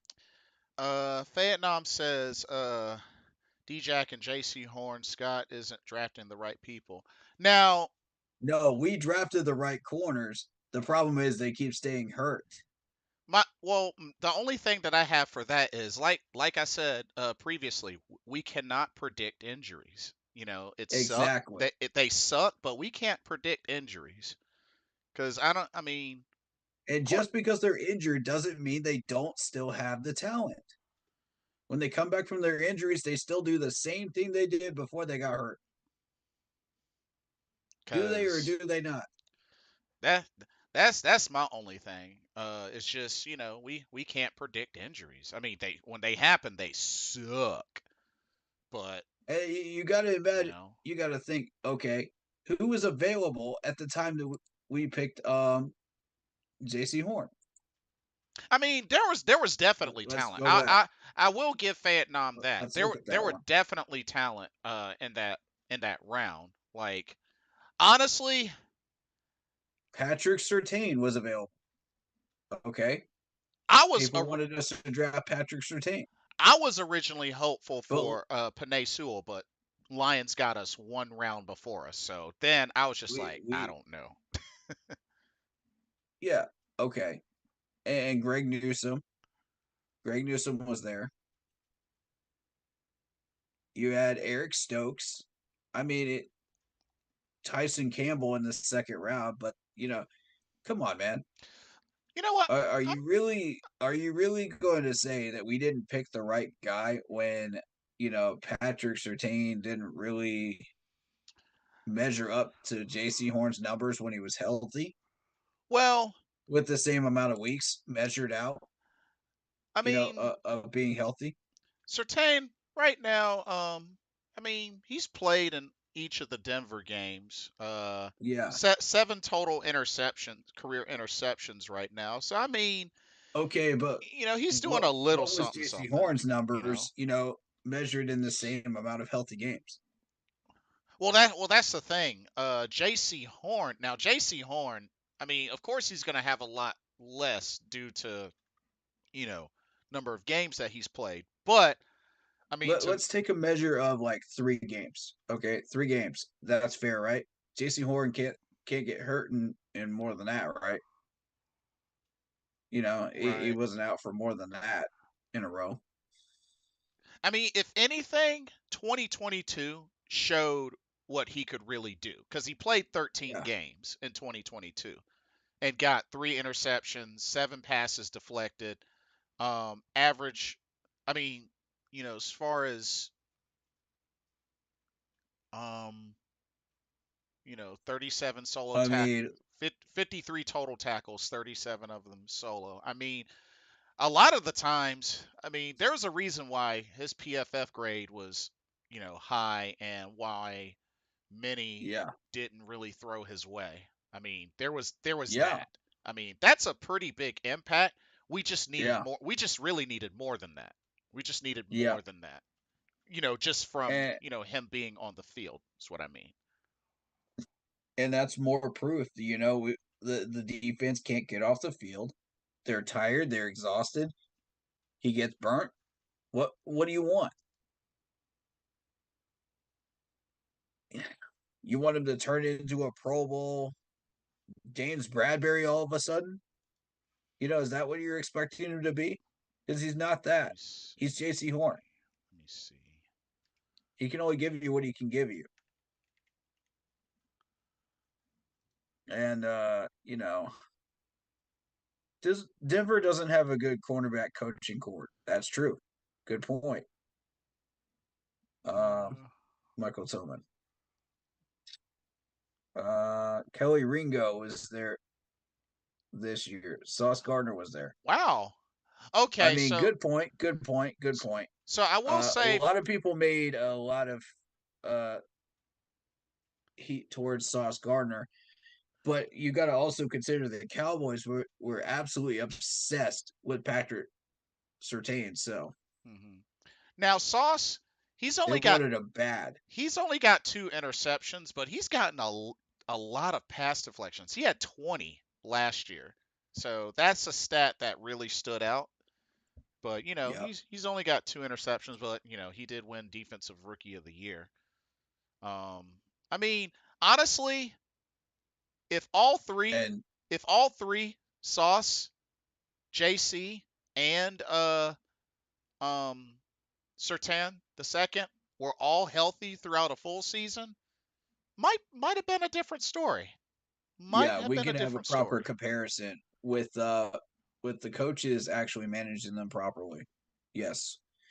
But look what Dallas eventually ended up picking up was Michael Parsons because that whole draft up through 15 was screwed up by San Francisco starting it off by choosing Trey Lance. And it led to a whole chain of bad decisions by a few of these teams, you know, including us and the Bears. So, well, the Bears are probably going to pick Justin Fields anyway. Let's be fair. But because Detroit picked Penei Sewell the pick before, we had to pick Horn. We had to take a corner. We didn't have a choice. Hmm. It was either that or Surtain or Sauce Gardner, and Sauce Gardner would have been a reach. So would Ringo.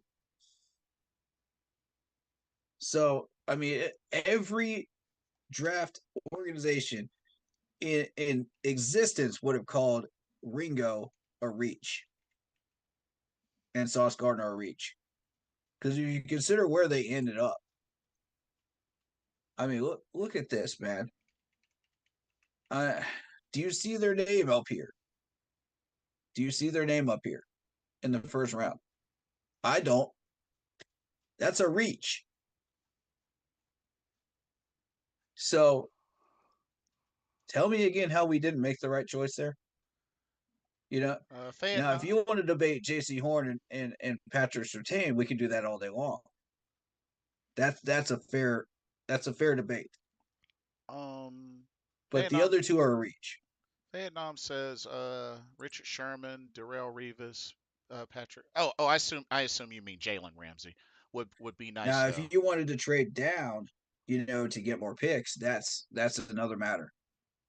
But again, the drafts are so unpredictable too, just like injuries, that you can't fully predict what these teams are going to pick sometimes. You've got a bunch of random teams, like Chicago, that always pick the wrong players, and the Jets, that always make stupid picks that make no sense whatsoever for their organization. And it could be some random player out of nowhere, and it My could screw up an entire five or six picks, for other teams. my only issue, Vietnam, with Jalen Ramsey is the dude was kind of a hothead, but great player, Yeah. but a hothead. Never underestimate the ability of a dumb team and a dumb general manager to screw up a draft board on draft day. Never underestimate that. Oh gosh, man. The Jets did it year after year after year, and it screwed everybody up. Everybody was like re-looking at their draft boards like, huh? Who? They're like, are we absolutely sure we're picking this player again?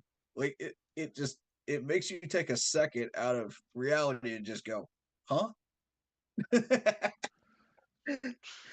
Oh god, man.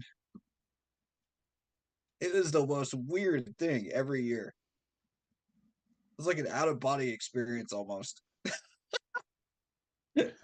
Uh, so quick question. So, Vietnam says, I wish that tomorrow morning is on ESPN that Scott has been fired. So, quick question, I Vietnam. wish Frank could be fired tomorrow. Quick, here's the thing, But neither Vietnam. one of us are going to get what we want. Here's the thing, Vietnam. Quick question. What's what's really gonna be the difference between them firing him tomorrow versus him getting fired at the end of the season? Like, I guess my question is what makes it more better that he were to get fired tomorrow versus end of the season? Like, how much of a And difference would what? that make? You know what I mean? And also, who do you have in mind to be GM to replace him? Because you have to replace Scott. Oh yeah, that's another thing too. Somebody would have to fill in interim general All these manager, or somebody people have that to are be elevated. complaining about people about Scott Fitterer that want him fired, who you going to replace him with? You don't know anything about any of these GMs or possible GMs out there. You don't know anything more than we do. Who you going to support? There's no names. We have no idea. Oh, the fans don't think that far. They don't think that far ahead. They hit a brick wall when it comes to that. Same with players, same with coaches. I noticed it time after time after time again. Look further. Go look at your sources. Go look at some names. Go look at some possibilities. Then come back to me and continue that conversation. Okay, so You so know, so pretty much Vietnam wants a head start. So that way there will be time to build another scouting department, time to figure out what's the plan for the off season. So you want a head and I start. mean that was Okay, head PMP's start. point. That was PMP's point, and he's got a point there. So head Uh, start. actually, that was Big Cat's point, wasn't it?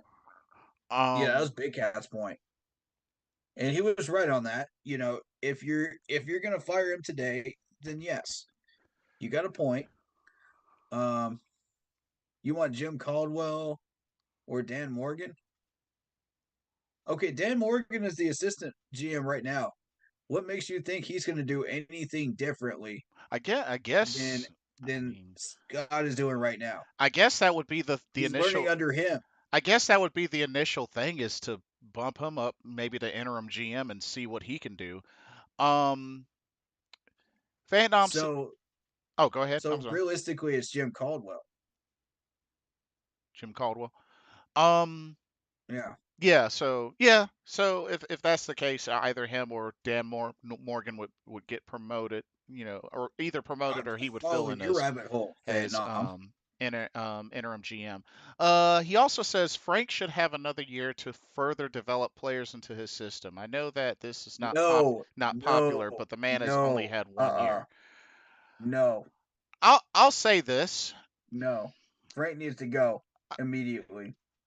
So here's here's what I'm afraid of, Vietnam. Here's what I'm afraid of. I'm gonna indulge a little bit. Here's what I'm afraid of. Frank should have another year to further develop players into his system. Into his system. What system? I mean, What system is he showing right now? He doesn't even know what he's doing. He doesn't have a system. He didn't have it in Indianapolis, and he sure as heck didn't have it in Philadelphia. He was a part of a different system. I'll say this. I'll say this. What So system is he created? I'll say this. So here's my thing with that. His system doesn't work exactly, Michael. I have the issue that I have is I'm sorry. Okay, to your point, Vietnam. Just like Scott Fitterer, general manager, helps put the team together and whatnot. Head coach. Oh wow. Here's the thing. When you have somebody that calls a play Sorry, I want to say that for again. somebody that's not in the game and then doesn't realize it, like, here's my thing with that. You're the head coach. Like, you've got to know your personnel. You're the head coach.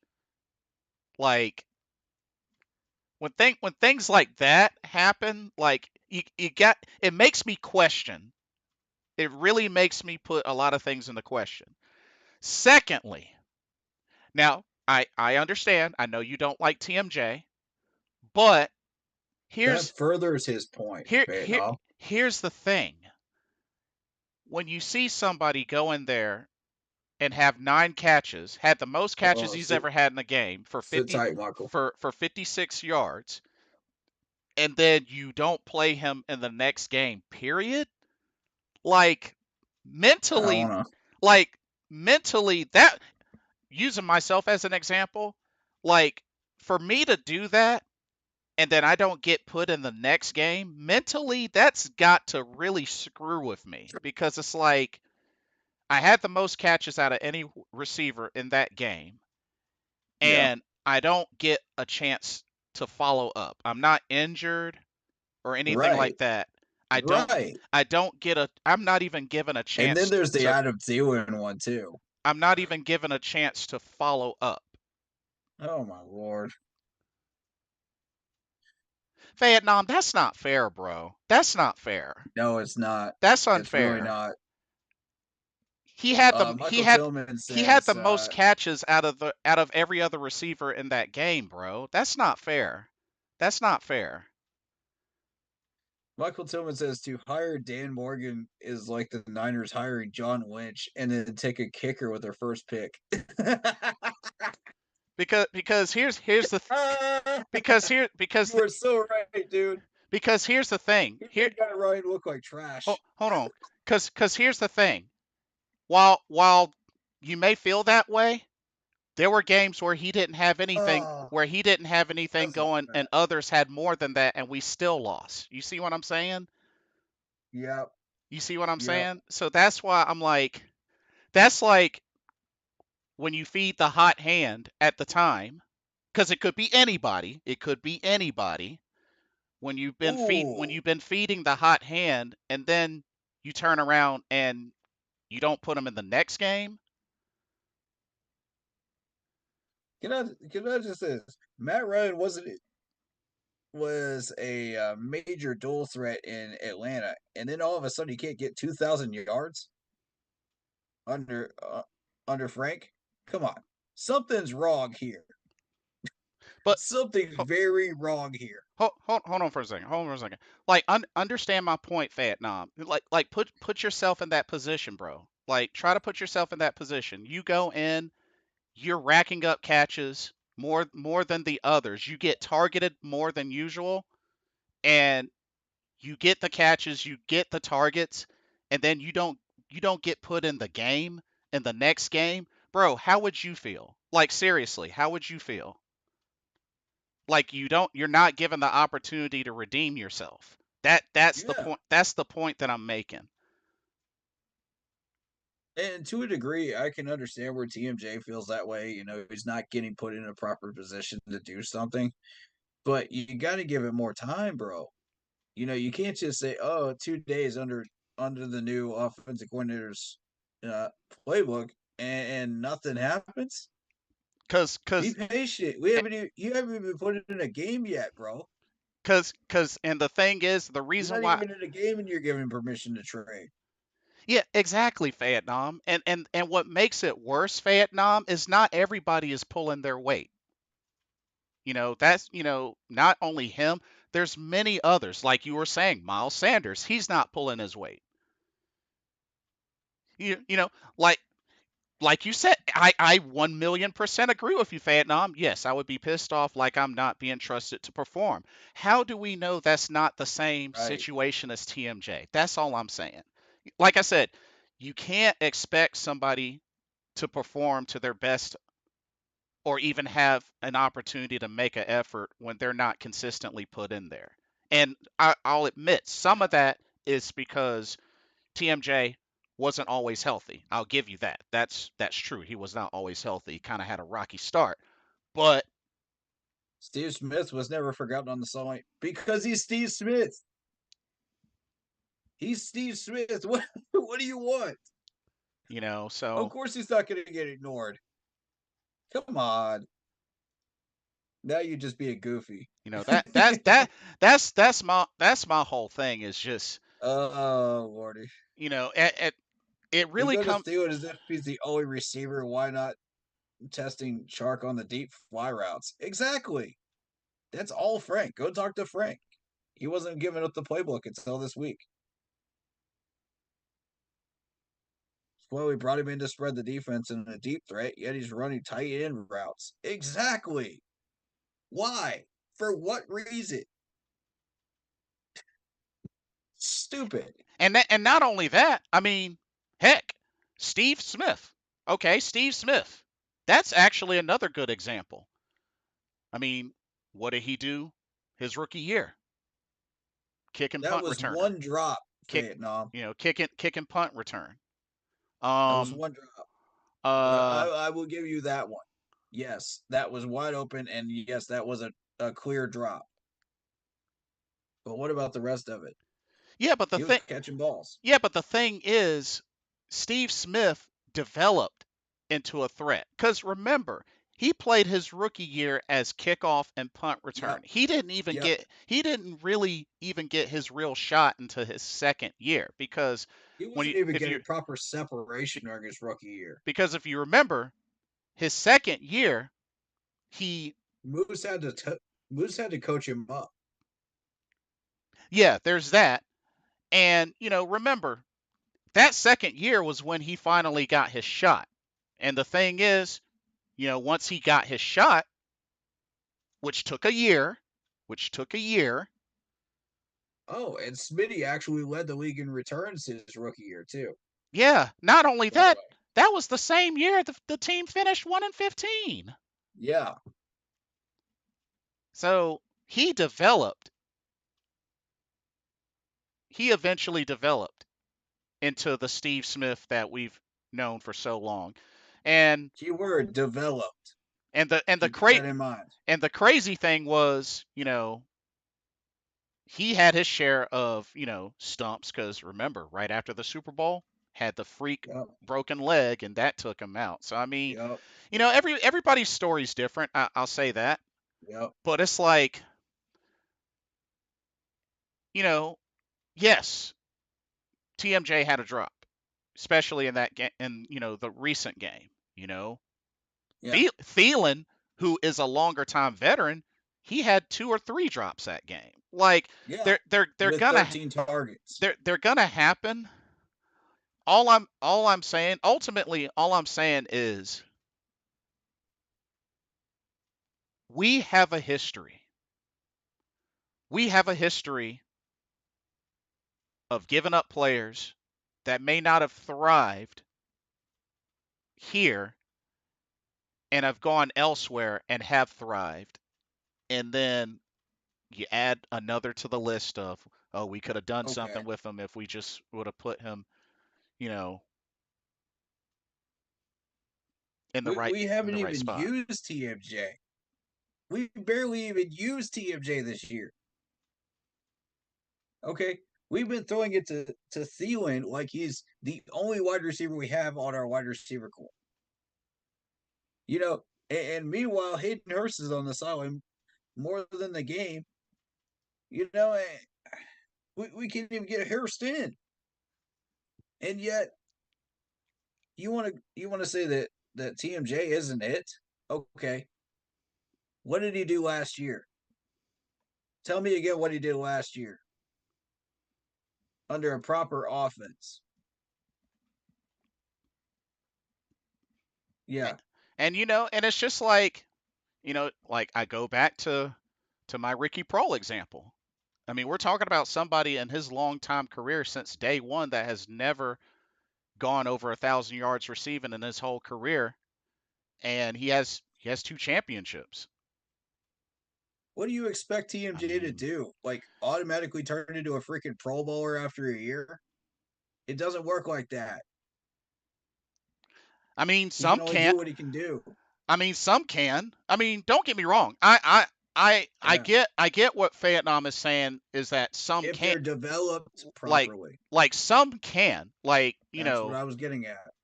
some can, but I mean, some take longer than others, you know? Yeah. I But mean, what's the common theme though? They're all developed properly. We don't know how to develop properly. All of the players that we develop, you know, we end up calling a bus after they don't perform. but we didn't develop them. We didn't allow them to blossom because our system sucks. And when you I think mean, let's about it, call it what it is. It sucks. I mean, and when you think about it, the perfect example that comes to mind of a player that was developed correctly and even got plenty of time and in the right Yeah. circumstances, the upbringing was Aaron Rodgers. You know, and Prohl actually caught touchdowns. He wasn't a red zone wide receiver. He was more of a third down threat. Exactly. That's what he was known for, being that third Yeah. down threat. But when you think about it, you look at Aaron Rodgers' development. Because remember, he finally didn't get his shot Oh, baloney. The coaching staff has had plenty of time to develop these guys. until They've 2008. had 6 games. They've had 6 games to develop somebody. That's more than enough time for us to see at least a little bit of progress. Just a little bit, even. No, we're not even seeing that because guess who's holding us back? Frank Wright. Because we gotta remember Aaron It's not Rodgers. Scott. Scott's just sitting there picking the players. Because He's not. He didn't develop these players. Frank does. well 6 weeks is plenty of time to see some sort of progress, I mean, even minuscule. so okay, so I take it Vietnam, because Vietnam, you seem like a fair man. I get it, like, because this was his first time coaching the Carolina Panthers, new set of players, you're willing to give him at least a full year. I mean, it's him being a fair man. I mean, I get it. My I my thing suppose. my thing is, I and like suppose you could. and like I said, like, for me, it really depends on the scenario for me, because, like, it's just, the thing is, Vietnam, it's really Because real. they were developed properly under a proper head coach. Ron Rivera was a proper head coach during that time period. What do we got this? What do we have under the past 2 head coaches? Nothing. And I guess the thing that I'm getting at is the frustration is on a new high, because we have to remember, we've been having 5-win seasons consistently for like a long while. I think we had a 7-win season last year. Okay, we went 2 wins more. But after 2017, we've been having 5, 7, 5-win seasons. And we're about to Again, have Cam was developed. we're about to have another season where right now we haven't won a game since the last game of last season. Like, something's got to give. Something. I know it's a different coaching staff, but something's got to give. Because he's a trash coach. That's why. Some How's Frank to blame for not having time to develop people? Listen, bro, you're a head coach. That's your one job is to manage the players. and not only that, Vietnam, I don't know if you know this, but Indianapolis Colts fans are laughing in our faces for Do we hiring have that him. interview, by the way? Do we have that interview? I don't. I didn't Uh, cue that one up. I don't think so. But Somebody. but yeah, Vietnam, Colts fans are laughing at our faces for us Let making me that find hire. that. Like, I didn't know if you knew that, but yeah, from what I've Let me been find that hearing, real because quick. at my old church, one of the deacons is a Colts fan, and oh my goodness, he whoo wee. because they were laughing their butts off at us. What? Um, I hope this news isn't what I think it is. what's up? Roger Goodell just signed a 3-year contract extension through 2027. Oh yeah, that was recent. Yeah. Oh my. We can't get rid of this dude. So to be fair, Frank Wright right now has hit Wow. the 500 mark in his career head coaching record. He's 41, 41, and 1. He is right dead at 500 right now.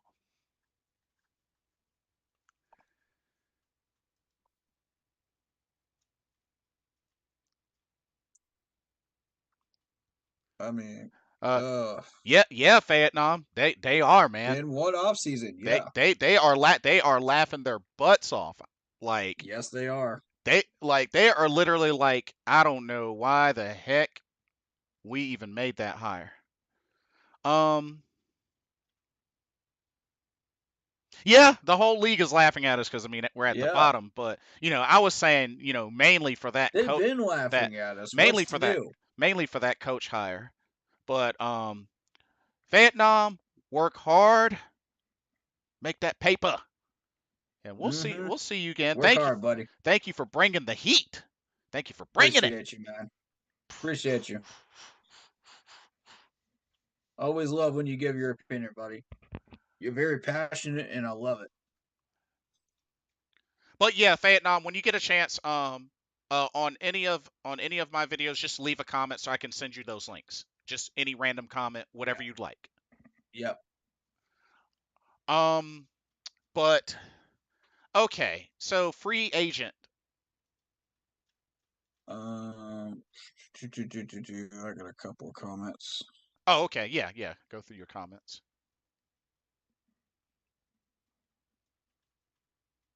It's over, bro. It'll be more Minnesota Miracles. Because he was a former Panther and he was tricked because nobody pulled up his field numbers versus his coaching success. Facts. Well, he sucked as a quarterback too. You go back and look at his quarterback numbers. He was trash.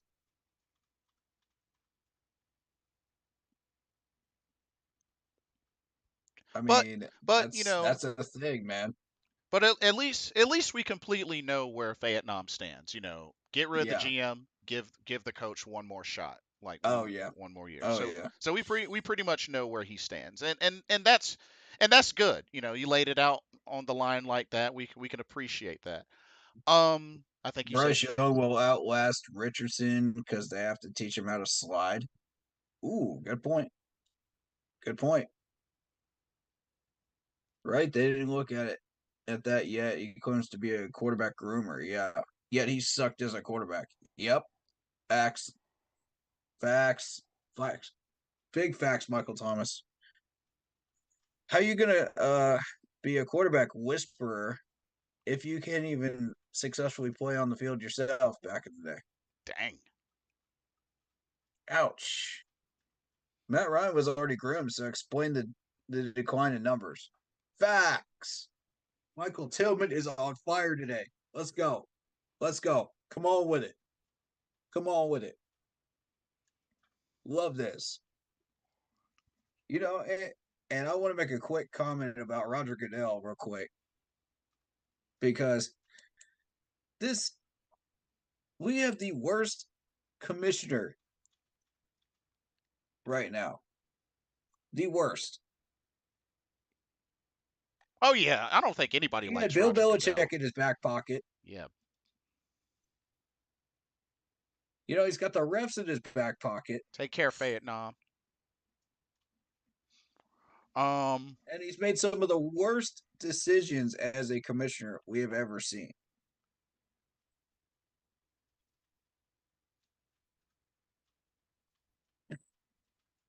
Oh my God. Why? Why did you give this man a 3-year contract? Why? Why? Make it make sense. You know,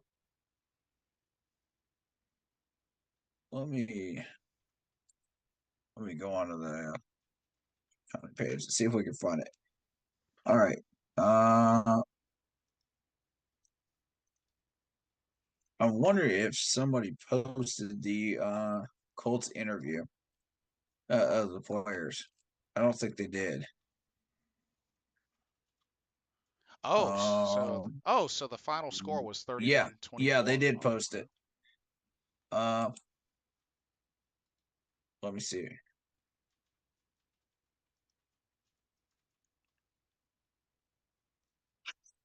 I mean, again, my goal wasn't to react to stuff here until all the facts were out here. But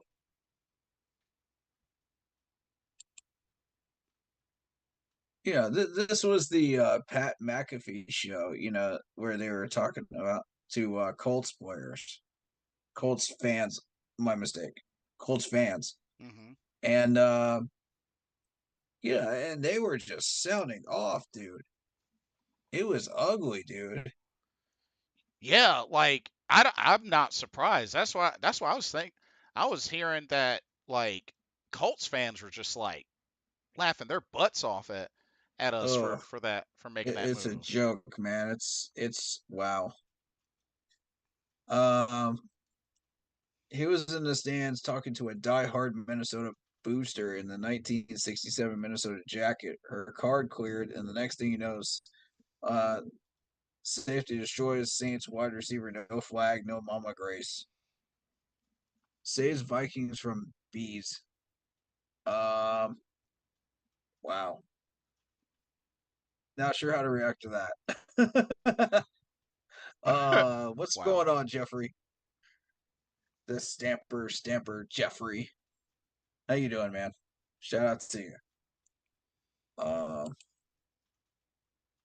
So, but I have that.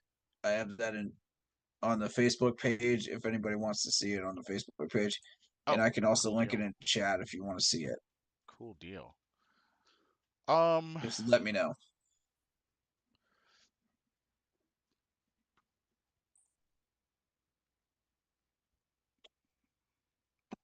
but I have to say though, looking at these free agents, I mean, shoot, I ain't been too happy with the Carolina Panthers, man. They're upset. Yeah, yeah, we're upset. All right, they mad. We mad. We really, really we've been mad. mad. Let's put it that way. We're over it at this point. We're We're mad. not mad We're anymore. mad. We're over it. Really, really mad. I just don't want us to get to the point where we just don't care anymore. That's what worries me. And there's been a couple of fan bases that have ended up like that, and it's not a great place to be at all. Right, right. All right, so hit us up with the free agent moves by Okay, Scott Fitterer. so year one. So offense. So Amir Abdullah at running back. That was a 1 year, $990,000. Grade B. Cam Newton. Not great. Uh Cam Newton, great pickup right there. Great pickup. But here's the thing. oh We wait a minute. paid him. Amir Abdullah B plus. I'm sorry, B plus. Cam Newton We paid Cam Newton $10 million. 6 million. 6 million. 6 million. Mm-hmm. Okay, 6 million to mostly ride the bench. What was his purpose there? Just for QB sneaks?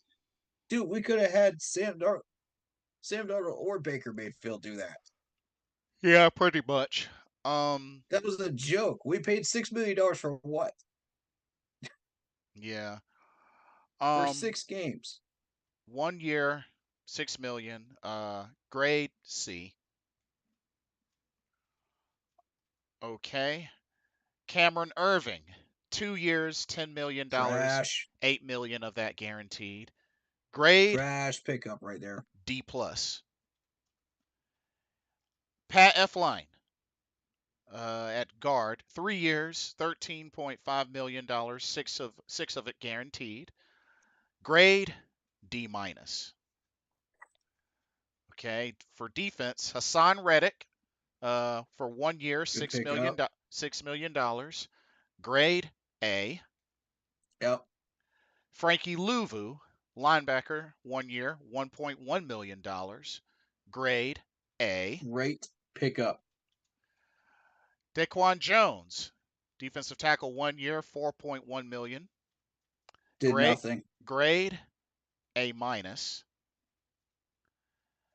AJ Bouye, cornerback, 2 years, $7 million, 3.5 of it guaranteed. Grade We needed a corner. B He didn't plus. do anything. B plus. Rashawn Melvin, we brought him back on a 1 year, $1.1 million. Grade, Trash. they gave him a B for grade of that. No. Morgan Fox, 2 years, $8.1 million, 5 of it guaranteed. Grade C minus. Who was that last one? Morgan Fox at defensive end. Didn't do anything. Sat on the bench. Next. Overall, B minus. That's just for 2021? Yeah, just for 2021. Oof. All right, let me get to this comment real quick. I heard something about we're going to try to trade Burns for a second round draft pick, 2 of them, and then Jeremy. I haven't heard that offer before. I've heard a first and a third to the Ravens, but I haven't heard that. That's been an official rumor for a while now. For the first and third, which is a fair offer actually, considering Burns isn't producing well right now. Not to the level he was last year. Right. Jeremy's actually hurt for about 6 to 8 weeks, so he's not going to get traded. Right. Bro, I'd love to see the Carolinas Panthers pick Judge Judy from the Denver Broncos wide receivers who we need. Oh, Jerry Judy. Clever. Like that. Mr. Gemini says, I'm really excited to see Bryce with Thomas Brown calling the plays rather than Frank. Hopefully we will see better numbers and results. Me too. Here's hoping. Me too, buddy. Okay. I'm right there with you. I got the second year queued up and ready. Michael Tillman says we should be looking to hire a coach first, then move on to building correctly. Agreed. Yeah, let's get the talent evaluated properly and developing properly. Yeah. Put these guys on the field correctly, and then we'll see what we have. You know what I mean? Then we can properly tell what we really need from that point on. Yep. Okay. Michael Tillman says trash. Yep, I agree. Dang. What a trash. I'm saying the same thing you are, buddy. Continue. 2022. Okay. So, year 2022. So, Fitterer's second year. Free agent signings. Austin Corbett, 3 years, $26.3 million, 19.6 of it guaranteed. Beautiful pickup.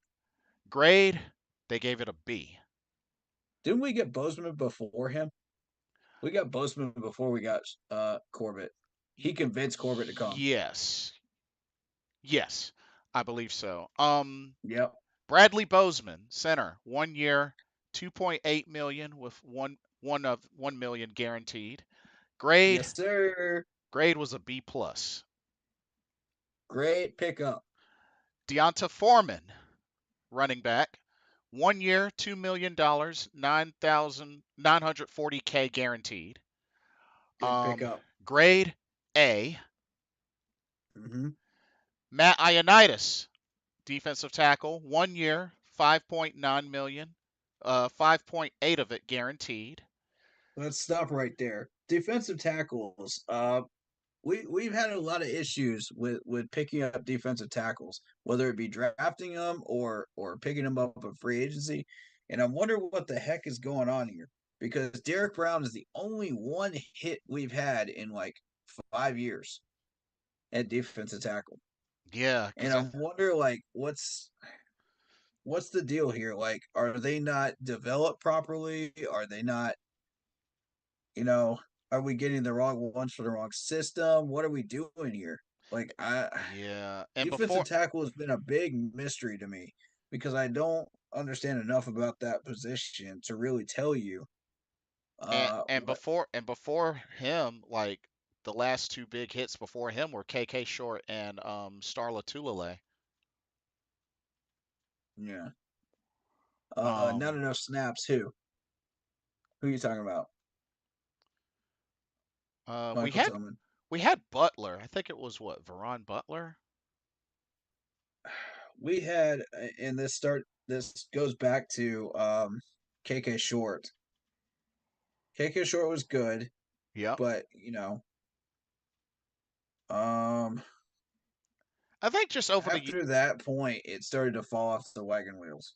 I just felt like he got older and was just a little more susceptible to injury. Michael Tillman says keep Shy Tuttle. I don't know. I don't know. You'll have to convince me a little bit on Shy. Hmm. He's been making a few plays, but I'm not 100% sold on this dude just yet. Hmm. The only thing I would love to see is the Carolina Panthers have put up bigger high score points and win on the road and at home whenever they play and dominate the NFC South division, be on top. Uh, oh my God, this dude wrote an entire paragraph. Hold on. um, Uh-oh. uh, for low and have some weapons for offensive, way stronger, and nobody can take down the borrowing. And also have a defense that puts people around. Like, we have weapons to put on defense and offense. We need a fullback, running back, powerhouse guy that knows what he's doing about running up the end zone. And I'd love to see the Carolina Panthers march to a Super Bowl victory and the chance for a lot of and the fled to the stadium to the Marty trophies, and the two had put them together in places. David Tapper needs to be put his heart and soul into our team and make them a better franchise. Um, wow, that was a lot. That was a lot, buddy. But yeah, I could see some of that happening. If we get our offense figured out and we get some of these players back from injury, I can see us surviving this year. And we get Frank out of here, man. We got a solid shot at doing some damage. Hmm. I truly believe that. Um, and again, David Tepper was not overstepping. The media will have you say believing that he was overstepping and doing too much as an owner. Some of these YouTubers will say the same thing. He was not. Not on this one. Not on this one. Not when he told Frank, give up those play calling duties or you're out. Point blank, that was the correct decision to make. Because he's as fed up with it as we are. He absolutely is. And I believe he is really starting to understand this fan base and this organization now. He's had his foot in the ground for for 3 or 4 years now, and he now understands where we're coming from and why we're so frustrated. You know, but at the same time, you need to exercise patience too. As an owner, don't try to do too much, but at the same time, when it's needed, put your foot down on the coaching staff Gotta put that foot down. and still tell him either get your act together or you're gone. Yeah. And that's exactly what he had to do here. And I don't envy this man's job, man, of having to do that. An owner should not have to do that. You know, Right. these guys should be doing their job to start with. But at the same time, you're like, okay, well, I'm amending my previous mistake. You know, I screwed up. I hired Frank. I understand that I made a mistake, but I just don't want to say it publicly. So what I'm going to do is I'm going to put my foot down at the proper moment and tell him, look, yeah, this is what we need to do. Don't like it? You know where the door is. Correct thing to do. You know, show mercy, but also be disciplined Right. and say, look, we're not going to let you do whatever the heck you want in Carolina. This is still my house, and you're going to abide by my rules. Don't like it? You know where the door is. Treat him like a teenager. You know what I mean? And I feel like Frank is just that happy-go-lucky teenager that thinks he can do whatever he wants and say whatever he wants at a press conference and lie to everybody. And yet, when he gets caught with his hand in a cookie jar, it's like, uh oh, here comes mom and dad. You know? Yeah. And they Right. lay down the law. It's like, oh shoot, I just got grounded. I just got grounded in my room. Oh no. Maybe he'll learn something. Maybe he won't. I don't know. Dang. But I mean, at least he's still here. Yeah, You know, that for the much people that still want him here, that much is you got true. your wish. Um so yeah, Ionitis, that was a C minus for him. Yeah, That was a yeah, C. I agree. He didn't really do anything. We had a Kansas City Chiefs defensive tackle as well, didn't we? Uh I'm almost about to get to him. He was a linebacker, but I'm gonna get to him. He's right after this next one. Yeah, yeah. Corey Littleton, linebacker, one 1 year, 2.6 million, 1.9 of it guaranteed. They gave him His a strength was run stopping, they gave him a but I B mean, B he plus. really didn't do enough of it. Right. B plus. Damian Wilson, 2 years, Davey Wilson, six that's the guy I was thinking of. Yes, yeah, 6.9 million, 3.3 of it guaranteed, B minus. and I mean, this is just yet another defensive tackle that we've rotated through here, you know, from another team, and he hasn't gotten the job done. I mean, I don't understand what's going on here. Yeah. Wrong Xavier system, maybe not being developed, not enough playing time. I don't know. hmm Xavier Woods, 3 years, $15 million, 16 or excuse me, 6 million guaranteed, Good pickup. B minus. And then Johnny Hecker, 3 years, Excellent pickup. 7.62 million, 4.9 million guaranteed. I met him. Yep. Grade is A minus. Excellent pickup. So Yep. overall free agent signing grade for Scott Fitterer for 2022 was they have a B. I agree with that. Excellent pickups, man. That was a heck of a free agent haul, man. And we weren't even expecting half of that.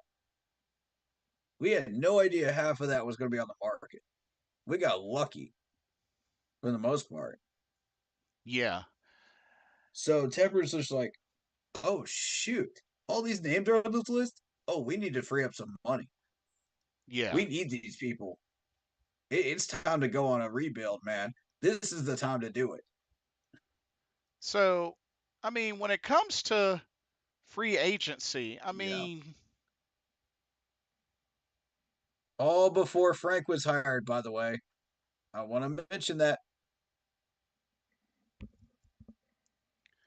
now I think where things get really interesting is Yep. when we switch gears to trade. Because the thing is, when we do this year, like we can't really see the full results because, the season's still going. Mm-hmm. But wait, looking at the trade rankings. So switching gears to trades, year one.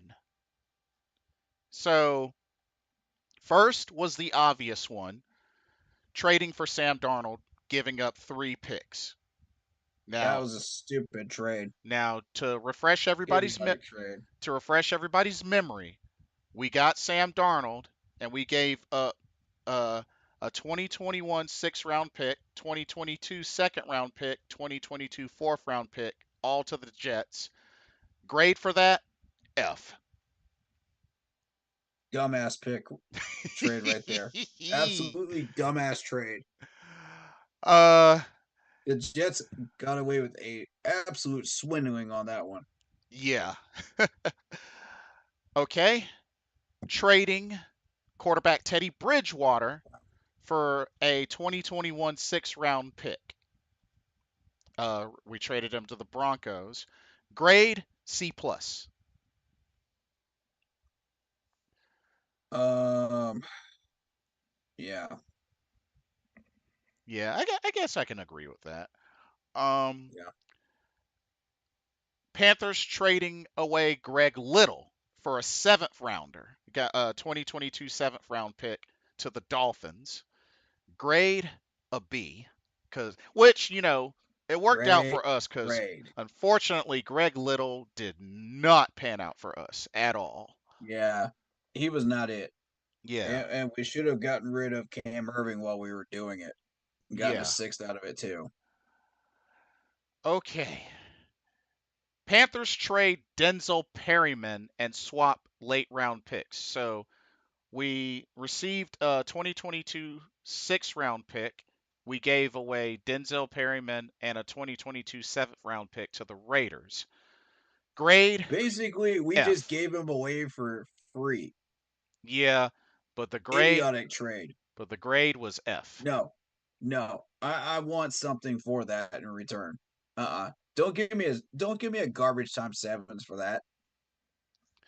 Don't give Yeah. me a garbage time sevens for that. What are you doing? I would have Um said, nah, heck no on that trade. Uh Oh yeah. Um let's see. Where was I? Dang it, I just lost my. Oh, here we go. So that was an F. Panthers acquired defensive end Daryl Johnson for a 6th round pick. So we got Daryl Johnson. The Bills got a 2022 6th round pick. Grade was incomplete because injuries derailed him badly. So we really didn't get to utilize him. um He only played another 20 idiotic pick. he only Another idiotic trade right there he only played that we 20 got nothing out of. he only played 20 defensive snaps in 3 games for us. So, yeah. Yeah. Um Oh, here we go with this one. Panthers give up real assets for cornerback CJ Henderson. The details. We gave up tight end Dan Arnold and a 2022 3rd round pick, and we got CJ Henderson and a 2022 5th round pick. Grade D minus. I'm actually going to have to say C plus on that one because of the fact that we desperately needed a corner in the position we were in that situation. Um, and at the time CJ was being misused. So yeah, I'm not surprised that we got that trade. Dan Mm-hmm. Arnold was not it, you know, and I thought we, to a degree, had a fair trade value there, Mm-hmm. but it went downhill when CJ started playing like trash. Yeah. Let's be real. And then the last one, we get Stephon Gilmore. Panthers get Stephon Gilmore. Patriots get a 2023 6th round pick. Grade A. Yeah, good one there. We wanted to bring Stephon Gilmore back. I'm happy with that one. Made that we it. got our money's worth, but for only 1 year. Yeah. Even though he really wanted to come back, but yeah. Yeah. Overall player trade grade, they gave Scott Fitterer for 2021 a D. Yeah. Trash year. I wonder how much of that was Matt Rule's doing too, in Yeah. influence. Quick comments from Mr. Gemini. Then I'll get to mine. uh, the national media laughs at us through though when Tepper has weekly meetings like we're a high school franchise, like these are kids. And so, do y'all believe Frank is the reason we are 0-6? I think he's Absolutely. I think Yes. he's one of the reasons for sure. Definitely one of the reasons for sure. The main reason, but not the entire reason. No. There's a lot of different reasons involved, And injuries included. I'll let you do your comments, and then I have year two for player trades ready. Jeffrey says, yes, please. David Tepper fire Frank. Right. Time to get an offensive coach that wins championships. How to place the Super Bowl ring and trophy in North Carolina and Bank of America Stadium. Blah blah blah blah blah. Blah. He writes an entire paragraph here.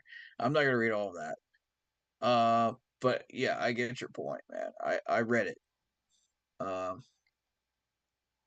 that's time for us to stop the other two and get a new GM, Scott, and let him go. Nah, we're not gonna let Scott go, man.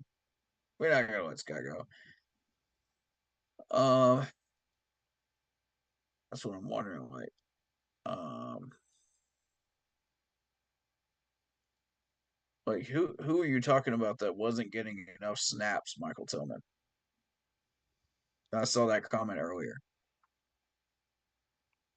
Let's see.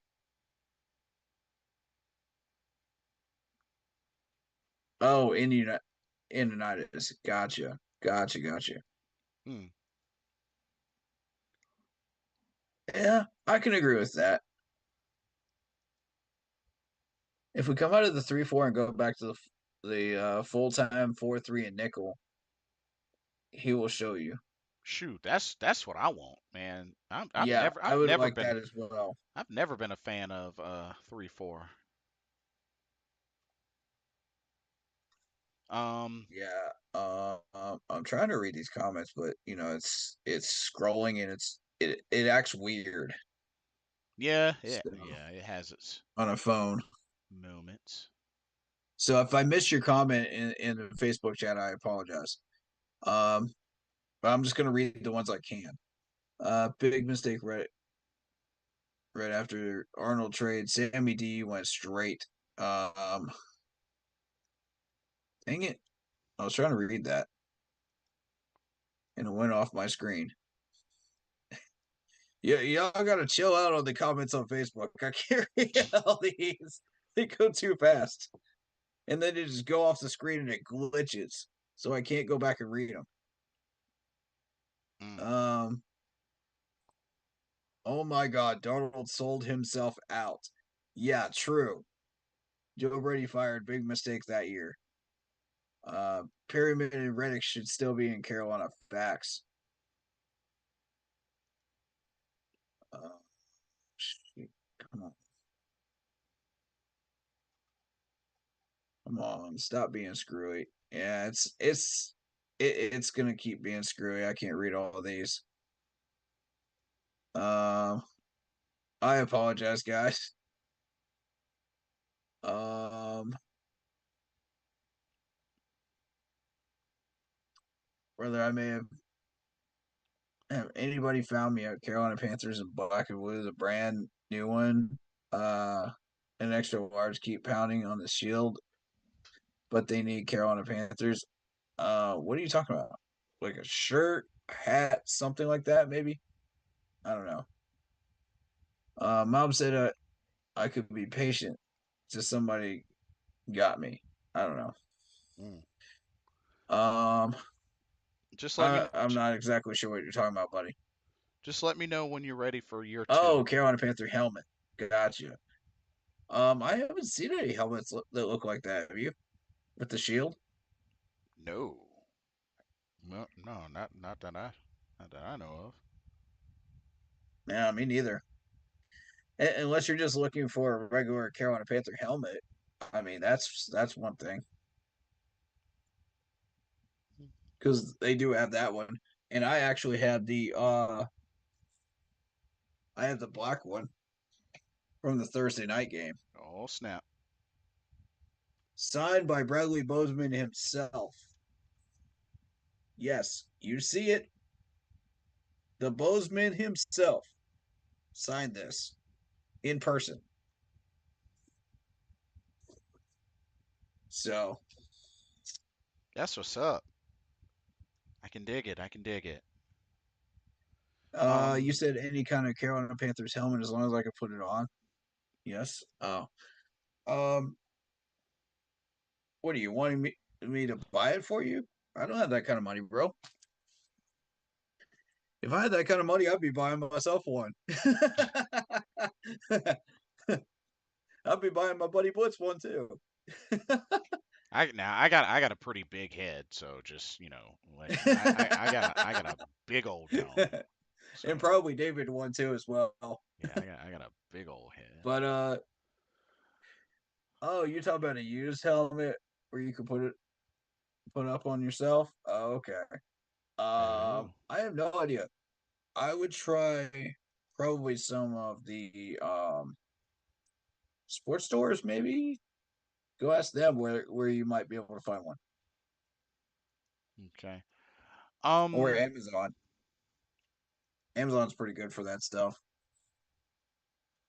so ready for year two? Yeah. Okay.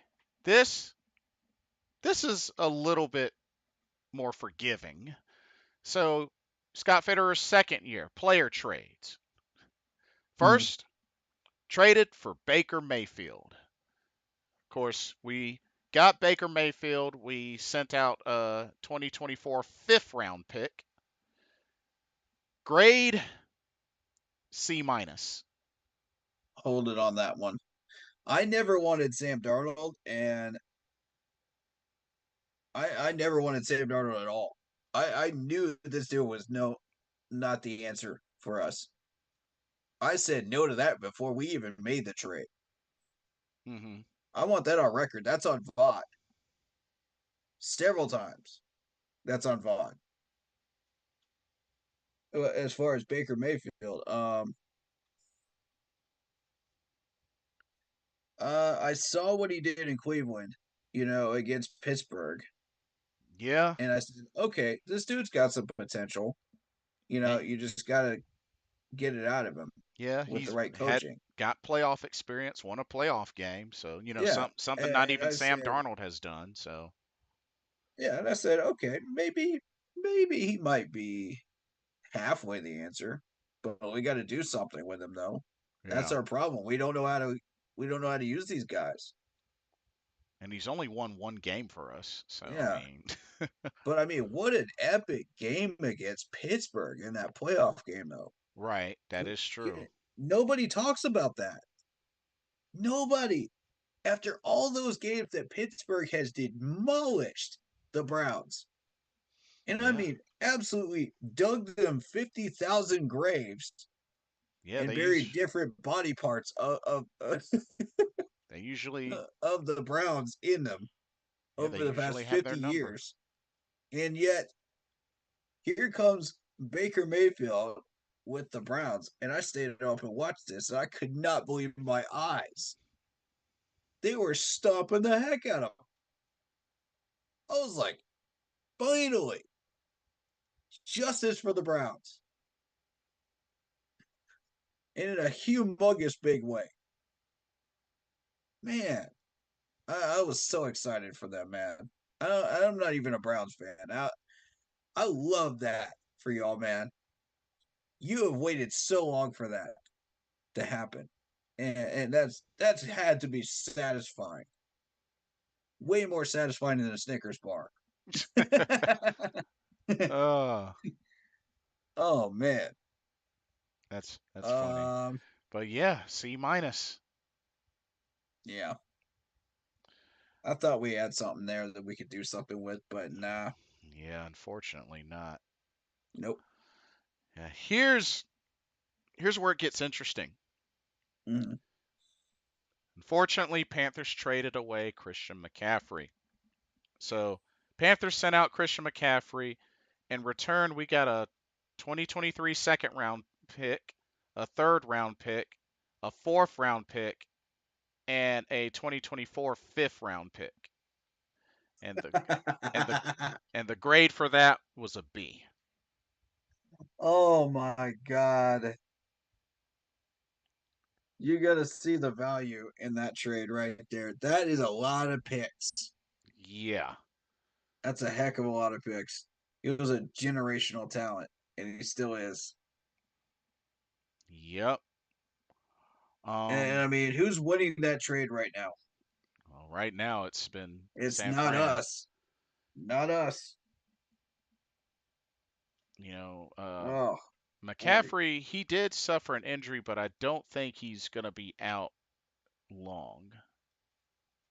As No far, first round pick, though. Man, it doesn't matter. It doesn't matter. Oh, man. Jeffrey says, how did y'all like that Jacksonville beat the Saints tonight? Wasn't that cool? oh, I was it going helped. for the big thing. Yep. It helps. True. I had a feeling that Jacksonville would win that game. I just had a gut feeling, dude. Yeah. Um. Uh, Niners, but CMC just got hurt. Oh yeah, that's just an oblique injury though. He'll be Yeah. back. Let's see. What do you think Ah, about Caleb Williams being our quarterback of the Carolina Panthers that can come in there and turn a lot of things around? Would you like to have him? which Caleb Williams. I don't even know who that is, bro. To be honest. wasn't there a word that said that he wanted ownership, part ownership of whatever team he gets drafted to? God no. Oh, Trojans quarterback or Gamecocks quarterback? Which one? Wait, aren't you? I think he's talking about the Oklahoma one. Oh yeah, I'm sorry. Yeah, I forgot. He used to be with Oklahoma. Now USC. he's with USC. USC. I forgot. They're both USC though. Which USC? It's Gamecocks or Trojans? Trojans. Trojans. Trojans. Gotcha. I don't pay attention to the Trojans. That's why I missed his name. Okay. Um, Of course, another Heisman winner. he messed up his draft. Trojans. Yep. Yep, another Yeah. People are Heisman. not going to take him seriously now. But yeah, He's going to drop. yeah, there was something mentioned. You talking about he won't part ownership or whatever Yeah. team What that in the drafts him. I'm like, absolute heck are you asking for? Do I'm you like, realize what you're asking for? I'm like, you You don't you have it don't like even that. know what things are like at the NFL level. You're not even getting paid yet, and you want partial ownership of an NFL business that you know absolutely nothing about how it's actually run. Shoot. Like what makes you think that this is a good idea? What kind of pipe are you smoking that makes you think that that's a good idea? Wow.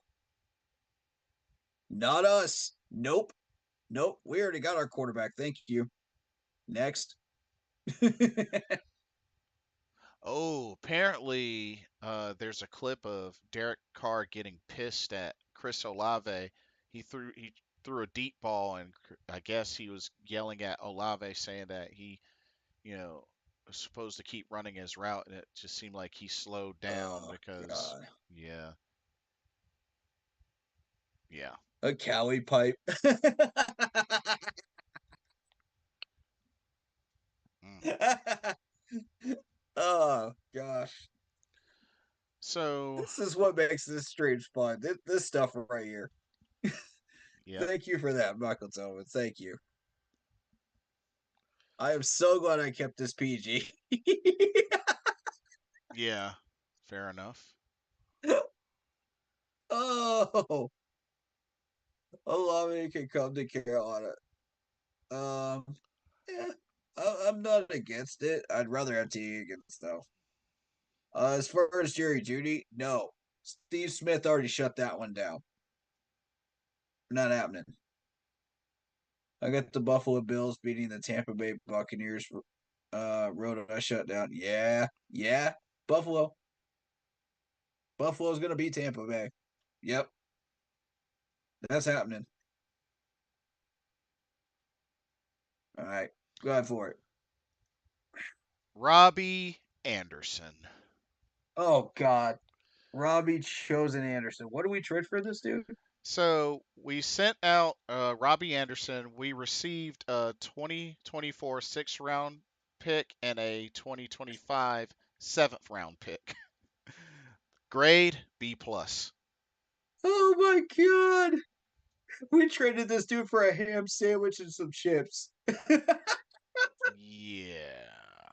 That was about all he's worth. Yeah. Oh gosh. All right. To me, he's not even worth the Happy Meal at McDonald's. I'm just being real with y'all. He's not even worth a seventh to me. But Yikes. okay, continue. Laviska Shenault. We traded for Laviska Shenault. Yep. We received Laviska Shenault. We sent out a 2023 seventh round pick and a 2024 sixth round pick, and the grade for that was a B. We need to stop trading.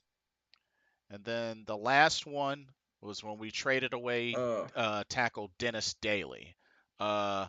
We sent out a 2024 seventh round pick and Dennis Daly. We received a 2024 fifth round pick.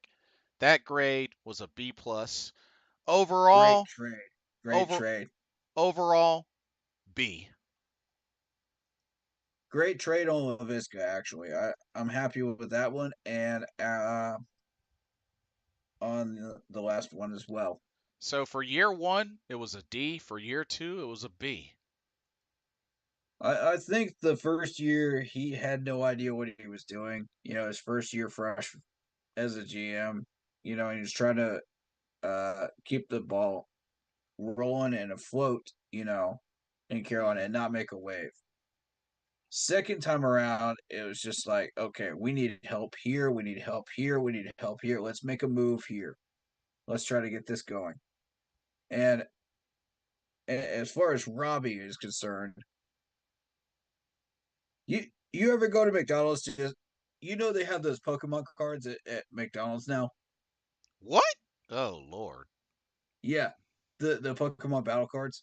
Okay, so you ever go to McDonald's just to get the Happy Meal, just to get the toy? And you like give your Happy Meal to somebody else? That's what we did with Robbie Anderson. Oh man. That's crazy. we just bought the Happy Meal just to get the Pokemon cards. Wow, that's We crazy. traded them just to get the pick.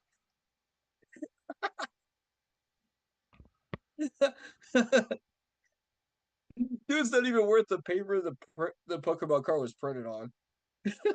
You traded him. Mm. You're gonna have a wide receiver that has a fight with a head coach. Oh my god, dude, you're not worth it. You're not worth the value we got back in return. I'm sorry, you're not. Oh, Lord have mercy, Robbie. But so And what has he done since he's been traded? Still nothing. By the way, I know he went to what was great it? trade. What We what get a free sixth out of that. We get a free Happy Meal toy out of that. what has Robbie done since oh, he hadn't done jack in Arizona. Played in 10 games. 7 catches, 76 yards. Well, he played in 4 games with Miami, 1 catch, 68 year. Oh, okay. So he had the one deep ball that was for a touchdown. So he's got one touchdown with Miami. It wasn't 48 hours before he was gone to the Cardinals. Exactly. Yeah. I mean, if anyone didn't see that coming, come on now. Oh my goodness. I was so happy to see him gone.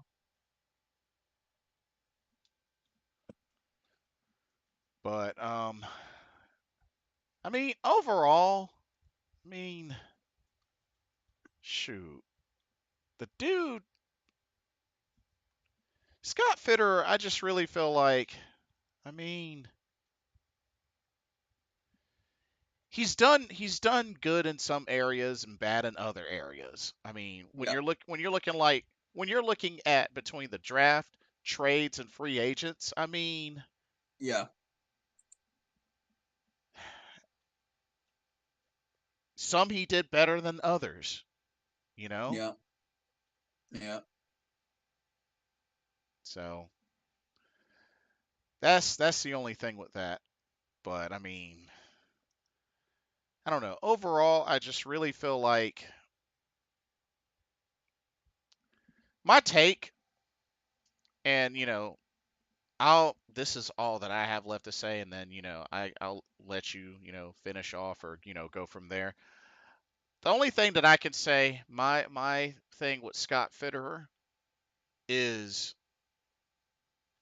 he's just one piece. Number one. Mm-hmm. Number two, I know a lot of people want him fired. Here's the thing. While and Vietnam presented this idea, the idea of firing him now and that they get a head start to try to piece this thing. But here's the thing. The thing with that is we still have things like, okay, we don't have a first round draft pick, and next week is the trade deadline. So Mm-hmm.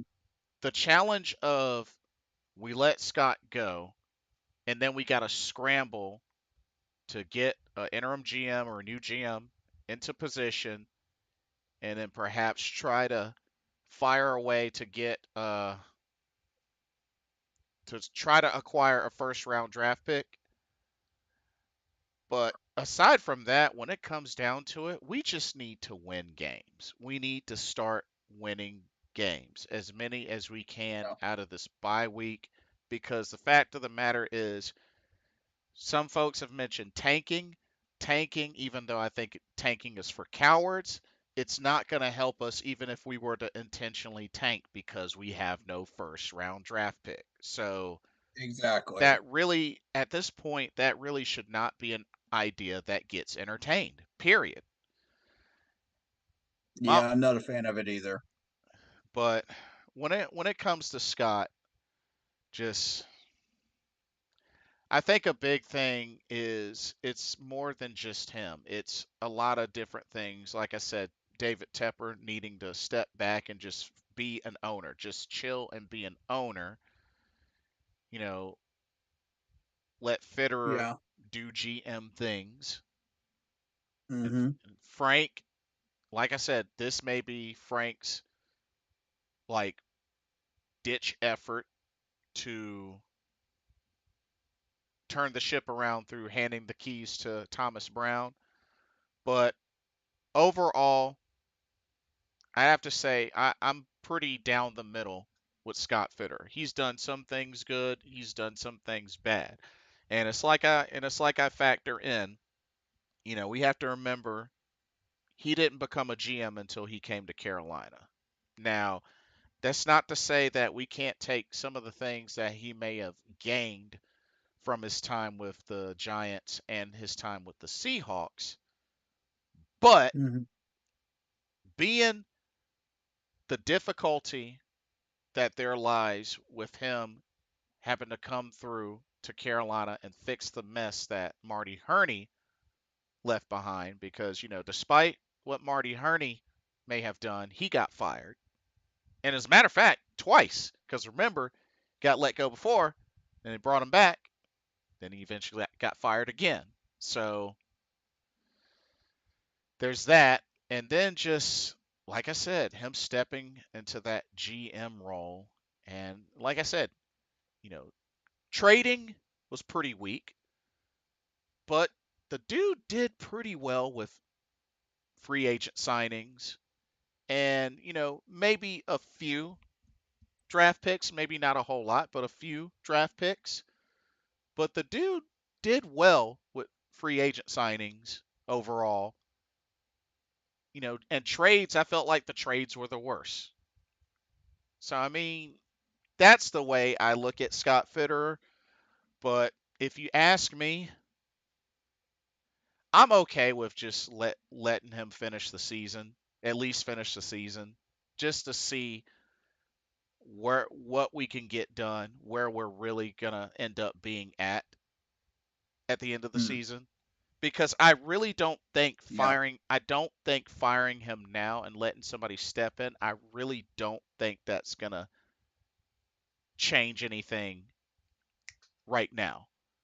Like, I don't think it's gonna really matter that much right now. But I think end of the season, if that's what they want to do, so be it. But that's all I got for Scott Fitterer. Like I said, I'm pretty 50-50 on it, Mm-hmm. but that's all I got. All right, it's all you. I got a couple of comments, and then I'll get to the point I want to make. Yeah, go for it. It's, Um, it's, it's all you.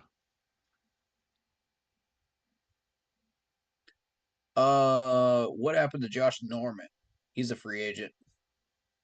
Currently, Yep.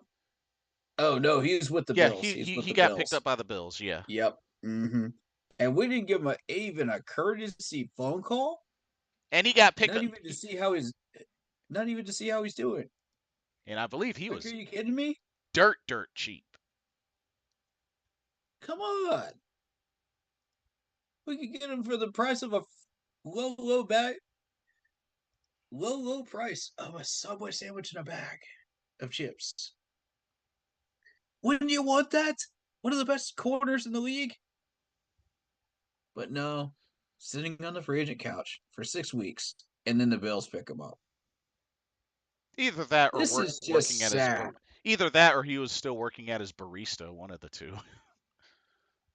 Do you all know that we had a shot at Bradbury in the free agency as well, and we skipped out on that too?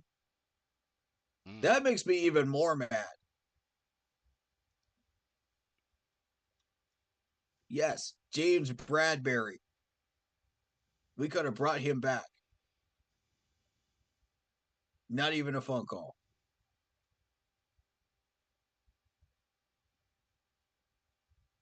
Frank. You just keep disappointing us, buddy. Come on, man.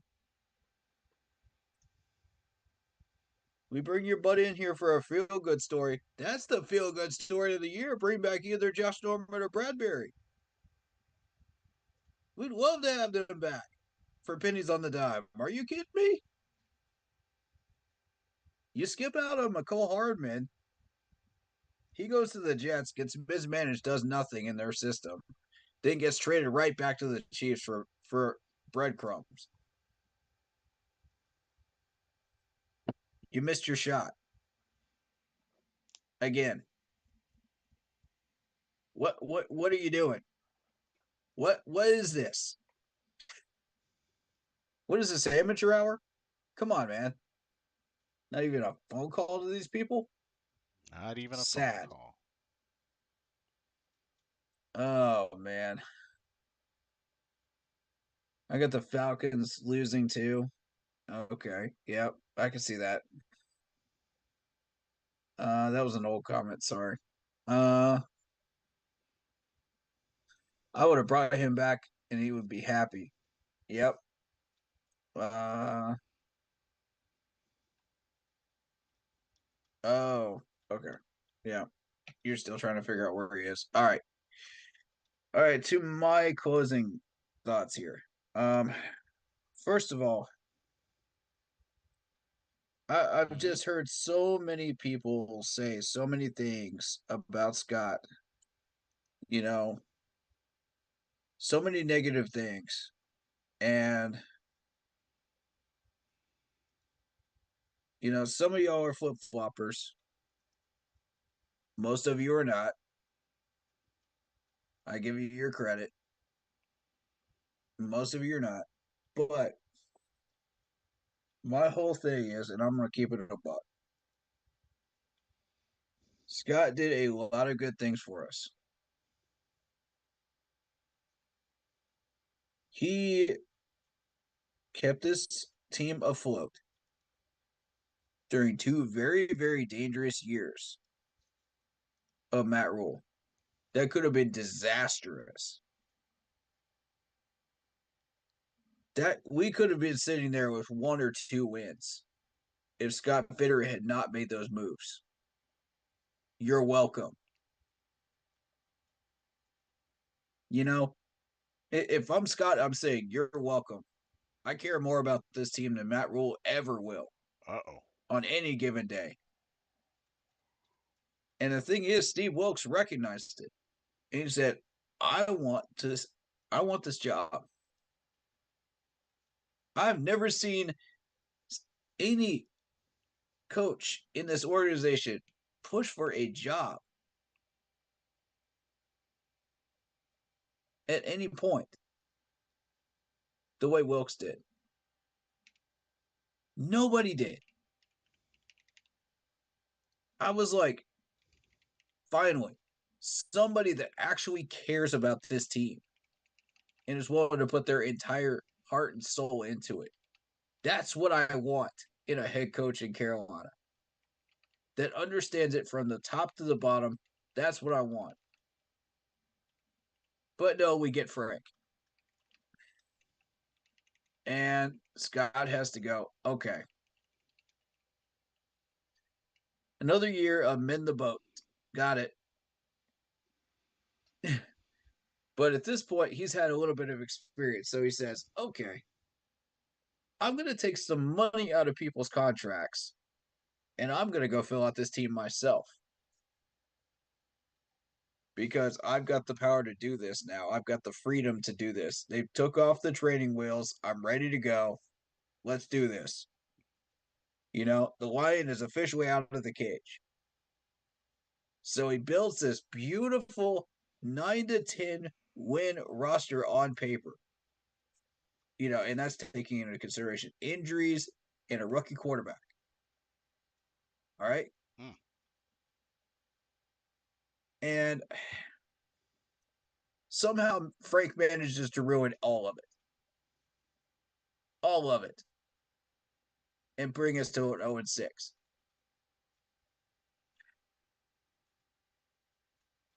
I mean, we got to get Frank out of here. He's a walking disaster as a Panthers head coach. Now I respect him as a person. On the street, I would have a conversation with him. But as a head coach, that's what we're judging you for, bro. That's what your job is. And we care deeply about this team and we care deeply about this organization, and you are ruining it. You are ruining everything Frank just built for you. Mm. It's despicable. $70 million plus or minus some. I'll bet you that number went up a bit. But and somehow we're $8 million in the black. I don't know how. Somehow we still have the top scoring offense in the entire NFC South. Please tell me how. That's still really weird. You can't sell me on the fact that the entire NFC South's offense sucks. You can't sell me on that. I'm sorry. Now our numbers are accurate. Theirs are not. So that'll never stay where it is. But if you're going to tell me we have that easy of a shot to dominate this division, $70 million roster and we cannot take advantage of it, something's very, very, very wrong here. And it's you, Frank. We smell something rotten in this sewer and it ain't us. You know? And these players are playing their hearts out for this team, man. And I say, all of these guys have talent. This roster looks great. Be patient. We as Panther fans don't have any patience anymore. We want wins. Have patience with Scott. He will deliver you wins. But he can't do that when he's being held back by Frank. He can't do that when he's being held back and manipulated by Matt Rule. And there's just no other way around it. I can't put that softly. I gotta say what I gotta say on that. He's being held back. People are not gonna like it, and I don't care. It needs to be said because it's the truth. Whether people want to admit it or not, with their hard-headedness. And there's so many out there that refuse to admit it. But we are this close to finding the success we've been asking for. All we have to do is wait and execute. Do what we're supposed to do. And I'm not saying that Thomas Brown is going to be the savior of Carolina. I never said that even once, did I? At all. What I'm saying is you will start to see results. Positive results once Frank steps out of the way. Because he finally put aside his ego and said, okay, it's time. But only because he was forced to. If anybody believes at any point that man was willing to give up his play calling duties, if Tepper had not gotten into him about it, I got a horse and a pony in my backyard to sell you. Wow. That's all I can tell you. There ain't no way. Ain't nobody buying it. Nobody's buying it. And then he was asking a question. Did anybody watch that presser? Please tell me y'all watched that presser. Because I was actually mildly entertained by it. I got my popcorn ready for that one. Oh, yeah, I remember you telling me about that. I got my popcorn ready for that one, y'all. I'm for real. Because I was ready for it. I was ready for whatever excuses or garbage things that he had to say. And I was just like, oh, this is going to be fun. So, like, let's go. He was asked a question about micromanaging the team. Are you going to micromanage Thomas Brown's offense? He said, no, I'm not going to. That's a lie and you know it. That's a lie and you know it. Uh-oh. Stop it, Frank. Stop it. Just stop it. You know you were full. Oh, my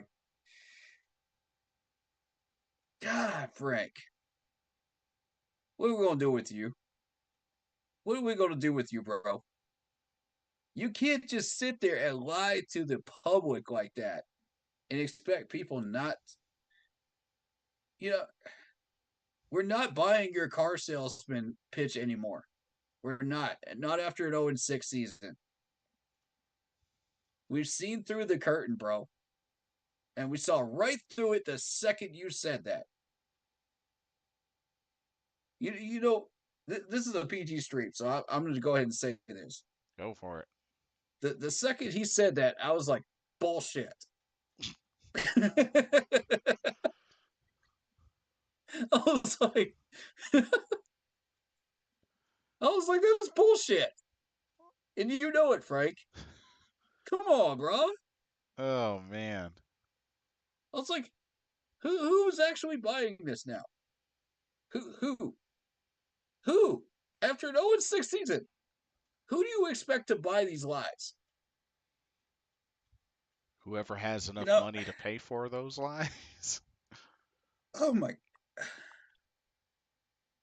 we stopped drinking the Kool-Aid, bro. We stopped drinking the Kool-Aid weeks ago. We knew it was tainted. All right. The second you started coming out with an 0-2 record, we knew it was tainted. That's the moment we stopped buying into it. And you gonna come in there, oh, I'm not gonna micromanage.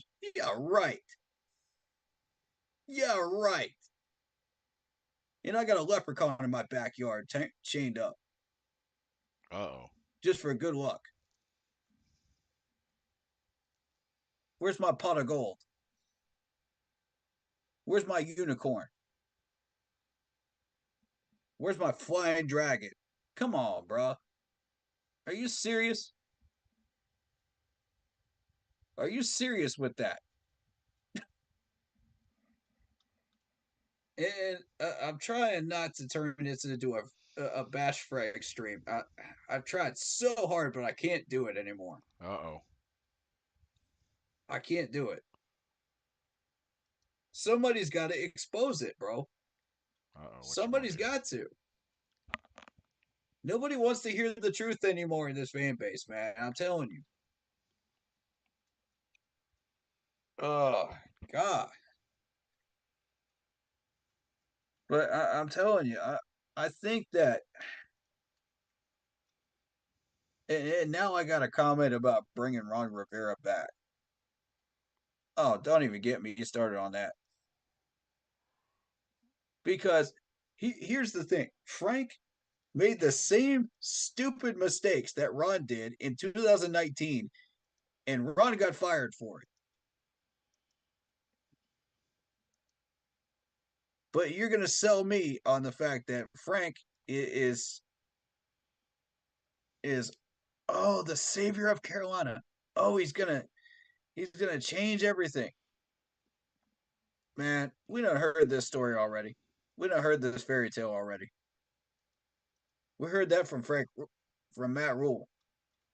Right, right.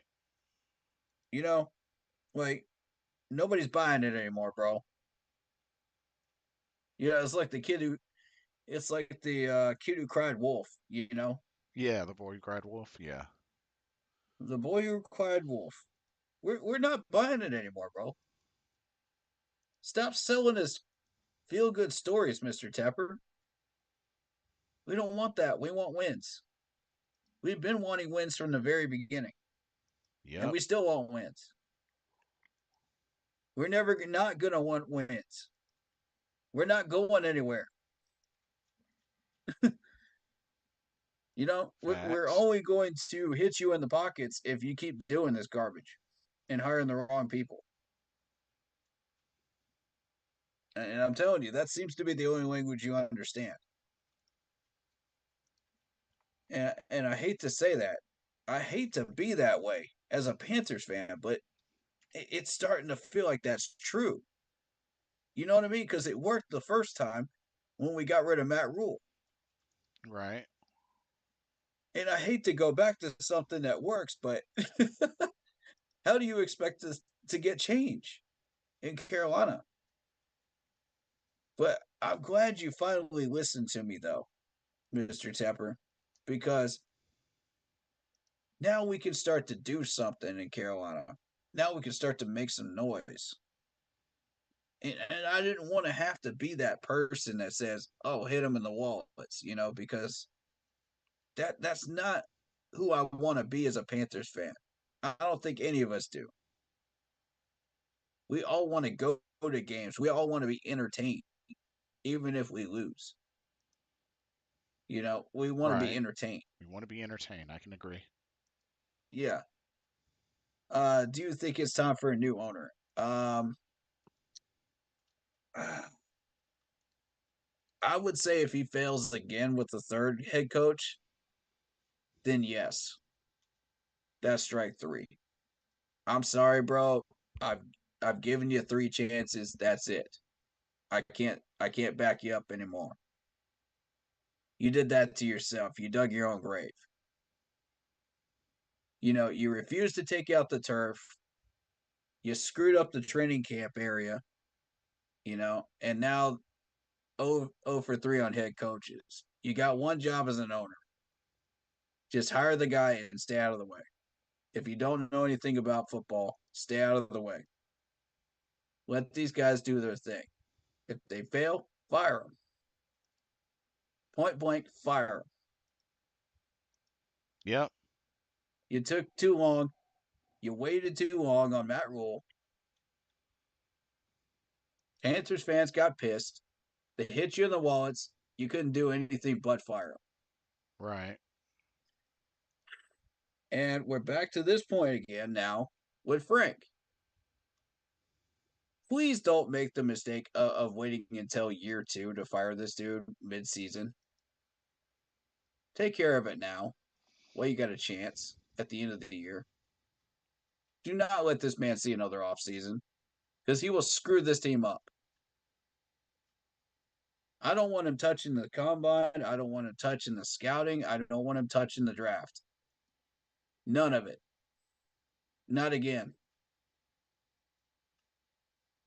He's done enough damage here. Let him go. Let it go. Let it go. And I'm so tired of hearing this week after week after week of people, oh, let's blame Scott Fitterer when we know who the real problem is. We know where the source of the problem is. Listen, man, when you're an apple orchard person, okay, and you have all the right seeds and all the right stuff, you watered your plants, you expect to get results out of it, and when the fruit is rotten because you're a terrible farmer, you have only yourself to blame. I'm sorry, Frank, but it's true. And with all due respect, I know you're a good man and I know you're a Christian man. And I wish you the best. Mm-hmm. But Carolina is not the right fit for you. I don't even think head coaching is the right fit for you at this point. You need to find a new profession, brother. Because if you keep doing this stuff, it's going to land you in a grocery store job as a clerk, bagging groceries. Oof. Oof. And somebody's got to say it. Somebody's got to say it, bro. If it has to be me, it has to be me. And I'm not afraid to be that person.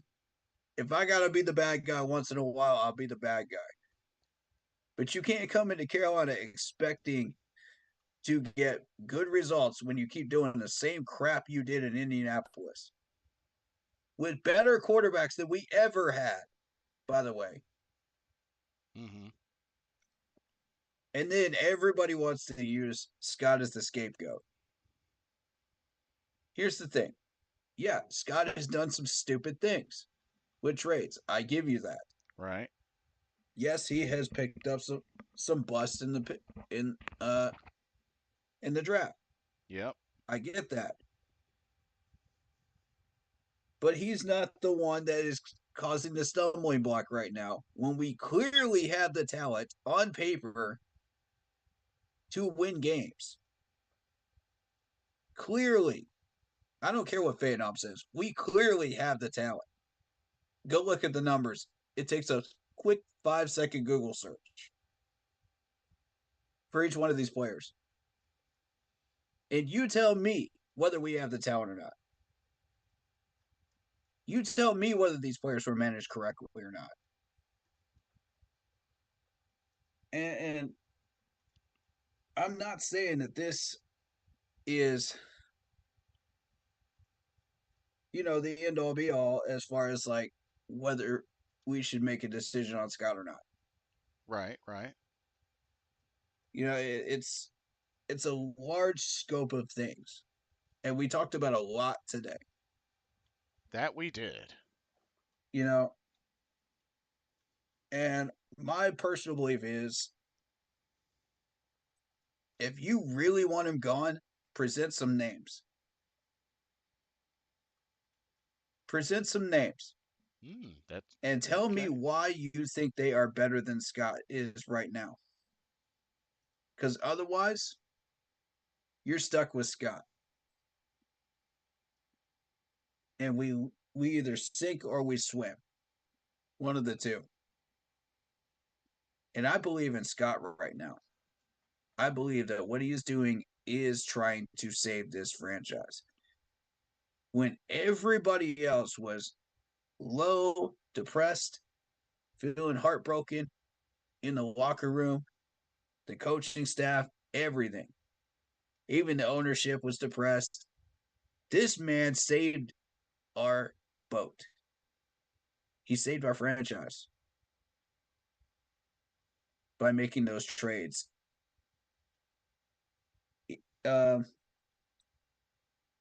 During a time when we desperately needed those players to keep us afloat. Otherwise, we would be sitting at the bottom of the league again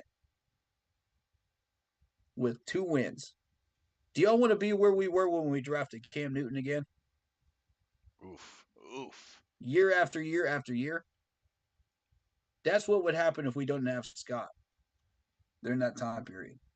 That's even with him being manipulated. You're welcome. On behalf of Scott, you're welcome. That man cares about this franchise. He actually does care. And I'm so tired of people saying that he doesn't. That was the final tipping point that made me do this stream, is because I was like, okay, I've heard enough. When somebody says that Scott doesn't care about this franchise, my first thought is bullshit. You know that game of bullshit? You know the card game? Yeah. Yeah. Bullshit. Yeah, he cares. I'm calling your bluff. I'm calling your bluff. I know you got that card. I know your mindsets, people. I've been watching y'all, man. I've been watching your comments. I've been watching everything. For the past month, I haven't said a word up until now. Y'all keep trying to pull the wool over everybody's eyes and say, "Oh, Scott Fitterer is the worst part of this team." No, he ain't. No, he ain't, and you know it. Stop lying to yourselves. Folks, just stop lying to yourselves. Stop pulling a Frank Wright or a Matt Rule. Otherwise, we're gonna be over here sawing off your nose for firewood for the winter. Goodness gracious. It be that way sometimes, I I mean, guess. this has gone too far. This has gone too far.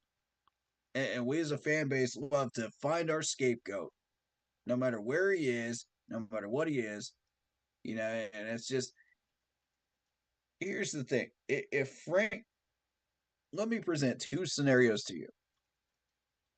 If we somehow start winning games and start taking over this year and getting division back, okay. Here's what's going to happen. Frank is going to keep his job. And he's going to get all the praise. All the praise that should go to Scott Fitterer. Oh. And Thomas Brown. And Ajaro. Even though Ajaro currently holds a top 13 defense with all of this chaos going on. Right. But nobody wants to hear that. Nobody wants to hear that our defense is actually pretty good. Nobody wants to hear the fact that we actually have pretty good players that don't need to be fire sailed. Stop fire sailing our players. Period. I'm done with it. I'm done watching our good players go to some other team to see them win a Super Bowl. I'm done with it. As a Panthers fan, I'm fed up with it. And I'm done watching these players come back to bite us in the ass 15 times over during regular season games. Even a kicker beat us. A kicker, for fuck's sakes. This is stupid. If you're stupid enough to believe it won't happen again, then I got a barrel of monkeys to sell you in the backyard. We cannot break the wheel because we are so stuck in our own egos and our own hard-headedness as fans. We like to believe everything we see on Twitter, everything we see on X, everything we see out there. Oh, any given day, any given tagline. And then we have high expectations and we let ourselves down yet again. Over and over and over again. And then we fire sale the players. Oh, yeah. Because that'll solve our problem. Wrong. Oh God. Like I can't do this anymore, guys. As a Panthers fan, I can't do this anymore. Y'all just keep frustrating me with this stuff, man. And sometimes I really wonder what our fan base is doing and what we're thinking half the time. Yeah, makes you wonder. There are some people out here that do not deserve a shot at running this team because they will run it into the ground and they will make us more bankrupt than the national government. Oof. I mean, this is ridiculous. Put down your Madden controller. Stop acting like you're kings of the world. Stop acting like you can come in here and become GMs and run this team. You cannot. You have no idea the first thing about being a GM. First of all, you're being a bunch of clowns. Really, you are. And I'm sick of it. And I know nobody's going to hear this rant because it's a PG stream. I don't care. Mm-hmm. Y'all need to wake up. This team is real. This franchise is real. The money is real that is getting paid to these players. And these are real tax dollars that are coming out of Charlotte people's pay wallets. That's real money. That's dollar bills that you got in your wallet right now. Dollar bills. You are paying these players salaries every time you go to these games.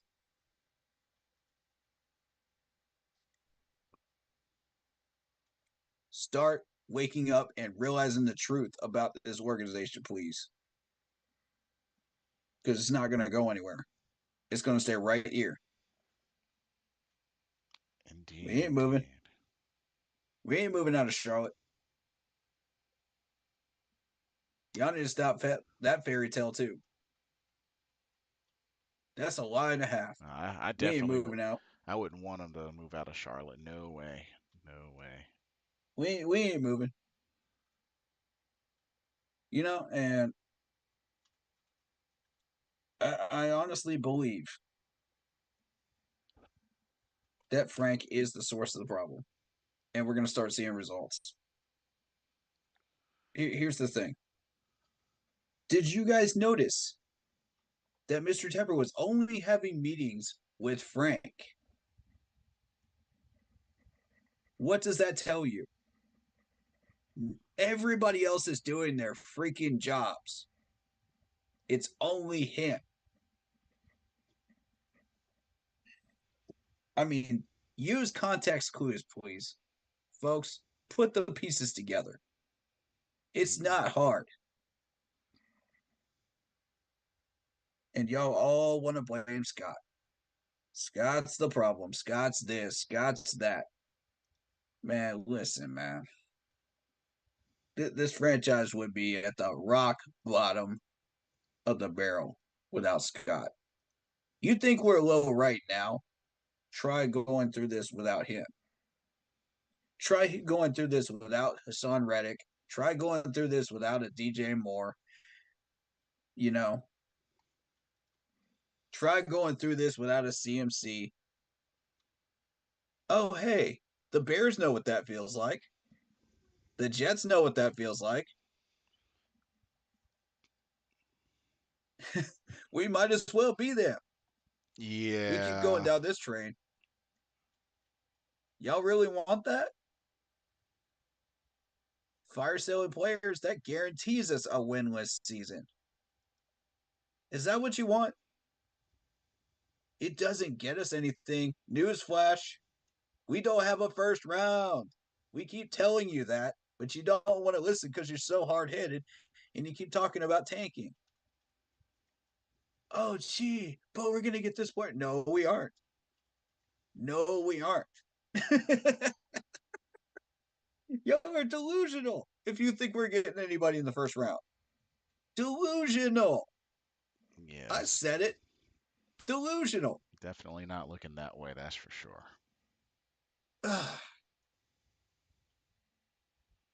And to be honest, like my views on tanking, okay?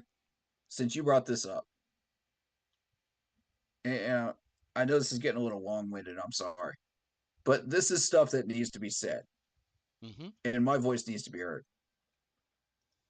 Tanking to me, okay, the system is set up exactly the way it is for a reason. You know, it's set up to help teams that end up at the bottom. This is not the NBA lottery. This is not the Major League Baseball draft. This is the NFL draft.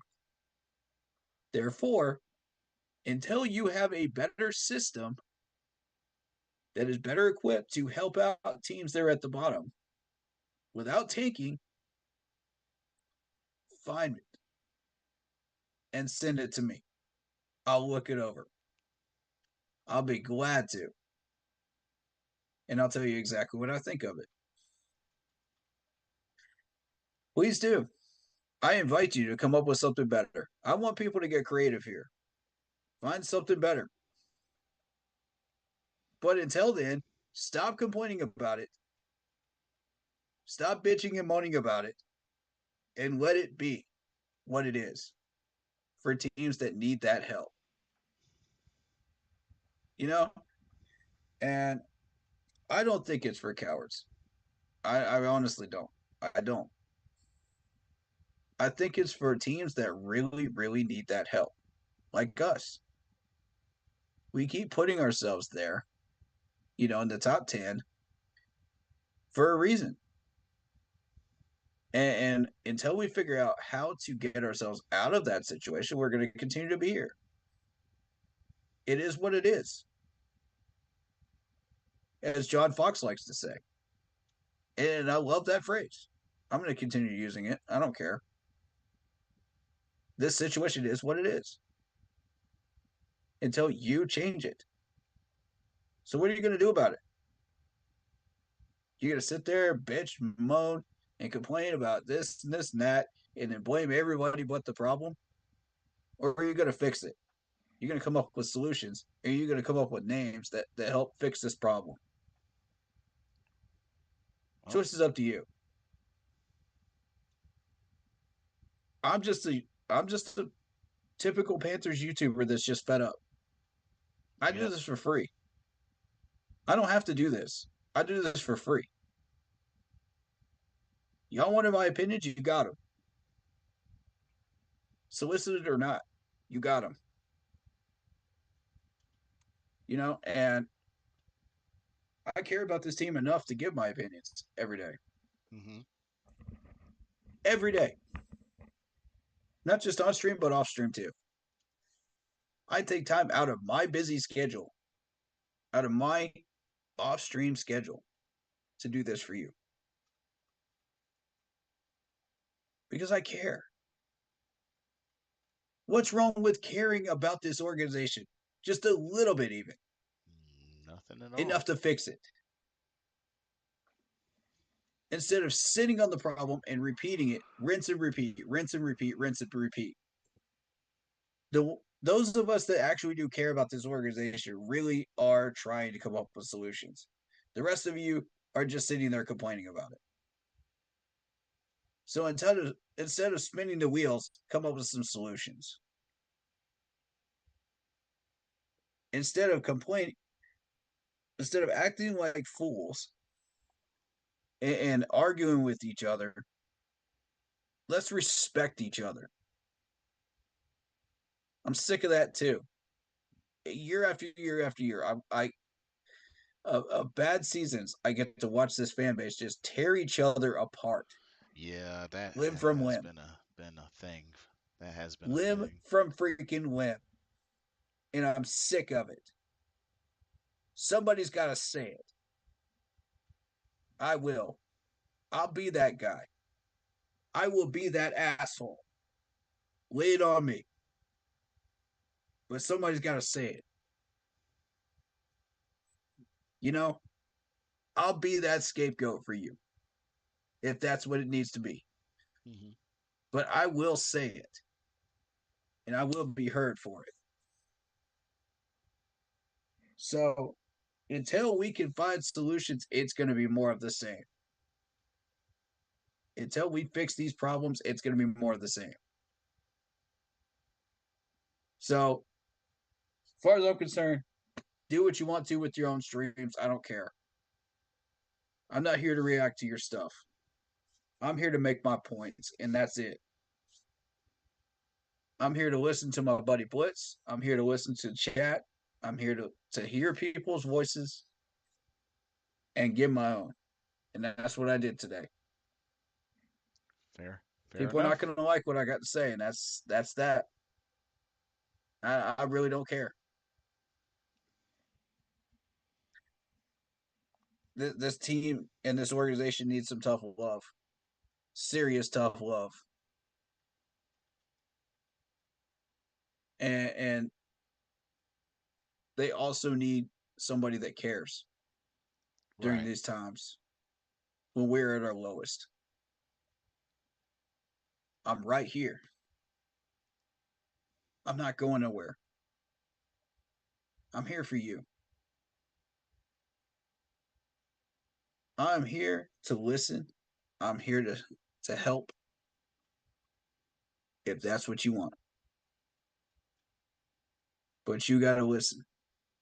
You got to let that ego go, and you got to stop being hard-headed and be attentive. And you might learn something. Hopefully you learned a lot tonight. If you didn't, it's because you're being stubborn and hard-headed.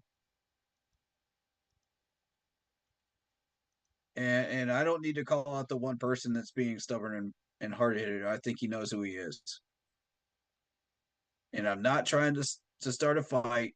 All I'm saying is me and him just agree to disagree. That's all it is. We get passionate as Panthers fans. We get rowdy. We get angry, for good reason, because we care. Otherwise, why are we doing this every Sunday? Yep. Shoot, if I had a choice, I wouldn't have watched that Dolphins game. If I didn't feel a certain type of way, man. Mm-hmm. I wouldn't have wasted my time with that. That was garbage. But I do this for you. He does this for you. So hit that like button, hit that sub button, please. Show us some love. Show all these YouTubers some love, man. And all of these YouTubers are putting up with this crap for you. Show us all some love, man. We're fighting over this stuff for you. I don't think y'all get that. It's time for a wake-up call, Panthers Nation. Really is. Yeah. Wherever you are in the world, it's time for a wake up call. We are as tired of this shit as you are, and we want solutions. So, Yeah. until then, what are you going to do about it? That- Words are not good enough anymore. Actions are what we want. Give us wins, please. We're desperate. yeah. Scott's And doing his best for you. Don't blame him. Yeah, he's fucked up. So is everybody else in this organization the last 7 years. But at least he's freaking trying. He cleaned up the cap mess. He kept us afloat during the rule years. The least you can do is show him the respect he is due and not throw him under the bus right now when we're at our lowest point. Be patient and you'll get your results. All right, I'm done.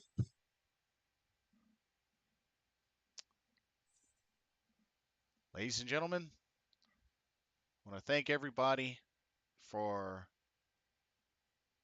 participating in this debate, whether you were in the Zoom or in the chat. It was good to really hear everybody just, let loose. And like I said, I'm thankful that, we were all able to get through this. Nobody was, harmed or anything like that. So, thank all of y'all for that. Mm-hmm. But I mean, I know this is a bye, so I know folks can, relax a little bit, but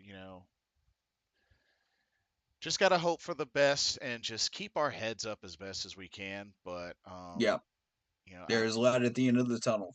yes, Keep believing. Keep the but faith. let's keep an eye out for whatever's to happen. And if anything, I will say, let's root Thomas Brown on. Let's see what he can do. Let's see what he can do.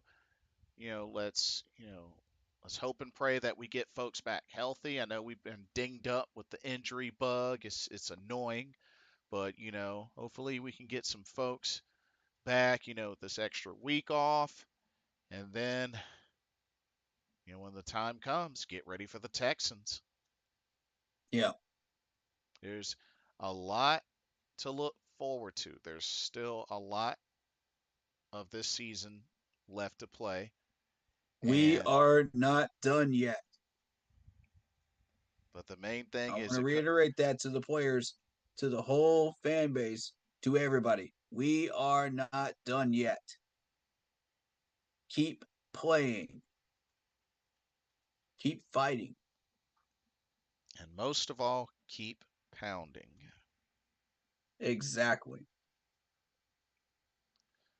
Because when it all comes down to it, even for the biggest victories, sometimes it takes going through some sufferings, and we don't always know the length of those sufferings, unfortunately. But, if it's one thing's for sure, is when the victories do happen, they topple the suffering. So, how, Facts. how bad do you want it? Well, we How shall bad do you want it? we shall see. Mm-hmm. But Corey, where can they find you? Keep pounding in all caps on YouTube. And if you can't find me on YouTube because of the algorithm, go to the Facebook group pages for Keep Pounding in all caps. That's Facebook group pages. I want to make sure that's perfectly clear. Cool deal, cool deal. And like I said, hopefully this will be a pretty chill week. But then, time will come where we gotta, you know, get back to it. get ready for Houston. Well, at least that'll be a home game. That'll be a home game. So yeah, there's that. Yeah. But we hope everybody have a blessed weekend. And once again, thank y'all so much. Be sure to check out the link in the description to Game Beauty. Check that out. Don't forget to use the promo code for 10% off.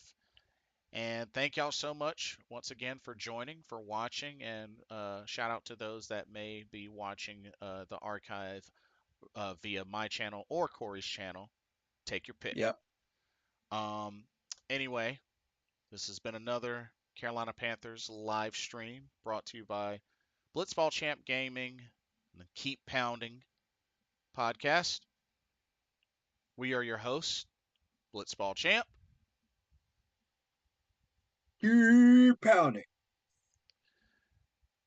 Thank y'all so much. We will see y'all in the next Carolina Panthers Talk live stream. Take care.